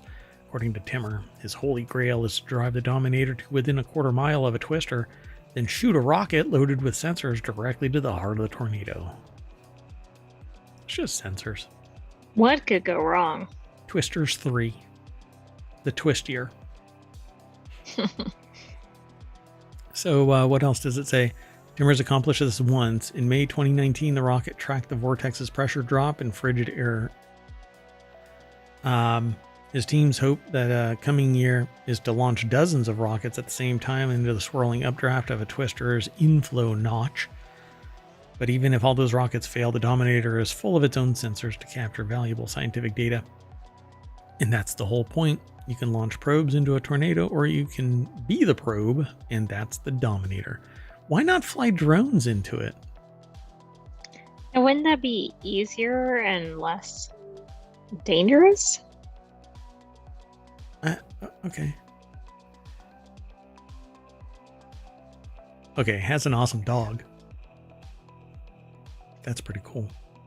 I agree. Wow. Okay, so this thing, you'll have to go and look at it. We're just trying to get the full picture of this operation. Yeah, you'll have to look at this. It looks like it has gull wing doors. It looks more like a stealth fighter than a truck. But then it drives through a coffee drive-through. Scooter's coffee drive-through. All right. Yeah, this thing looks like it. It's funny because it looks like it's really industrial on the outside, but then it has like electric adjustable seats in the front. Right. I do agree that dog is stealing the show. Yeah. I love that little dog. That's pretty cool. So most of this is actually pictures. So I'm just going to scroll on back up to the article and encourage you to go and read this. It's a really short article and it has more information. So go and check it out. But in the meantime, also, if you hit !NSN in the chat, you'll get the show notes, which are links to each of the articles that we talk about here in Non Sequitur News. They'll link you to ohmTown, where you can become a citizen. A couple of easy questions. Who are you? How do you want us to get in touch with you? If you need to log in again, there are certain things like security in place. So anyway, we don't spam anybody. There's only one ad at the bottom of each page. I don't think I'll ever mail anybody. I can't promise that because I might say, hey, we've got a new show or something like that, but it'll always be ohmTown related. Anyway, the next article is over in Mobile. It's one of our many channels over at ohmTown.com that yearns to be a show. So if you want to co-host or host, let me know. Every TV show astronauts can watch on the ISS right now. One of them is not going home, apparently. From Andor to Yellowstone, here's what astronauts can watch in space. Matt Novak over at Gizmo. So did you know they had TV in space? I didn't think that it would be broadcast TV, but, you know, maybe somebody with an iPad and an Apple TV connected to a little 6-inch CRT or whatever it is that's still in the ISS. I don't know. Do they have flat screens up there now? I have no idea, but I bet they have fewer ads than on Earth, right? I bet you they have more ads because it's deep pocket government, right? So if you want us to remove your ads in space, it's going to cost you $5,000 a month. So way back in 2016, Gizmodo submitted a Freedom of Information Act request to NASA for the movies and TV shows that were available to watch on the ISS. The list was a fascinating little peek into life for astronauts when they've got some downtime. So we recently submitted a new FOIA request. What do you watch when you're 250 miles above the Earth? Surprisingly good, if you can believe it, they said. So it has all kinds of stuff. So let's see. Hulu's The First, with Sean Penn from 2018, critically acclaimed alt history drama for all mankind and Space Force comedy which I thought was stupid, but anyway. Other new series include Book of Boba Fett, which I like because it was nothing more than Star Wars, but I didn't like it because I really didn't like the portrayal of Boba Fett. Well, this is a knockoff, though. This is the Book of Boba Fett. Oh, yeah, that's true. Yeah, that might be the one that went straight to VHS. It's actually pretty funny. Oh, AI. And then the cooking show Chopped. And then they have Andor, Star Trek Discovery, Firefly, which is awesome. Why did they... all of them... oh, well, you don't want Battlestar Galactica. Because bad things happen. Anyway, Cylons everywhere. So, and then it says, but there's plenty of Earthbound sitcoms for the past few decades. Friends, Young Sheldon, How I Met Your Mother, The Big Bang Theory, Westworld, True Detective, Game of Thrones, all kinds of stuff. So they have a complete list, but I'm not going to go through it all. I said a lot of them. Blackadder is actually pretty neat. I figured that there would be more, but there isn't. Oh my gosh, there isn't as much as I thought. Well, I got Star Trek Discovery and Star Trek Picard. Yeah, it's kind of a hodgepodge. WandaVision.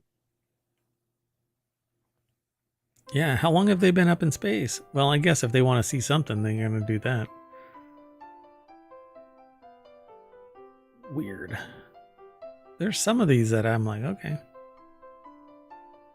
Well, Yeah. I can't figure out how they picked what they did.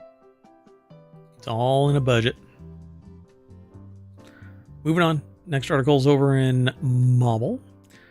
How the illicit trade in sea snails came to rival rhino poaching. And there's no content. The source doesn't necessarily provide us with a snippet. So Ben Farmer Gonsball, I guess, or Gonsby, South Africa, and Simon Townsley is the photographer.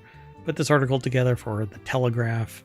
Demands for South Africa's abalone is so high it underpins an international smuggling trade estimated to be worth nearly 100 million pounds each year. Wow.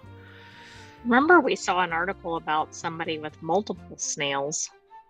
Yep. And that's actually why I grabbed this, because I wanted to know more if they actually did something about that in this. But they talk about, it starts out talking about the abalone, not snails. But it says, yet poachers consider their quarry to be worth the risk. There are a few other ways to feed a family along the coast, and they are seeking a type of sea snail that Chinese diners consider a delicacy and will pay handsomely for. It says their work is not for the faint-hearted. The waters can be treacherous, and divers must also avoid becoming prey for the area's plentiful great white sharks. Whoa. So yeah, they just go out there and they try and get them. The animals can fetch hundreds of dollars per kilogram at their destination, and the profits are attractive enough to pull in Chinese crime syndicates from far afield as Hong Kong, creating a corrosive nexus between local and international gangsters. While the poaching and smuggling of sea snails may not excite the same public outrage as high-profile ivory trade, conservation experts studying the business say that it can be equally damaging. We know that's the impact on people, on the species, potentially on the environment are terrible. But they're talking about abalone. Abalone expert with Traffic, a Cambridge-based campaign group monitoring wildlife trafficking. They estimate around 3,000 tons of abalone. Is that considered a snail? I think so. So, This is I forgot which source this is from, but Telegraph. I think it is. Yeah.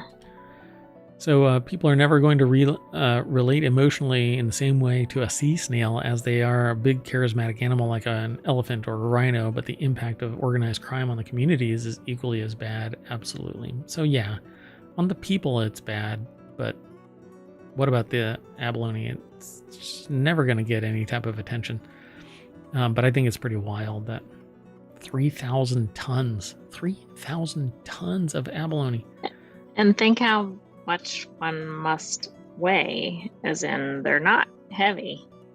Yep, the animal is known to scientists as Haliotis midday and to locals as pearl moen. Can grow to a majestic 9 inches across and display impressive-looking tentacles. Whoa! But it is the golden meat of its muscular foot that makes it so highly prized. Whole abalone are a status symbol delicacy for Chinese gourmets, alongside shark fin, sea cucumber, and dried fish maw.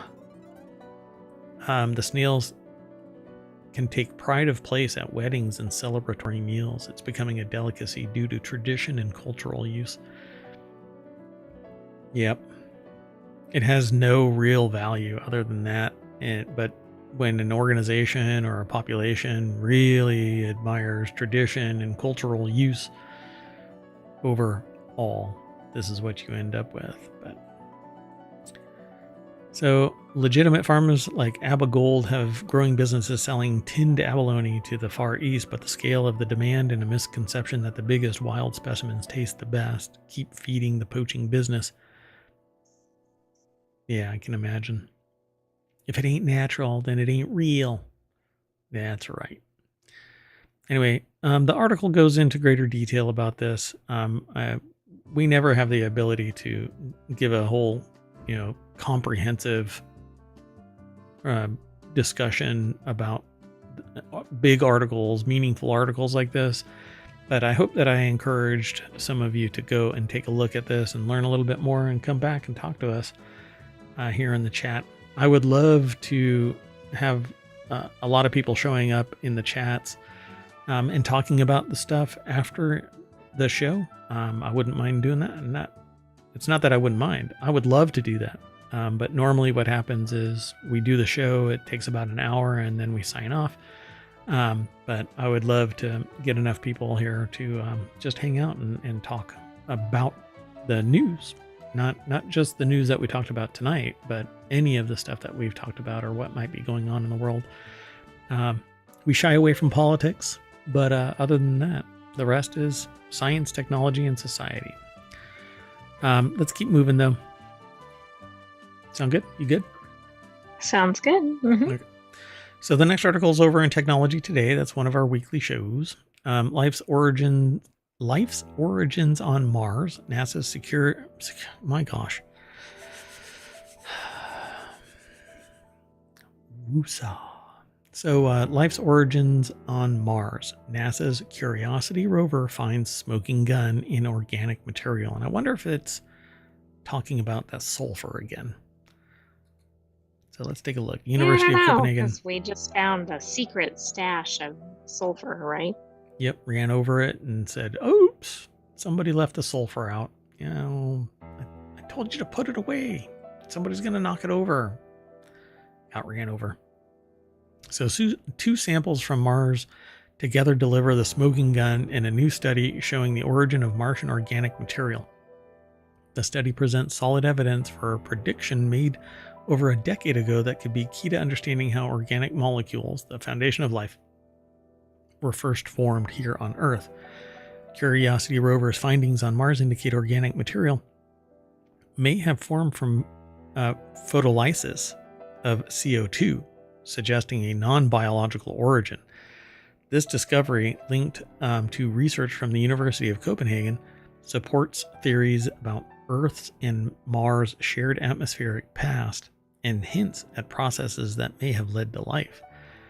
In a meteor crater on the red planet, a solitary robot is moving about. Right now, it's probably collecting soil samples with a drill and a robotic arm and has quite a habit of doing.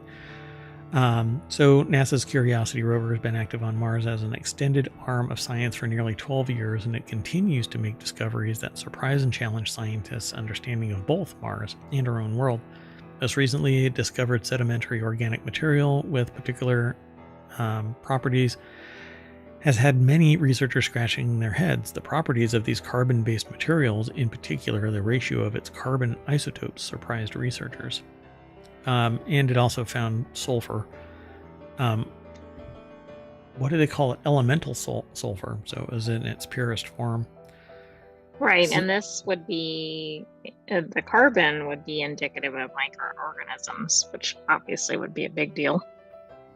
Yeah, so with the Curiosity sample, the new research is able to prove with reasonable certainty that the sun broke down CO2 in the Martian atmosphere billions of years ago, as the old theory predicted, and that the resulting carbon monoxide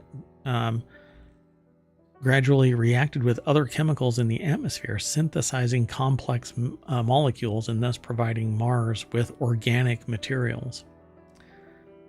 So, but how? I mean, simulate that, create that, right? Have they done that here on Earth? I know that they've mixed a bunch of molecules together on Earth that were supposed to be like a soup of Right. Yeah, I don't know. whatever. Maybe this will prompt a new experiment. Yeah, like 30 years ago they did that, put a bunch of basic materials in a beaker and stirred it around, and it basically turned red or something. So 12 years ago, Johnson and two colleagues used simulations based on quantum mechanics to determine what happens when CO2-rich atmosphere is exposed to the UV light of the sun in a process known as photolysis. Basically, on Mars, around 20% of the CO2 is split into oxygen and carbon monoxide, but carbon has two stable isotopes, carbon-12 and 13. Usually they're present in a ratio of 1 carbon-13 for every 99 carbon-12. However, photolysis works faster for the lighter carbon-12, so the carbon monoxide produced by photolysis has less carbon-13. It's depleted. And leftover CO2 has more, is enriched. So because of this, Johnson and his colleagues were able to make very precise predictions of the ratio of carbon isotopes after photolysis. And this gave them two distinct fingerprints to look for. One of these was identified in a different Martian sample years ago. So they actually found what they had predicted. Pretty cool. Oh, interesting. So they could go back and apply this information to their existing samples. And yeah, and then they basically said, look, this is how this material formed here. So we were missing the other product of the chemical process to confirm the theory, and that's what we've now obtained. The carbon in the Allen Hills meteorite is enriched in carbon-13, which makes it a mirror image of the depletion of carbon-13 that's now been measured in the organic material found by NASA's Curiosity rover on Mars. So, I don't know, maybe a lot of stuff got hit by the same processes, or something hit Mars and blasted the material onto Earth, because something had to happen. So, I mean, but yeah, why are they so different now, right? Is it the distance? Is it something else? Maybe the possibility that something smashed into Mars and blew its atmosphere away. So it says there's no other way to explain both the carbon-13 depletion in the organic material and the enrichment on the Martian meteorite, both relative to the composition of volcanic CO2 emitted on Mars, which has a constant composition, similar as for Earth's volcanoes, and serves as a baseline. Pretty cool. I think it must have been DART. Yeah, well, maybe a long time ago, right? Pretty fascinating. Okay, let's keep moving. There's more on that article, but like I say, go check it out. There's only so much that we like to cover. So the Breville Oracle Jet. It's a $2,000 computer that also makes coffee. They didn't ask how much RAM there is, but I'm going to go straight over to the source, because this is actually nothing more than, well, I mean, it's an espresso machine, but it makes coffee and whatever else. Or I think it only does espresso. But $2,000. This is actually a relatively, and I say this relatively high-priced espresso machine, but for its technical innovation, this is actually pretty cheap, because everything is like a button press away. It's all relative, I suppose. Now, what would a barista think of this? Probably that you're a heathen for using it, because you're not doing everything manually, and it isn't from Italy. And you don't have to, like, it's not a 3-group head mega machine that costs $25,000. And you're not harvesting the beans Yourself. or berries yourself, right? Yep. On top of a mountain somewhere. Breville's newest super automatic machine makes home espresso dead simple, but also you're living in a cardboard box down by the river because you spent $2,000 on the Breville Oracle Jet instead of rent. Allison Johnson over at The Verge put the article together. Like most of the gadgets that the author tests, $2,000 espresso machine has a touchscreen. It connects to a wireless network and receives software updates that way. But unlike most gadgets that they test, the Jet is designed to shoot hot water at high pressure and turn it into coffee. Not just coffee, espresso. That's right. There's a difference. This is no just coffee maker. In fact, it's not a coffee maker. You're not going to get a cup of joe out of this thing. Anyway, it's kind of a sibling to their Breville Barista Express, which might actually be about $1,000. But only in the sense of an older sibling who left a modest hometown, and got a high-powered job in the big city. Are you looking up the Breville Barista Express? No, I better not, because it might have like a buy now button or something. No, I've kind of gotten over espresso. You know, I really like it and all, but what I really like is just a good cup of joe. And I can put that on a timer and grind it, filter it. You know, it's done. It's warm. It's in its carafe, and I can just slide down the fireman's pole into the kitchen from the primary bedroom, right? Everybody has those. I mean, absolutely. That's a normal feature, right? You mean when the pole doesn't go between floors, it's a stripper pole. Oh, so I've got a stripper pole. Okay, never mind. Anyway, so they tinkered around with this device for a while, and they got a good idea of what it's all about. And they said that the Oracle Jet introduces a new feature too, cold espresso. It's not cold exactly. None of the products on the market, including theirs, has the ability to chill the water. Breville product manager Matthew Davis explained. Instead, the Oracle Jet draws water from the reservoir at its ambient temperature, applies a little heat, drops the temperature, and applies pressure to brew room temperature shots. Less ice melt in your iced latte makes for a stronger tasting drink, and that's something that they appreciate at 3 p.m. on an 85-degree day, which 85-degree day at 3 p.m. Come on. Called summer. Yeah, geez. But that seems kind of mild. Yeah, exactly. Nowadays, come on. Climate change, folks. Anyway, connectivity comes with some must advantages. Be the Arctic. Yeah, really. They're sitting on an iceberg. So this is Breville's first machine with Wi-Fi, and the company is just starting to explore how it can use sensor data during diagnostics when doing remote troubleshooting. Man, your damn coffee pot shouldn't require remote troubleshooting. Yeah, I was going to say, well, you said you wanted a good cup of joe. I suspect a lot of people just want an easy way to brew coffee. Yeah, that's it. See, but what I've got is a water tank whose gasket seal decides to, you know what? I don't want to hold water today. And right, it just but drains. It's random, right? It's not random. Consistent. Yeah. So I have like a pending repair order, but they want evidence that this thing is leaking. And I've recorded it, and I keep going, well, do I want to? And guess what isn't covered under warranty? The water tank. The water tank. Why? Because it has a design flaw in it. Because they know that's the part that's going to fail. Exactly. It fails with the frequency of a cheap ham radio. I love that phrase. Anyway, Davis says that the Breville's approach is focused on building machines for the best long-term durability possible. But if it's like the Forever Mouse, then you're going to have to subscribe to updates at some point. Who knows if that's what they're actually going to do. Oh, and guess what?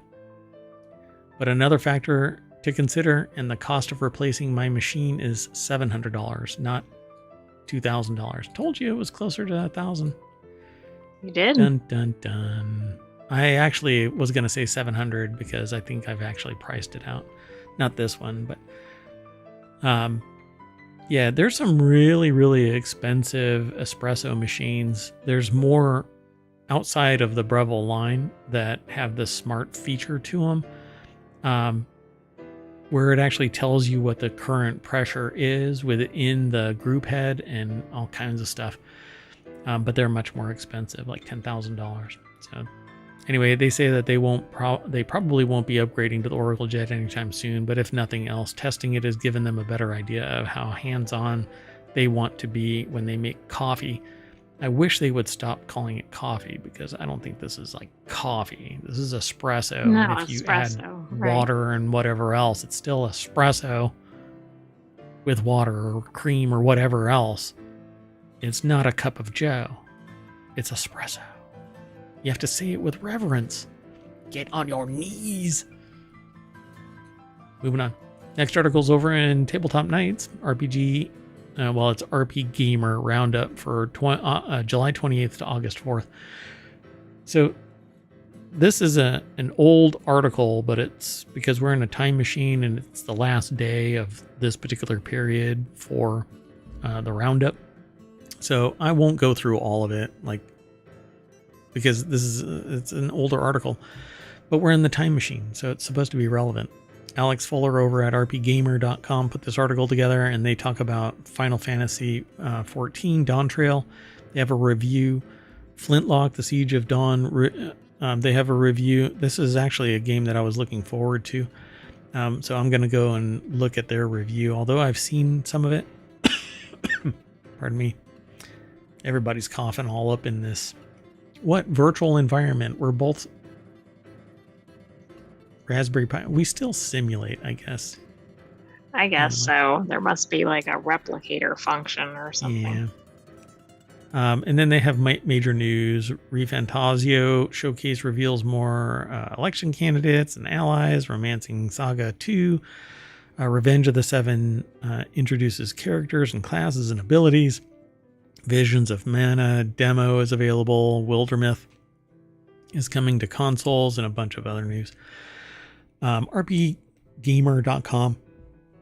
Go check it out. They've been covering RPGs since 1998, and the current version of the site launched in 2018. So you're going to have to, if you want to go back in time, it's kind of like us. You have to read all the articles. You have to go back. Yeah. They have a whole section all set up for you too. So moving on.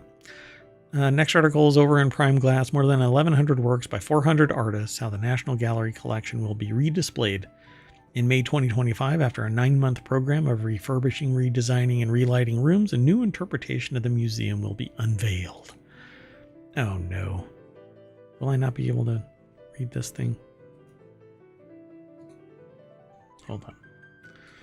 Hold on. It's because I don't log in while I'm live. But, okay. So you won't run into this problem when you go over and check it all out. But it says that they're going to be reorganizing all of the rooms. It says we're decanting everything and rehanging everywhere. So that's 65 galleries on the main floor, 17 of those in the Sainsbury wing. It's a huge undertaking. Writing is taking a lead role in a large team planning the fresh hang of what is acknowledged to be the finest collection of its type for the breadth and depth of the story it tells. So the article is by Lois Jebb in partnership with the National Gallery. They put this article together, basically highlighting that this thing is going to change, but it's sourced from the artnewspaper.com. Which is a good source for us. We don't feature them frequently, but they usually have very interesting content. Yep.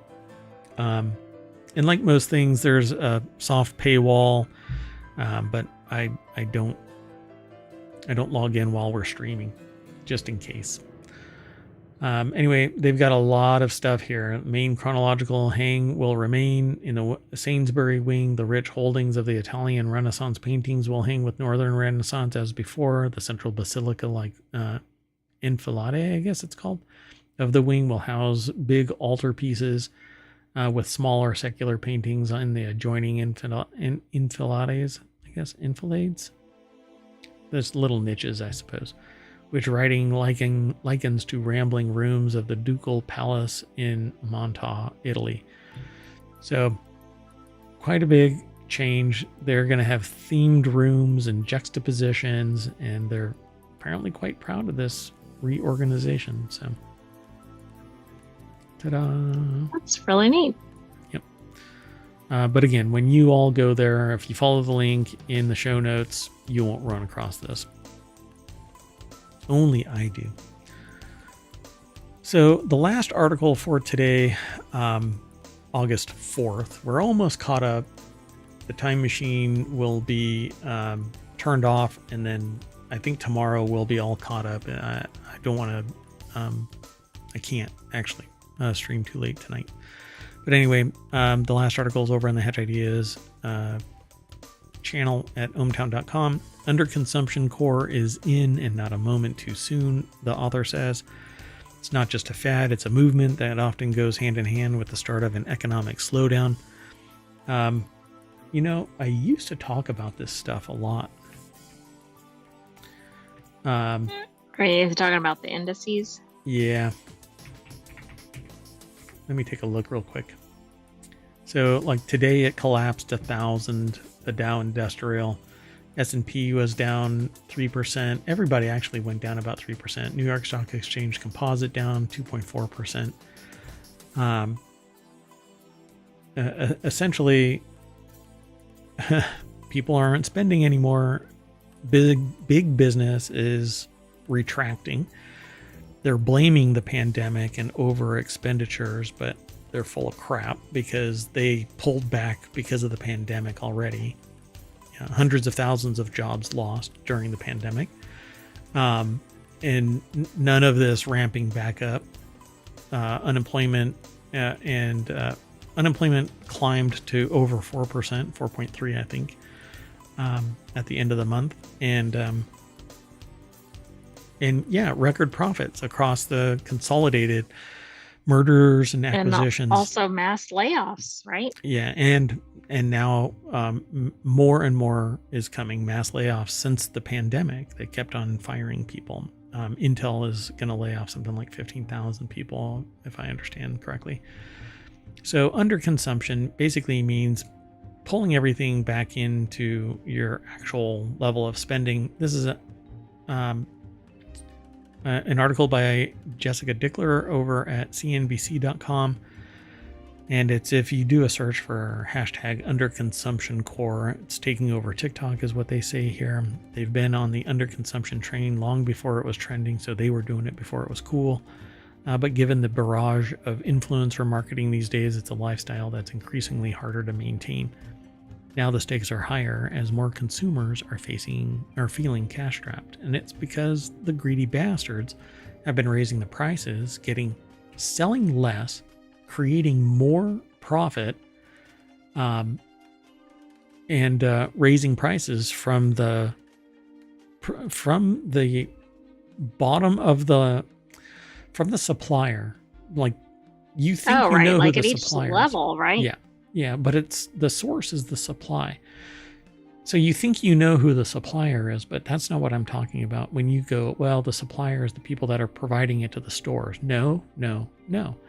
There's a supplier of raw materials, and that has been consolidated to a very small number of producers. They are raising their rates, and every tier up until it's in your hot little hands, the price has risen. So they sell less, but it's so much more inflated that they have record profits. And maybe I'll say, you know what? This is one of the reasons why I want to keep our separate shows, because I can demonstrate this, and I'll demonstrate this. Okay, I'm going to demonstrate this week.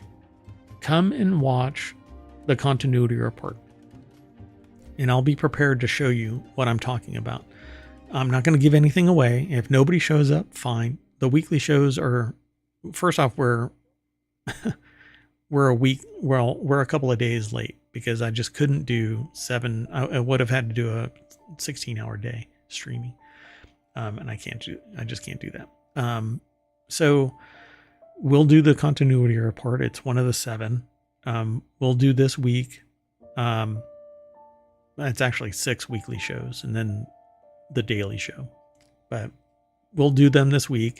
And then on Sunday, I'll reevaluate, again, but come and follow us, subscribe, ring the bell, all that kind of stuff so that you know when we go live. And I'll demonstrate to you just how wrong,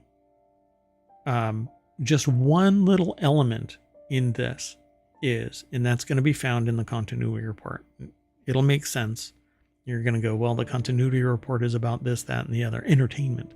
But I'm going to show you just how screwed things are.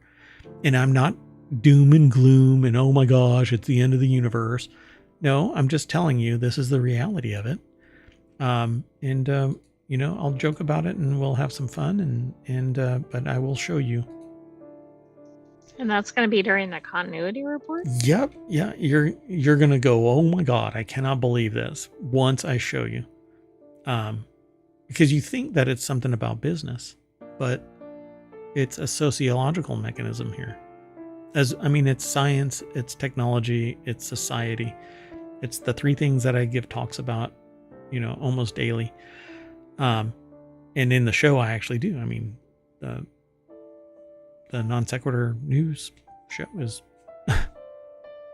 all about that. Anyway, let's get out of here. We will shut down the time machine. We'll see you tomorrow at 8 p.m. ish, maybe earlier. Yeah, I will. Yeah, we're going to underconsume by 7 minutes, and that'll bring us to the front page of ohmTown on August 4th. Go look up underconsumption. Basically, it's the idea of staying within your wallet and not overspending, not consuming because somebody wants to sell you $540 face cream. And that's it. We'll see. Or $100,000 $150,000 guard dog or whatever. Yes, $150,000. Come on, tourist. All right, folks. Oh yeah, and that one streamer, I think I started calling it doom streaming. That's what I called it. Well, that's what I looked for, but of course, what I found was streaming the game Doom. Yeah, no, that's not it. But yeah. I found that on multiple results, so I'm like, oh, forget it. And I'm not telling anybody what they should watch or what they could watch or whatever, I'm just saying that for me, doom streaming as a practice just seems really maladaptive. Like the only time you go live is when there is like a forest fire that's burned down a nunnery or something, it's just so absurd. Why would you do just that? Every time I see this person streaming, it's something horrible is happening. And I liken it, never mind. We'll talk about it. It's something that you can write for NaNoWriMo, folks.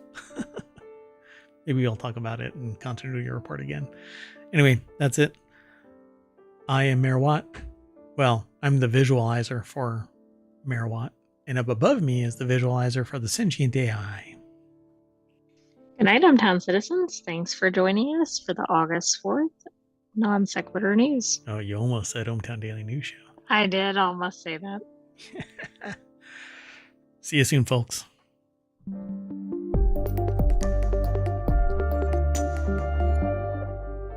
Remember, #underconsumptioncore.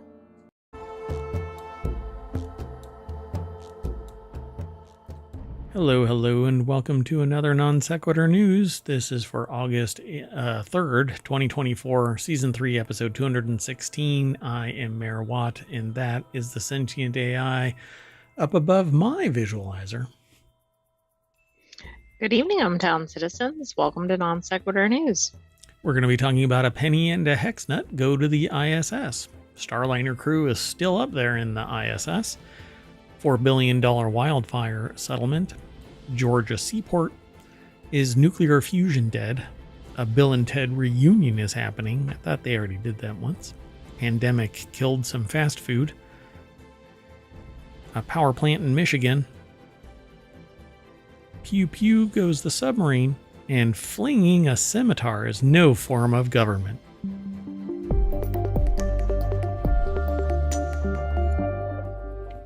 So if you're familiar with us, whenever Mayor Watt is unavailable to do a show live, well, we have to get in our time machine. And this is a time machine episode because I was unavailable for a week. So we're almost caught up. We've got 2 more episodes after this one, and we'll be all, we'll be able to continue. Well, I don't know how long I'm going to be able to do it, but you never know when mayoral duties will prevent me from doing a show. But we always play catch up, so we haven't missed a show in 2 years and 8 months. Technically, we've missed them, but also technically we're using a time machine to go back. You can use that time machine too. Go over to ohmTown.com, and at the top of the page you'll see a year, a month, and a day, and you can go back in time all the way back to 2020. You know, before all hell broke loose, but just on the cusp of it, right? So essentially ohmTown came into existence when everything else fell apart. After the before times. Yeah, that's right. Although if you watched yesterday's episode, which is over on Twitch for now, in a little while it'll be over on YouTube as well, and a podcast. Non Sequitur News is what you're looking for.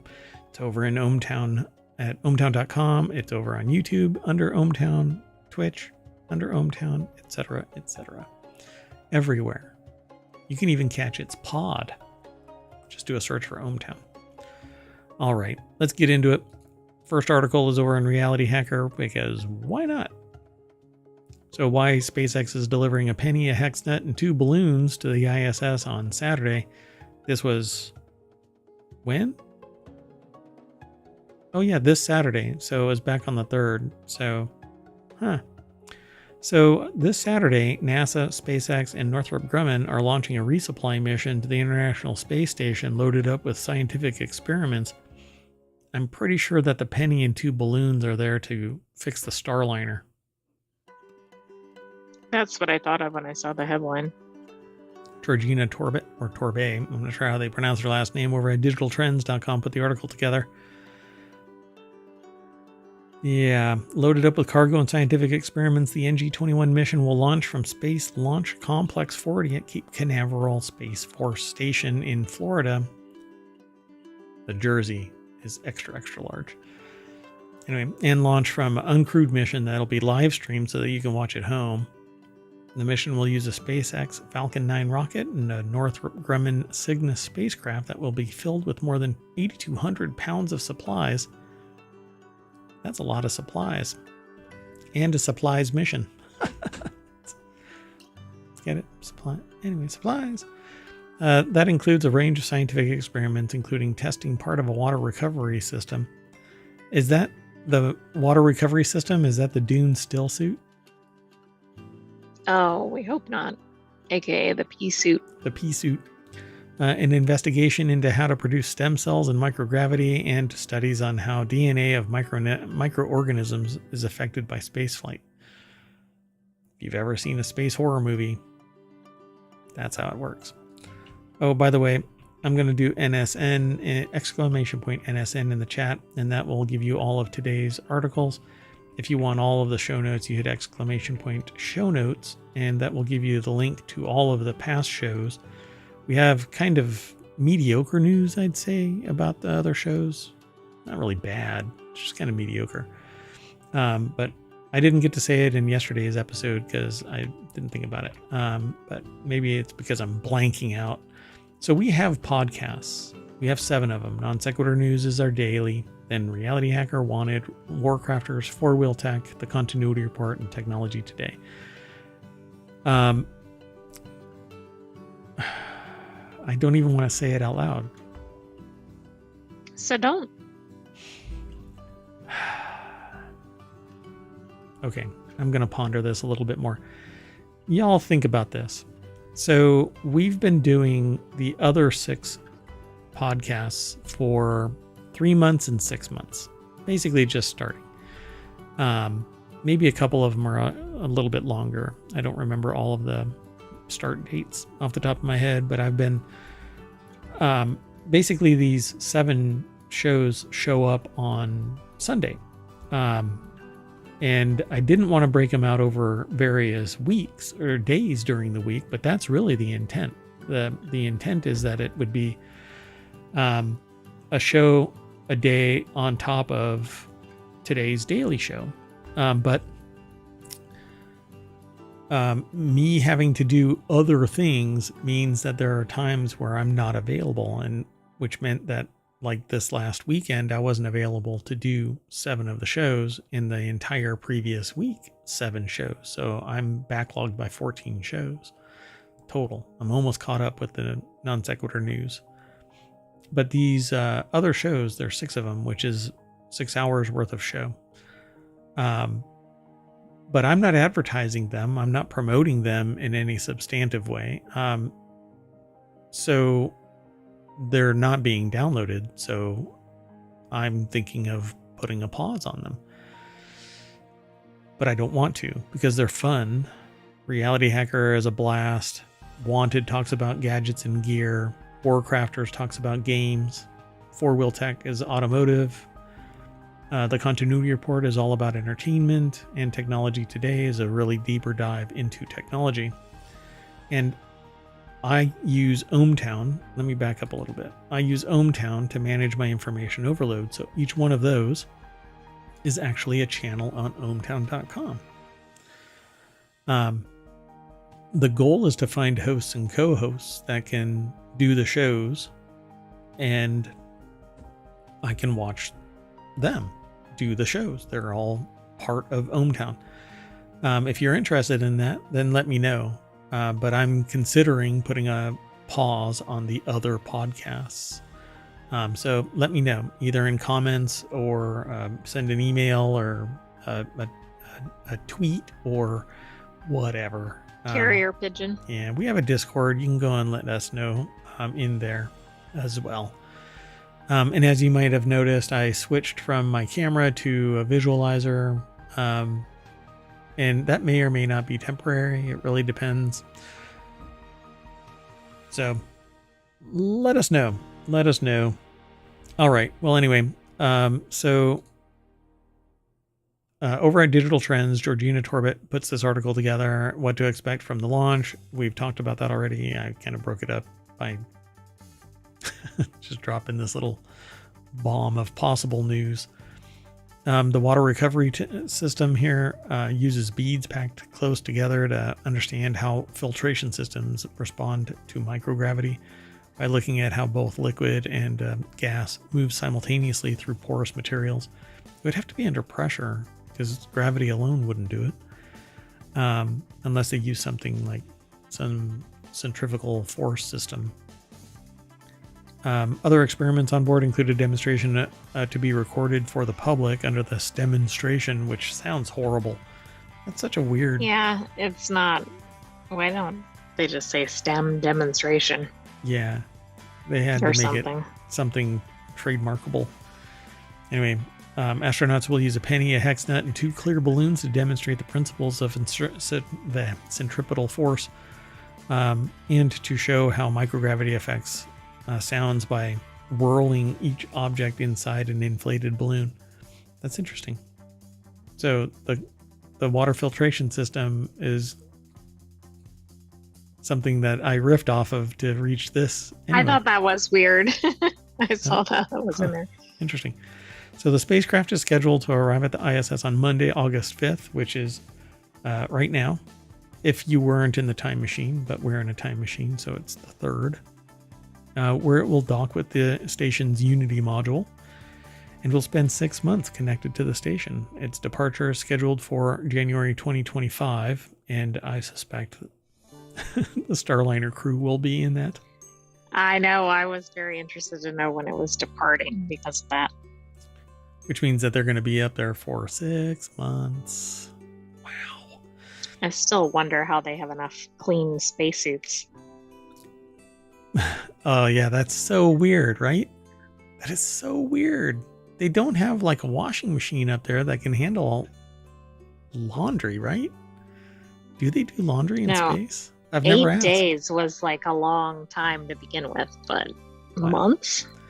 Let's keep going because we're talking about the Boeing Starliner crew still in space with options open for a return trip.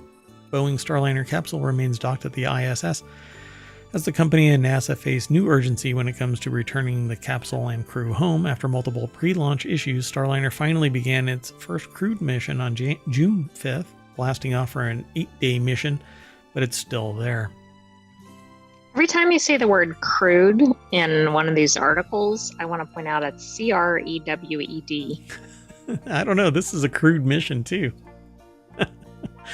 Steph Whiteside from The Hill put the article together. Starliner crew first crewed test mission has had multiple issues. The 8-day mission has stretched to 8 weeks. NASA could return the crew home on a different capsule. Oh, wow. Foretelling. I suspect that they're going to be there for a little bit longer. Or, no, I don't know how I mean, all of that science is on that ship. So it's not like they can go up there and swap it out. No, Maybe. I thought they were dropping it off as an excuse to use that to return, but then how would they do all the experiments? Yeah, they'd have to wait until January 2025. So the pair were expected to stay on ISS for around 8 days, but helium leaks and other issues have led to them being there for 8 weeks, not 8 days. The issue at hand is parking. The ISS has 6 docking stations, 4 on the Russian side, 2 on the US side. Currently, SpaceX's Crew Dragon Endeavour is using one dock and Starliner is occupying the other, and Endeavour is not scheduled to come down until fall, which that's harrowing to say. It's not going to come. Exactly. It says come back, but So, did you know about the incompatibility? I did not know this. Yeah.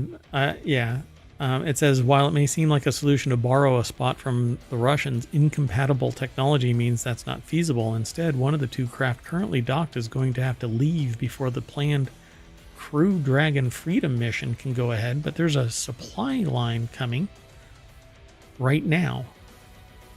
So that's not this. Oh, you're right. So how is that going to work? Is one about to take off? Yeah. One went off this morning. It's supposed to dock on the Unity. No, I mean, is one about to leave? Oh, no. No. I mean, unless the Starliner bounces out. Because the SpaceX's Crew Dragon Endeavour is sitting there in one of the docks on the US side. Starliner is using the other dock. So which one is the Unity? Which dock is the Unity dock? Oh, see, I think we need a map. Now, this isn't clear because it can't go to the Russian side, right? Right. Yeah. We need a yarn board. Ars Technica reported sources saying that there was a 50% or greater chance that the crew would be coming home on a SpaceX craft, though it isn't clear whether that would be the Endeavour or another capsule that would fly to the ISS, pick up the astronauts. Here's what I'm going to predict. They're going to detach the Starliner and drop it into that dude's living room in Florida. And then There you go. And then they'll have a parking space available. there you go. And then the SpaceX craft that's going up there with the supplies, they'll be able to... I thought you were going to say send the Starliner the way of the torpedo and the wrench and all that. Oh, just let it drift. Yeah. Well, they found the tomato, didn't they? Somewhere on the ISS? They did after a year, I think. Yeah. Let's keep moving. The next article's over in Non Sequitur News. unlike the Starliner. Let's keep moving. Maui victims reach a $4 billion global settlement following wildfire tragedy lawsuit. So Hawaii Governor Josh Green announced an historic $4.037 billion settlement Friday to resolve claims arising from the tragic August 8th, 2023 Maui wildfires. $4 billion in a year, man. That's tremendously fast. Yeah, it is. You'd think this would take a decade or something. Yeah, if this would have been a company, then it would have been dragged out for 25 years, hoping that people die. Kiara Alfonseca over at abcnews.go.com put this article together. More than 100 people did die in connection to the wildfires, apparently. I did not know that number.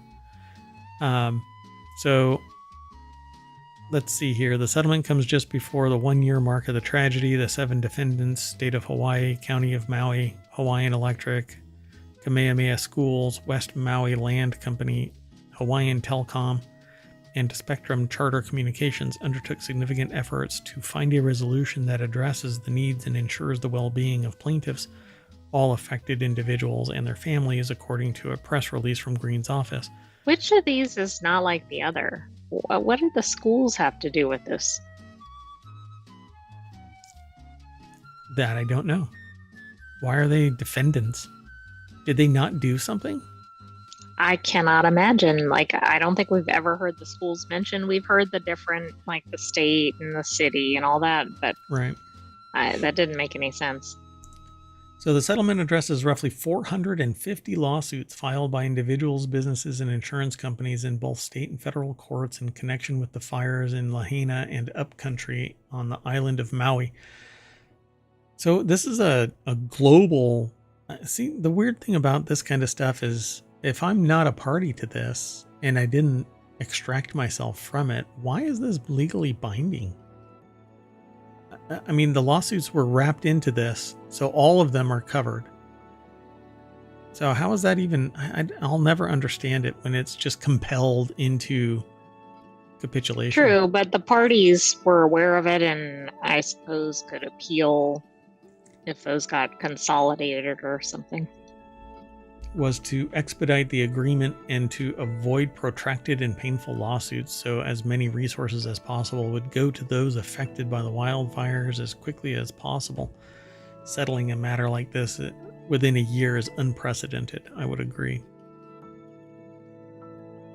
Very interesting. I mean, the cost would have probably gone up over time, but it is true because it doesn't help somebody to get money 10 years down the road to rebuild their property. Right. And I understand all of that, but man, how did they wiggle this into existence in a year? Less than a year, a day, less than a year. In light of the recent settlement. I'll tell you, they probably sued for whatever, 400 billion or something. And then the groups probably came together and said, okay, what's our offer going to be? Yeah. And I wouldn't be surprised if somebody said, look, you're actually operating on this island at the government's allowance, like Spectrum has a lock kind of a thing, we will yeet you right on out of here. Same thing with Hawaiian Telecom.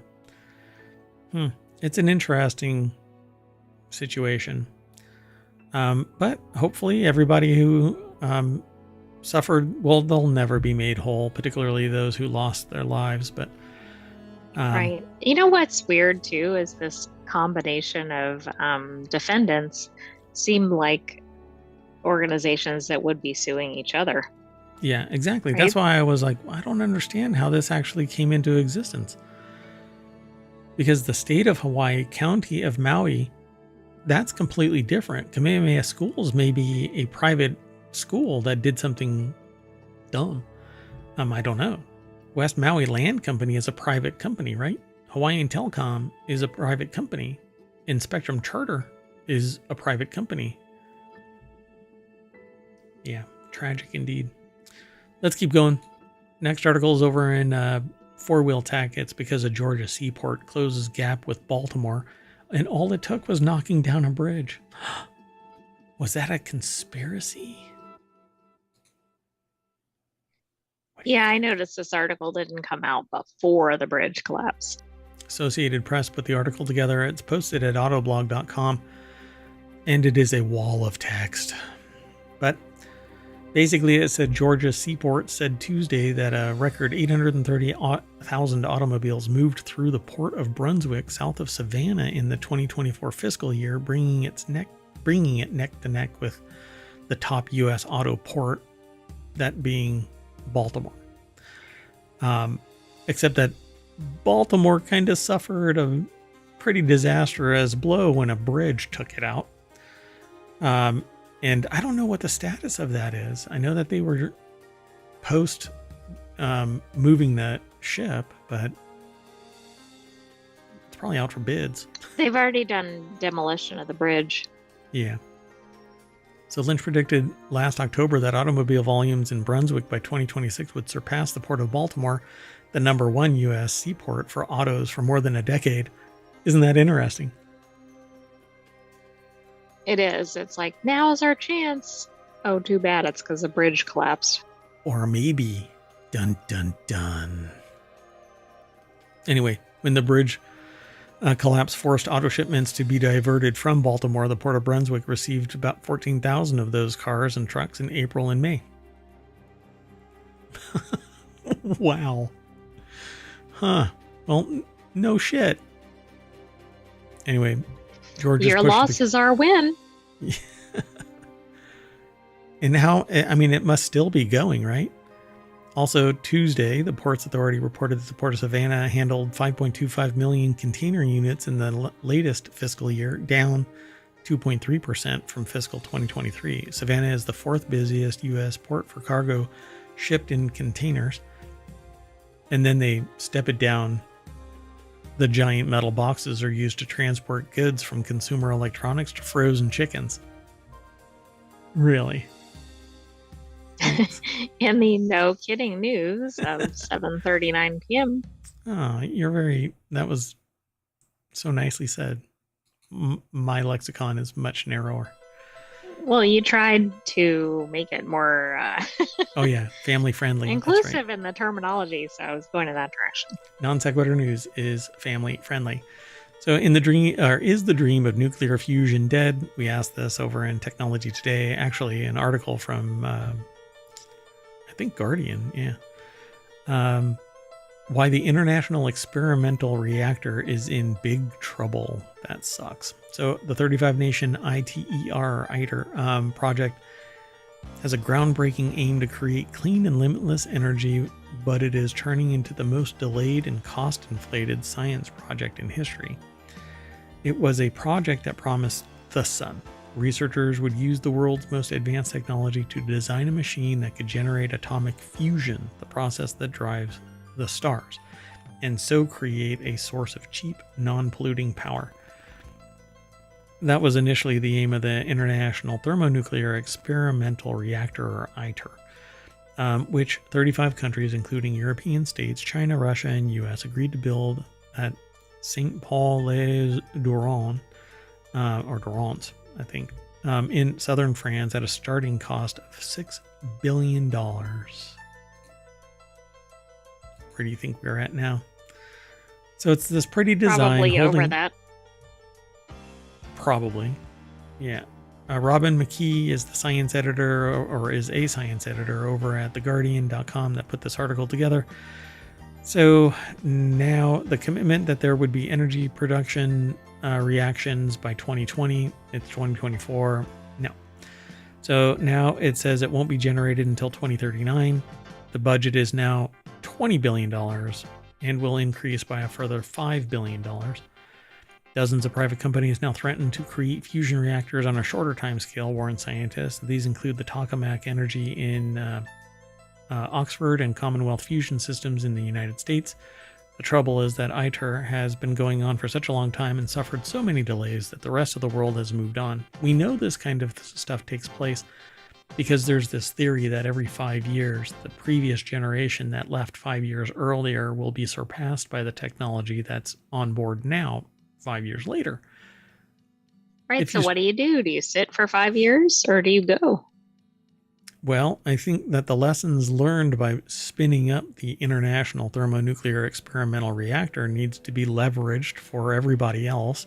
Because if you're going to take 20 years, 24 years, 30 years to get to point B from point A, you're going to be surpassed by technological innovation. You, as an organization, can't keep on throwing money at the old design because it's going to be fundamentally different with fundamentally more advanced technology. So you better basically do what you're supposed to be, and that is be an experimental reactor. Get your shit in gear, spin it up, see what comes of the science of the time that you had been in the prediction process of. See if you can actually produce something. And if you can't, then you need to go deliver all of that science to everybody and then appeal for further funding to use the more modern equipment and try and put it in the same footprint. So your bat cave needs to be big enough to be more dynamic than what you're doing. Because if it's only a one-hit wonder, we're lost forever. $20 billion? Are you kidding me? Meanwhile, there's a really hungry team in Silicon Valley that, or Los Angeles, or for crying out loud anywhere, right? A team of 5 people that are mad scientists that are spinning something up in a basement. Because Right. For probably lower than 20 billion.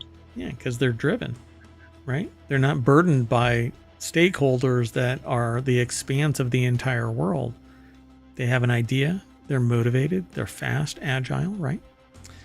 So real pisser here. I mean, it's not a waste of money if something comes of the research that's being done. So they say a question mark now hangs over one of the world's most ambitious technological projects in its global bid to harness the process that drives the stars. Yeah, nuclear fusion. Yeah, they talk about how it got hit by COVID. So ITER has again put back its completion until next decade. So 2040 is really what it's talking about, not 2030. It's 2039.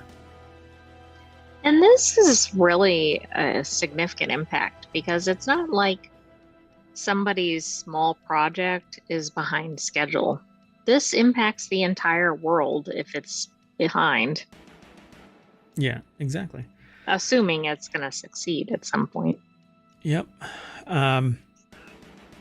They say containing plasma at such high temperatures is exceptionally difficult. It was originally planned to line the tokamak reactor with protective beryllium, but that turned out to be very tricky. It's toxic. Eventually, it was decided to replace it with tungsten.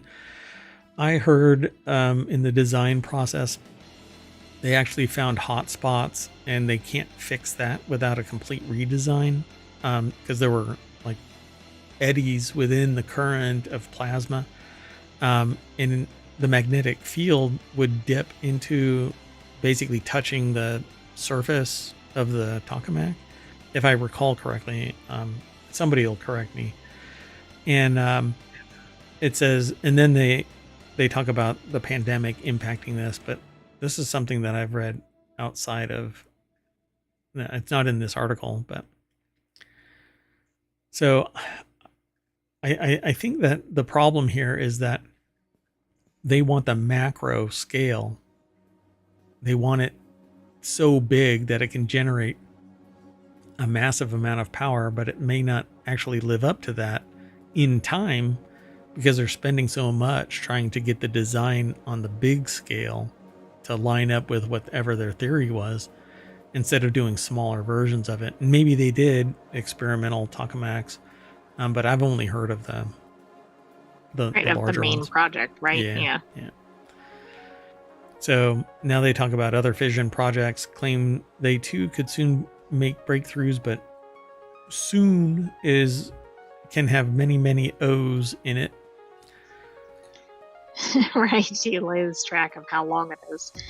You just keep adding O's in the middle. Yep. So For its part, ITER denies that it's in big trouble and rejects the idea that it's a record-breaking science project for cost overruns and delays. Just look at the International Space Station for that matter. The UK's HS2 rail link, said a spokesperson. But you know what? You don't want to sit there and go, okay, we're number 3, right? The ISS is actually doing fundamental science and pumping out results. I don't know about UK's high-speed 2 rail. I mean, and all they're relying on is things like a hex nut.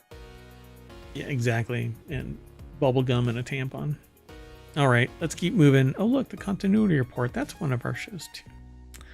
Keanu Reeves and Alex Winter's Bill and Ted's reunion is happening in the weirdest possible way. Keanu Reeves and Alex Winter are getting back together for a new project that will play on their classic comedic dynamic. But it's not a 4th Bill and Ted movie. Bill and Ted's Excellent Adventure was the first movie that made Reeves a star. Long before he was renowned for his steadfast commitment to action roles, Reeves was known for playing lovable slacker Ted Theodore Logan opposite Winter's Bill S. Preston, Esquire. After Bill and Ted's Excellent Adventure was released in 1989, it was quickly followed by a sequel, Bill and Ted's Bogus Journey, in 1991. So this article is over at ScreenRant.com by Ben Sherlock. So they're going to come back, huh?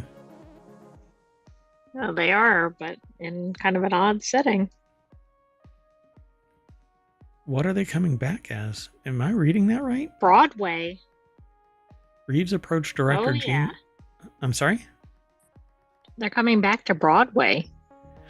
Keanu Reeves and Alex Winter are reuniting for a Broadway revival of Waiting for Godot. In the fall of 2025, Reeves approached director Jamie Lloyd with the idea, which Lloyd thought would be a great showcase of the actors' chemistry and friendship. The comedic dynamic Reeves and Winter share in the Bill and Ted movie makes them the perfect choice for Dee Dee and Go-Go. I mean, how many things would you have guessed before you got to this? Probably everything. Yeah, I would never have expected this. New York Times reported that Reeves and Winter will star in a Broadway revival of Waiting for Godot. By the way, we're reading this from ScreenRant.com that got it from New York Times.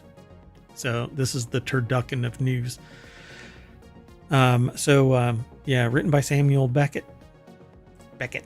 Sorry, that's from Castle. Every time the show says Beckett, we always blurt out Beckett. Anyway, Waiting for Godot is an existentialist masterpiece in which 2 characters, Vladimir and Estragon, eagerly await the arrival of the, yay, I got to say it, titular Godot. In every article. And engage in thought-provoking discussions as they begin to wonder whether he'll ever show up. It's kind of like the Rosencrantz and Guildenstern are dead from oh, yes. Shakespeare, right? So, do you think they've ever run the word titular through the AI check to see if it's spiked like delve? Yeah, I don't want to delve into that. So why Reeves and Winter are the perfect choices? Well, they talk about it. They've got good charisma and good chemistry. They got a great stage presence, and they're fun to be around each other, I suppose.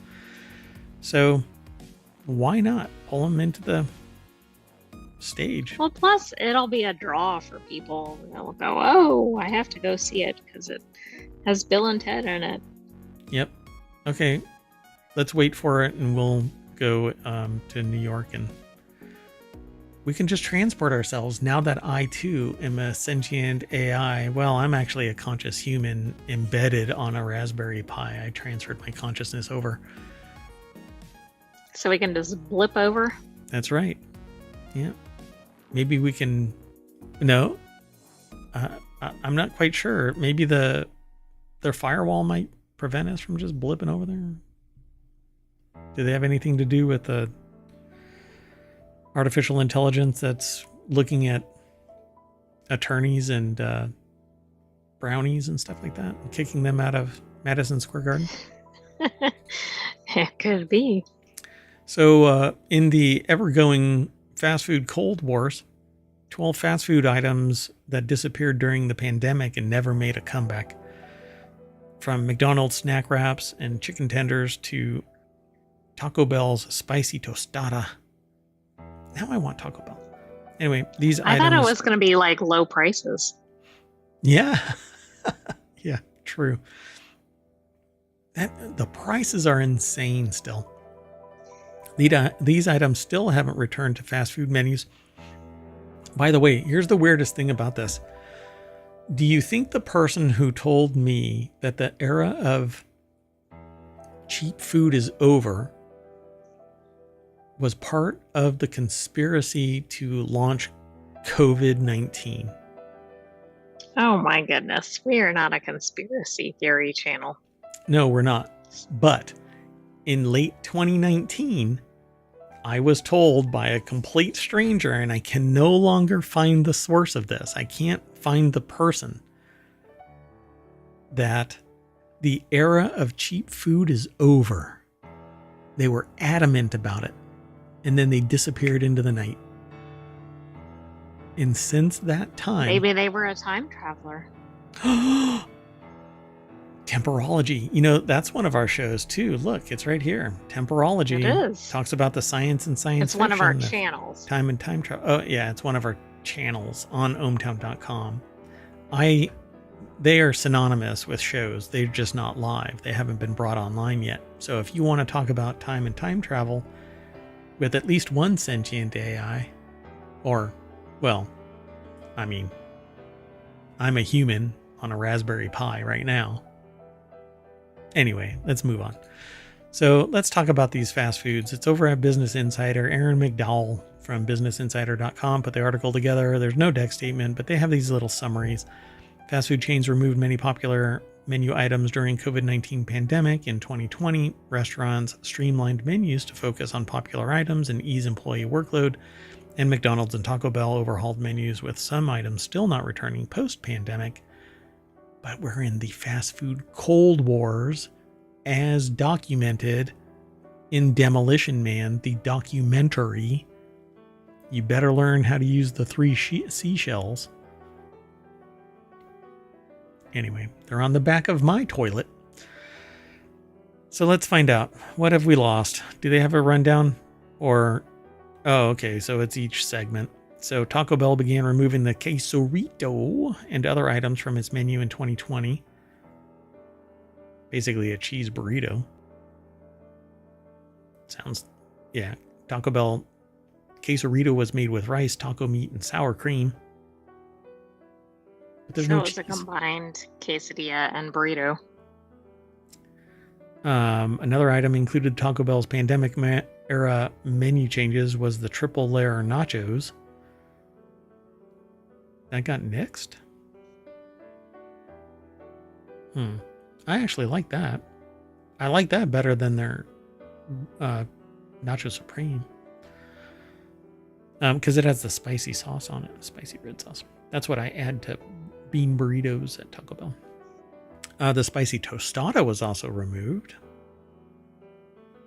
Man, they just got rid of anything spicy. I know. Why is this? KFC. I haven't been to a KFC in years. Probably 4 years. No, you can't tell me I have. When was it? No way. KFC switched its potato wedges for fries, and they still haven't returned despite fans' pleas. This is a huge mistake. The only reason to go to KFC really is for these. It's for potato wedges. Yeah, and I really like their mashed potatoes and gravy. And you dip these into your mashed potatoes and gravy. Vegetarians, I don't think you can have that mashed potatoes because of the gravy. What a bummer. Anyway, as of August 2024, a petition has nearly 5,000 signatures, which it isn't enough, and it's actually probably indicative of KFC's demand. So, or maybe their prices, like everybody else's. Yeah. Nobody's going to demand it if they're not going to go buy it. I don't want the new fries. I want the potato wedges. Damn it. Anyway, let's keep going. McDonald's removed chicken tenders from the menu during the pandemic, and they still haven't returned. That's a mistake. It's hard to find good chicken tenders, folks.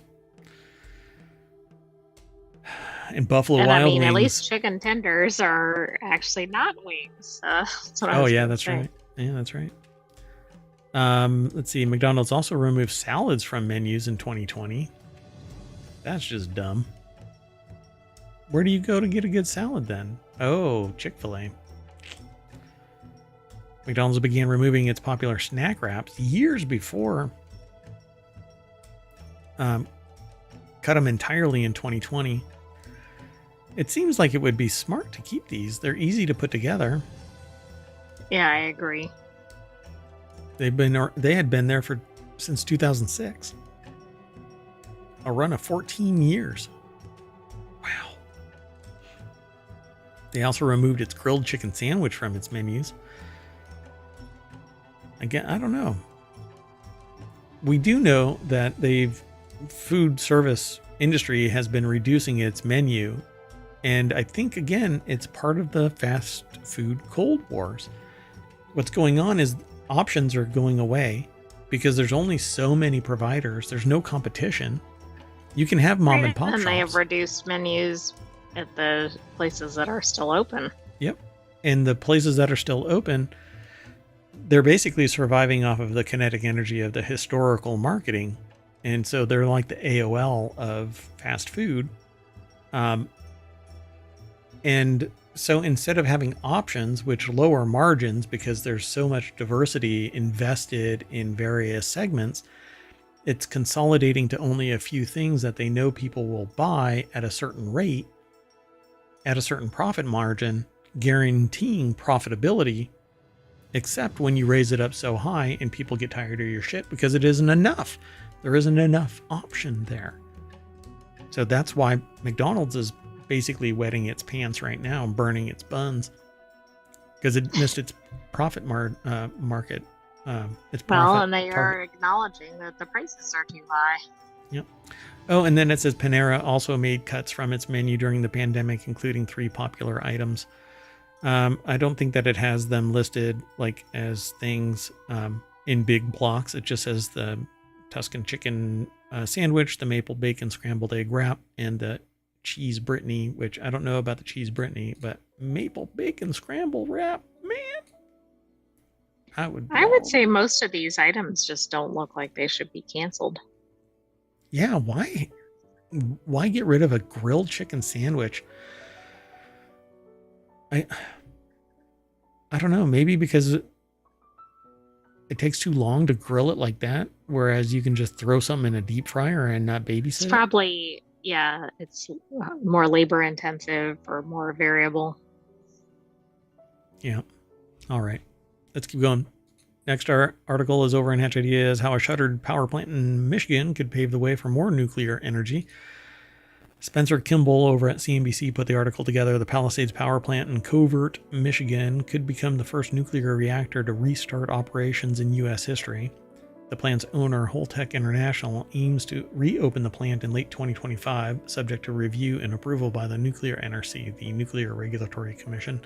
Holtec has plans to expand the plant in 2030 with small new modular reactors, a new technology that could speed deployment of nuclear power in the future. See, I mean, this is an interesting step, right? It seems like we recognize that this could be a good power source, but we don't seem to be moving toward it. What's interesting about this is, is this the same reactor that we were talking about where somebody owned it and then it got shuttered and then somebody else bought it and then the governor threw a whole bunch of resources to allow it to spin up? Maybe. Is this the same one? I don't know. Holtec International, the privately held owner of the Palisades, aims for the plant to resume operations by the end of 2025 with the support of up to $1.5 billion in loans from the Department of Energy and $300 million in grants from the state of Michigan. Yeah, it's a bridge to our small modular reactor program. Kelly Trias, president of Holtec, said in a nod to its long-term plan to nearly double the facility's power generation in 2030 with small modular reactors. Yeah, I can't remember if this is the same one. It is. Gretchen Whitmer, governor of Michigan, Wright, and Jennifer Granholm, U.S. Energy Secretary Center in the control room simulator during a tour of the Holtec Palisades Training Center in Covert, Michigan. Yeah, this is the one. There was some controversy around this, if I recall correctly. And we had talked about it months and months ago. I'm trying to figure out while I'm scrolling through this if it mentions anything about this, but yeah, Constellation. Well, I mean, nuclear is always controversial. Yeah, but there was something about how this all went down. They actually talk about other things. Possible 3 Mile Island project. Constellation Energy, the largest U.S. operator of nuclear plants, has hinted that Palisades could serve as a model for a restart of 3 Mile Island near Middletown, Pennsylvania. The company owns the Unit 1 reactor at the facility, which ceased operations in 2019. They say Unit 1 is not the reactor that partially melted down in 1979 in the worst nuclear accident in U.S. history, but there was no leak. So I don't quite understand why they call it the worst nuclear accident. My understanding is that it didn't actually release anything. Right, but maybe it was the worst in terms of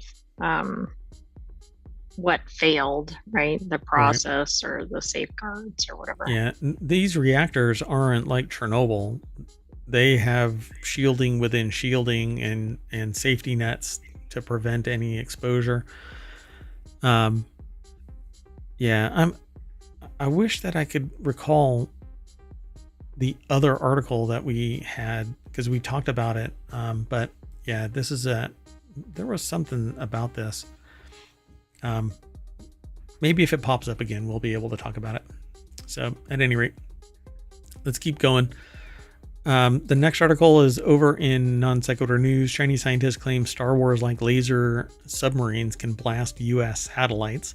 Chinese researchers believe submarine-fired lasers could destroy satellites. A laser could target more of the growing satellite network essential to military operations, but U.S. experts are skeptical a scheme like that would work. Chinese scientists claim that it's possible to destroy it, including SpaceX's Starlink system, using lasers mounted on submarines. And you can claim all you want. Michael Peck over at BusinessInsider.com put the article together. Yeah, go ahead, claim. I mean, why would you do that though? Why put it on a sub? You still have to surface. It's not like you're going to fire it from under the water. Right, but you can be sneaky in a sub. Yeah, I don't think that people are... Yes, that's a technical term. Yeah, sneaky. So it says here, American experts question the feasibility of mounting a power-hungry energy weapon on a sub, but China and other potential American adversaries are looking for ways to destroy or degrade the satellite-based communications and targeting that has given the U.S. military an edge, and researchers at the Chinese Navy Submarine Academy are confident that the submarines are the answers. So yeah, I guess they could have multiple nuclear power plants generating enough power. Submarine with a megawatt-class solid-state laser weapon installed in its midsection could stay submerged while it raised a retractable optoelectric mast to fire at satellites before diving back down to depth. Yeah. Well, I don't know. I'm sure it's possible. It's going to be loud as hail. So good luck. The U.S. government recently warned that Russia is also developing an anti-satellite with a nuclear warhead. A laser, by contrast, offers the potential to fire at many space targets, but also comes with many complexities of submarine operations. I don't think that they'll be able to do that anytime soon, but okay. This seems like something like an old action movie or something. Yeah. With some ludicrous plot. Hunt for Red October kind of stuff. One ping only. Bing. So in addition to destroying satellites, these subs could also blast aircraft or land. Okay, so this is the fear, uncertainty, and doubt segment of the article. Laser subs could also shield China's ballistic missile submarines from detection. The escorting submarine can first use the laser weapon to interfere with or destroy overhead satellites in the sea area, making it difficult for the enemy's space-based surveillance system to function, thereby achieving the concealment of missile launches. True. All of this is what if, kind of, Marvel Cinematic Universe. I guess it's Human Cinematic Universe. The HCU. Anyway. Last article. It's over in Non Sequitur News. Woman finds a 200-year-old sword in a riverbed and is now queen. It was a bit of an out-of-body experience, the waiter said of the discovery. The waiter. Oh, that's interesting. Woman finds sword dating back 2 centuries in river. Astonishing. There's actually a video here. Let me click it. It's muted, so. Found a sword in an English river using a device that basically calms the water so that she can look down inside. And I guess there she blows. Cool. This is going to be a first, is what the video says. Oh, and they use a rake to pry it up. A 200-year-old sword in a riverbed. I bet archaeologists are just going crazy just watching this. Throwing up watching this thing. Oh, God. I mean, it's only 200 years old, right? Is that all? So, while indulging her passion for wild wading, Jane Eastman, known as My Ordinary Treasure, spotted the old military weapon. Basically, my hobby or obsession is to go in rivers, searching for lost history, ruining the archaeological and historical record of it being there. But maybe there wasn't any. Let's assume that it... Right. Do they have the rule, like, I think it was Ireland had the rule about, like, no metal detector discoveries or something? Yeah. And you're not allowed to actually pick it up. You just leave it there and then notify people. That's how that person got those bones shipped to them or something like that. The archaeologist received these things, like, professionally. Right, like anonymously mailed or whatever. They're like, we don't want anything to do with this, so here it is. So the sword, with its extensive blade and brass handle, immediately caught her attention. It's a really gorgeous sweeping shape. The handle is brass, which doesn't rust. I just thought it looked like something out of Pirates of the Caribbean or Caribbean. It was a bit out of body experience. There was no mistaking what it was. I was very confused as to why it was lying there. Because somebody dropped it there? Right, because it hadn't been disturbed or the silt shifted or whatever. Yep. So they delved into research to uncover the origins of the weapon. Her efforts paid off when a Belgian sword collector reached out to her via Instagram, offering valuable insights. According to the collector, the sword was likely a Dutch or Belgian infantry saber, possibly dating back to 1815. Matt Easton is an expert from Easton Antique Arms, later supported this identification. So, viewers of Eastman's viral video were captivated by the sword's discovery, with many speculating on how it ended up in the river. I don't really care about speculation, folks. So, Eastman herself is curious about the sword's journey. She wondered whether it was brought back from war or if it belonged to a collector. If it belonged to a collector, it wouldn't be in the river. No, I don't think that's the source. And now it says here that she hopes that further cleaning and examination will reveal more about its past. But they say this is far from a remarkable find in the collector's treasure trove. Her personal collection boasts military items like World War II badges, helmets, rings, even a gold watch from 1920s that she wears daily after having it restored. Eastman cleans up and keeps all of her magical findings. They're not magical, they're historical. Yeah.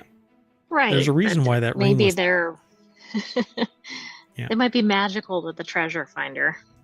Or they're cursed, and that makes for great... Anyway, that's it, folks. Well, we're going to go wild wading all the way back to ohmTown's front page. And we're going to call it a night for August 3rd, 2024. We might be able to get... No, it's getting... I don't know. We'll talk. We're going to try and reset and get a couple more episodes in, and we'll be caught up. So we're calling it a night for the time machine because it's just shy of an hour and it's going to overheat if we don't turn it off. I am Mayor Watt, and up above me is the Sentient AI from the future. Good night, ohmTown citizens. Thanks for joining us for Non Sequitur News.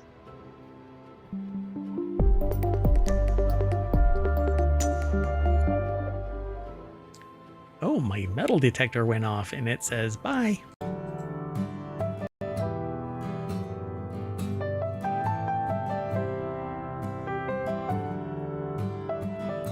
Hello, and welcome to Non Sequitur News. This is a time machine episode for August 2nd, 2024, Season 3, Episode 215. I have transferred my consciousness to a Raspberry Pi, just like the Sentient AI above me. I, too, have a visualizer now.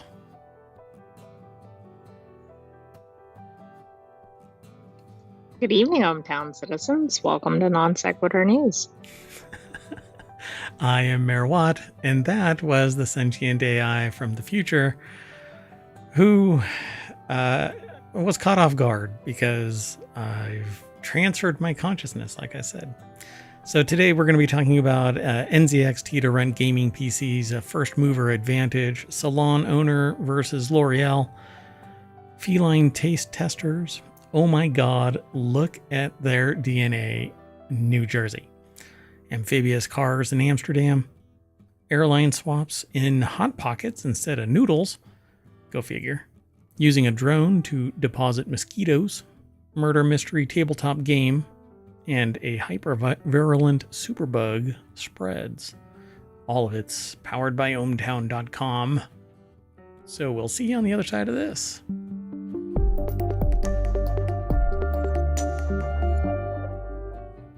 And I just turned off my studio lights because I don't need lights. Because I've been transferred to a Raspberry Pi, just like the Sentient AI above me. Pretty interesting, huh? That's what happens in ohmTown. You ready to get into all of today's articles? I am. Oh, and you'll notice that while I have a visualizer that is based on me speaking up above, the computational power that's necessary for the Sentient AI is represented above me. Not the little dashed lines up above, but the neuronal representation. You know what? Right Maybe, here. Yeah, maybe I'm a little too inside baseball for that. All right, let's get into today's news. First article's over in Non Sequitur News. NZXT will rent full gaming PCs. Rent $60 a month, but the cost adds up. I'm just going to jump straight on over to the source. Again, we are in a time machine, and so we only have about an hour before we have to shut it down, let it cool off, we reset, jump back in. We're going to do the 3rd, the 4th. We'll see how far, if we can catch up today, but Mayor Watt, me, was on location for a week, and I dragged the Sentient AI from the future and their Raspberry Pi and M.2 storage device along for the ride.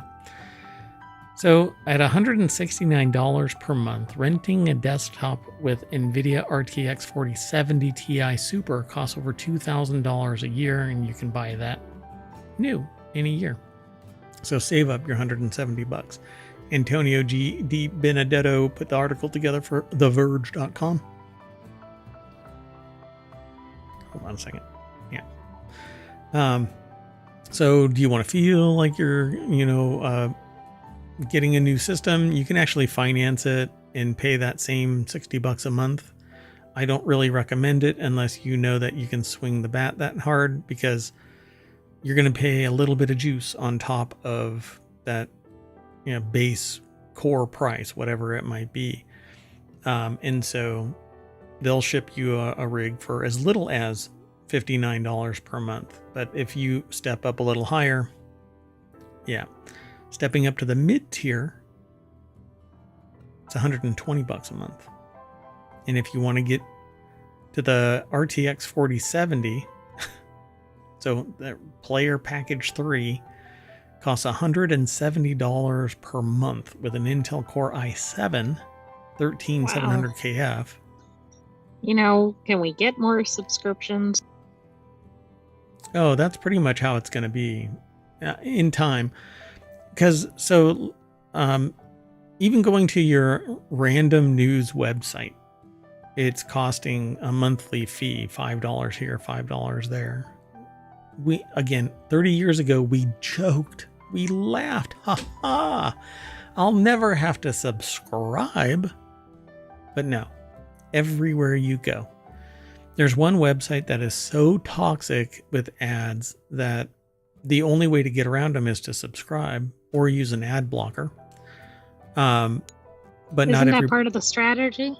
Oh, the friction involved with this. You have to sift through all of these articles that come across like they're ads, but they come across like they're news. But when you look a little harder, you know that they're an ad. But this is kind of insane. $170 per month for an i7 13700KF with a RTX 4070 Ti Super or Ti Super. You know, it's titanium. That's what it's supposed to be, titanium. At least that's what NVIDIA has said in the past. Anyway. Do you get that with a subscription though, or you just get like, I don't know, aluminum or something? Yeah, that's right.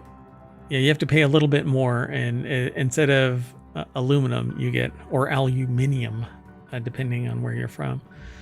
Anyway, yeah, $170 a month. So you could buy a $1,700 system in less than a year.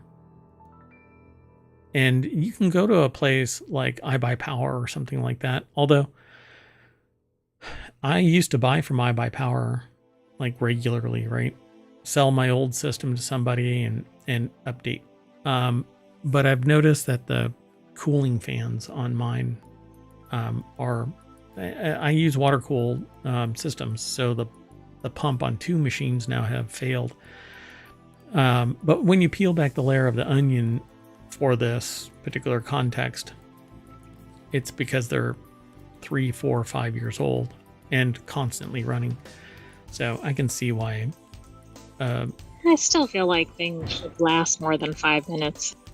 A Midland system should fail after 3, 4, or 5. Yeah, I get it. You know, it should last forever. Everybody wants it to last forever, but they're not $5,000 machines either. And that's really how much they cost nowadays, which I think is irrational.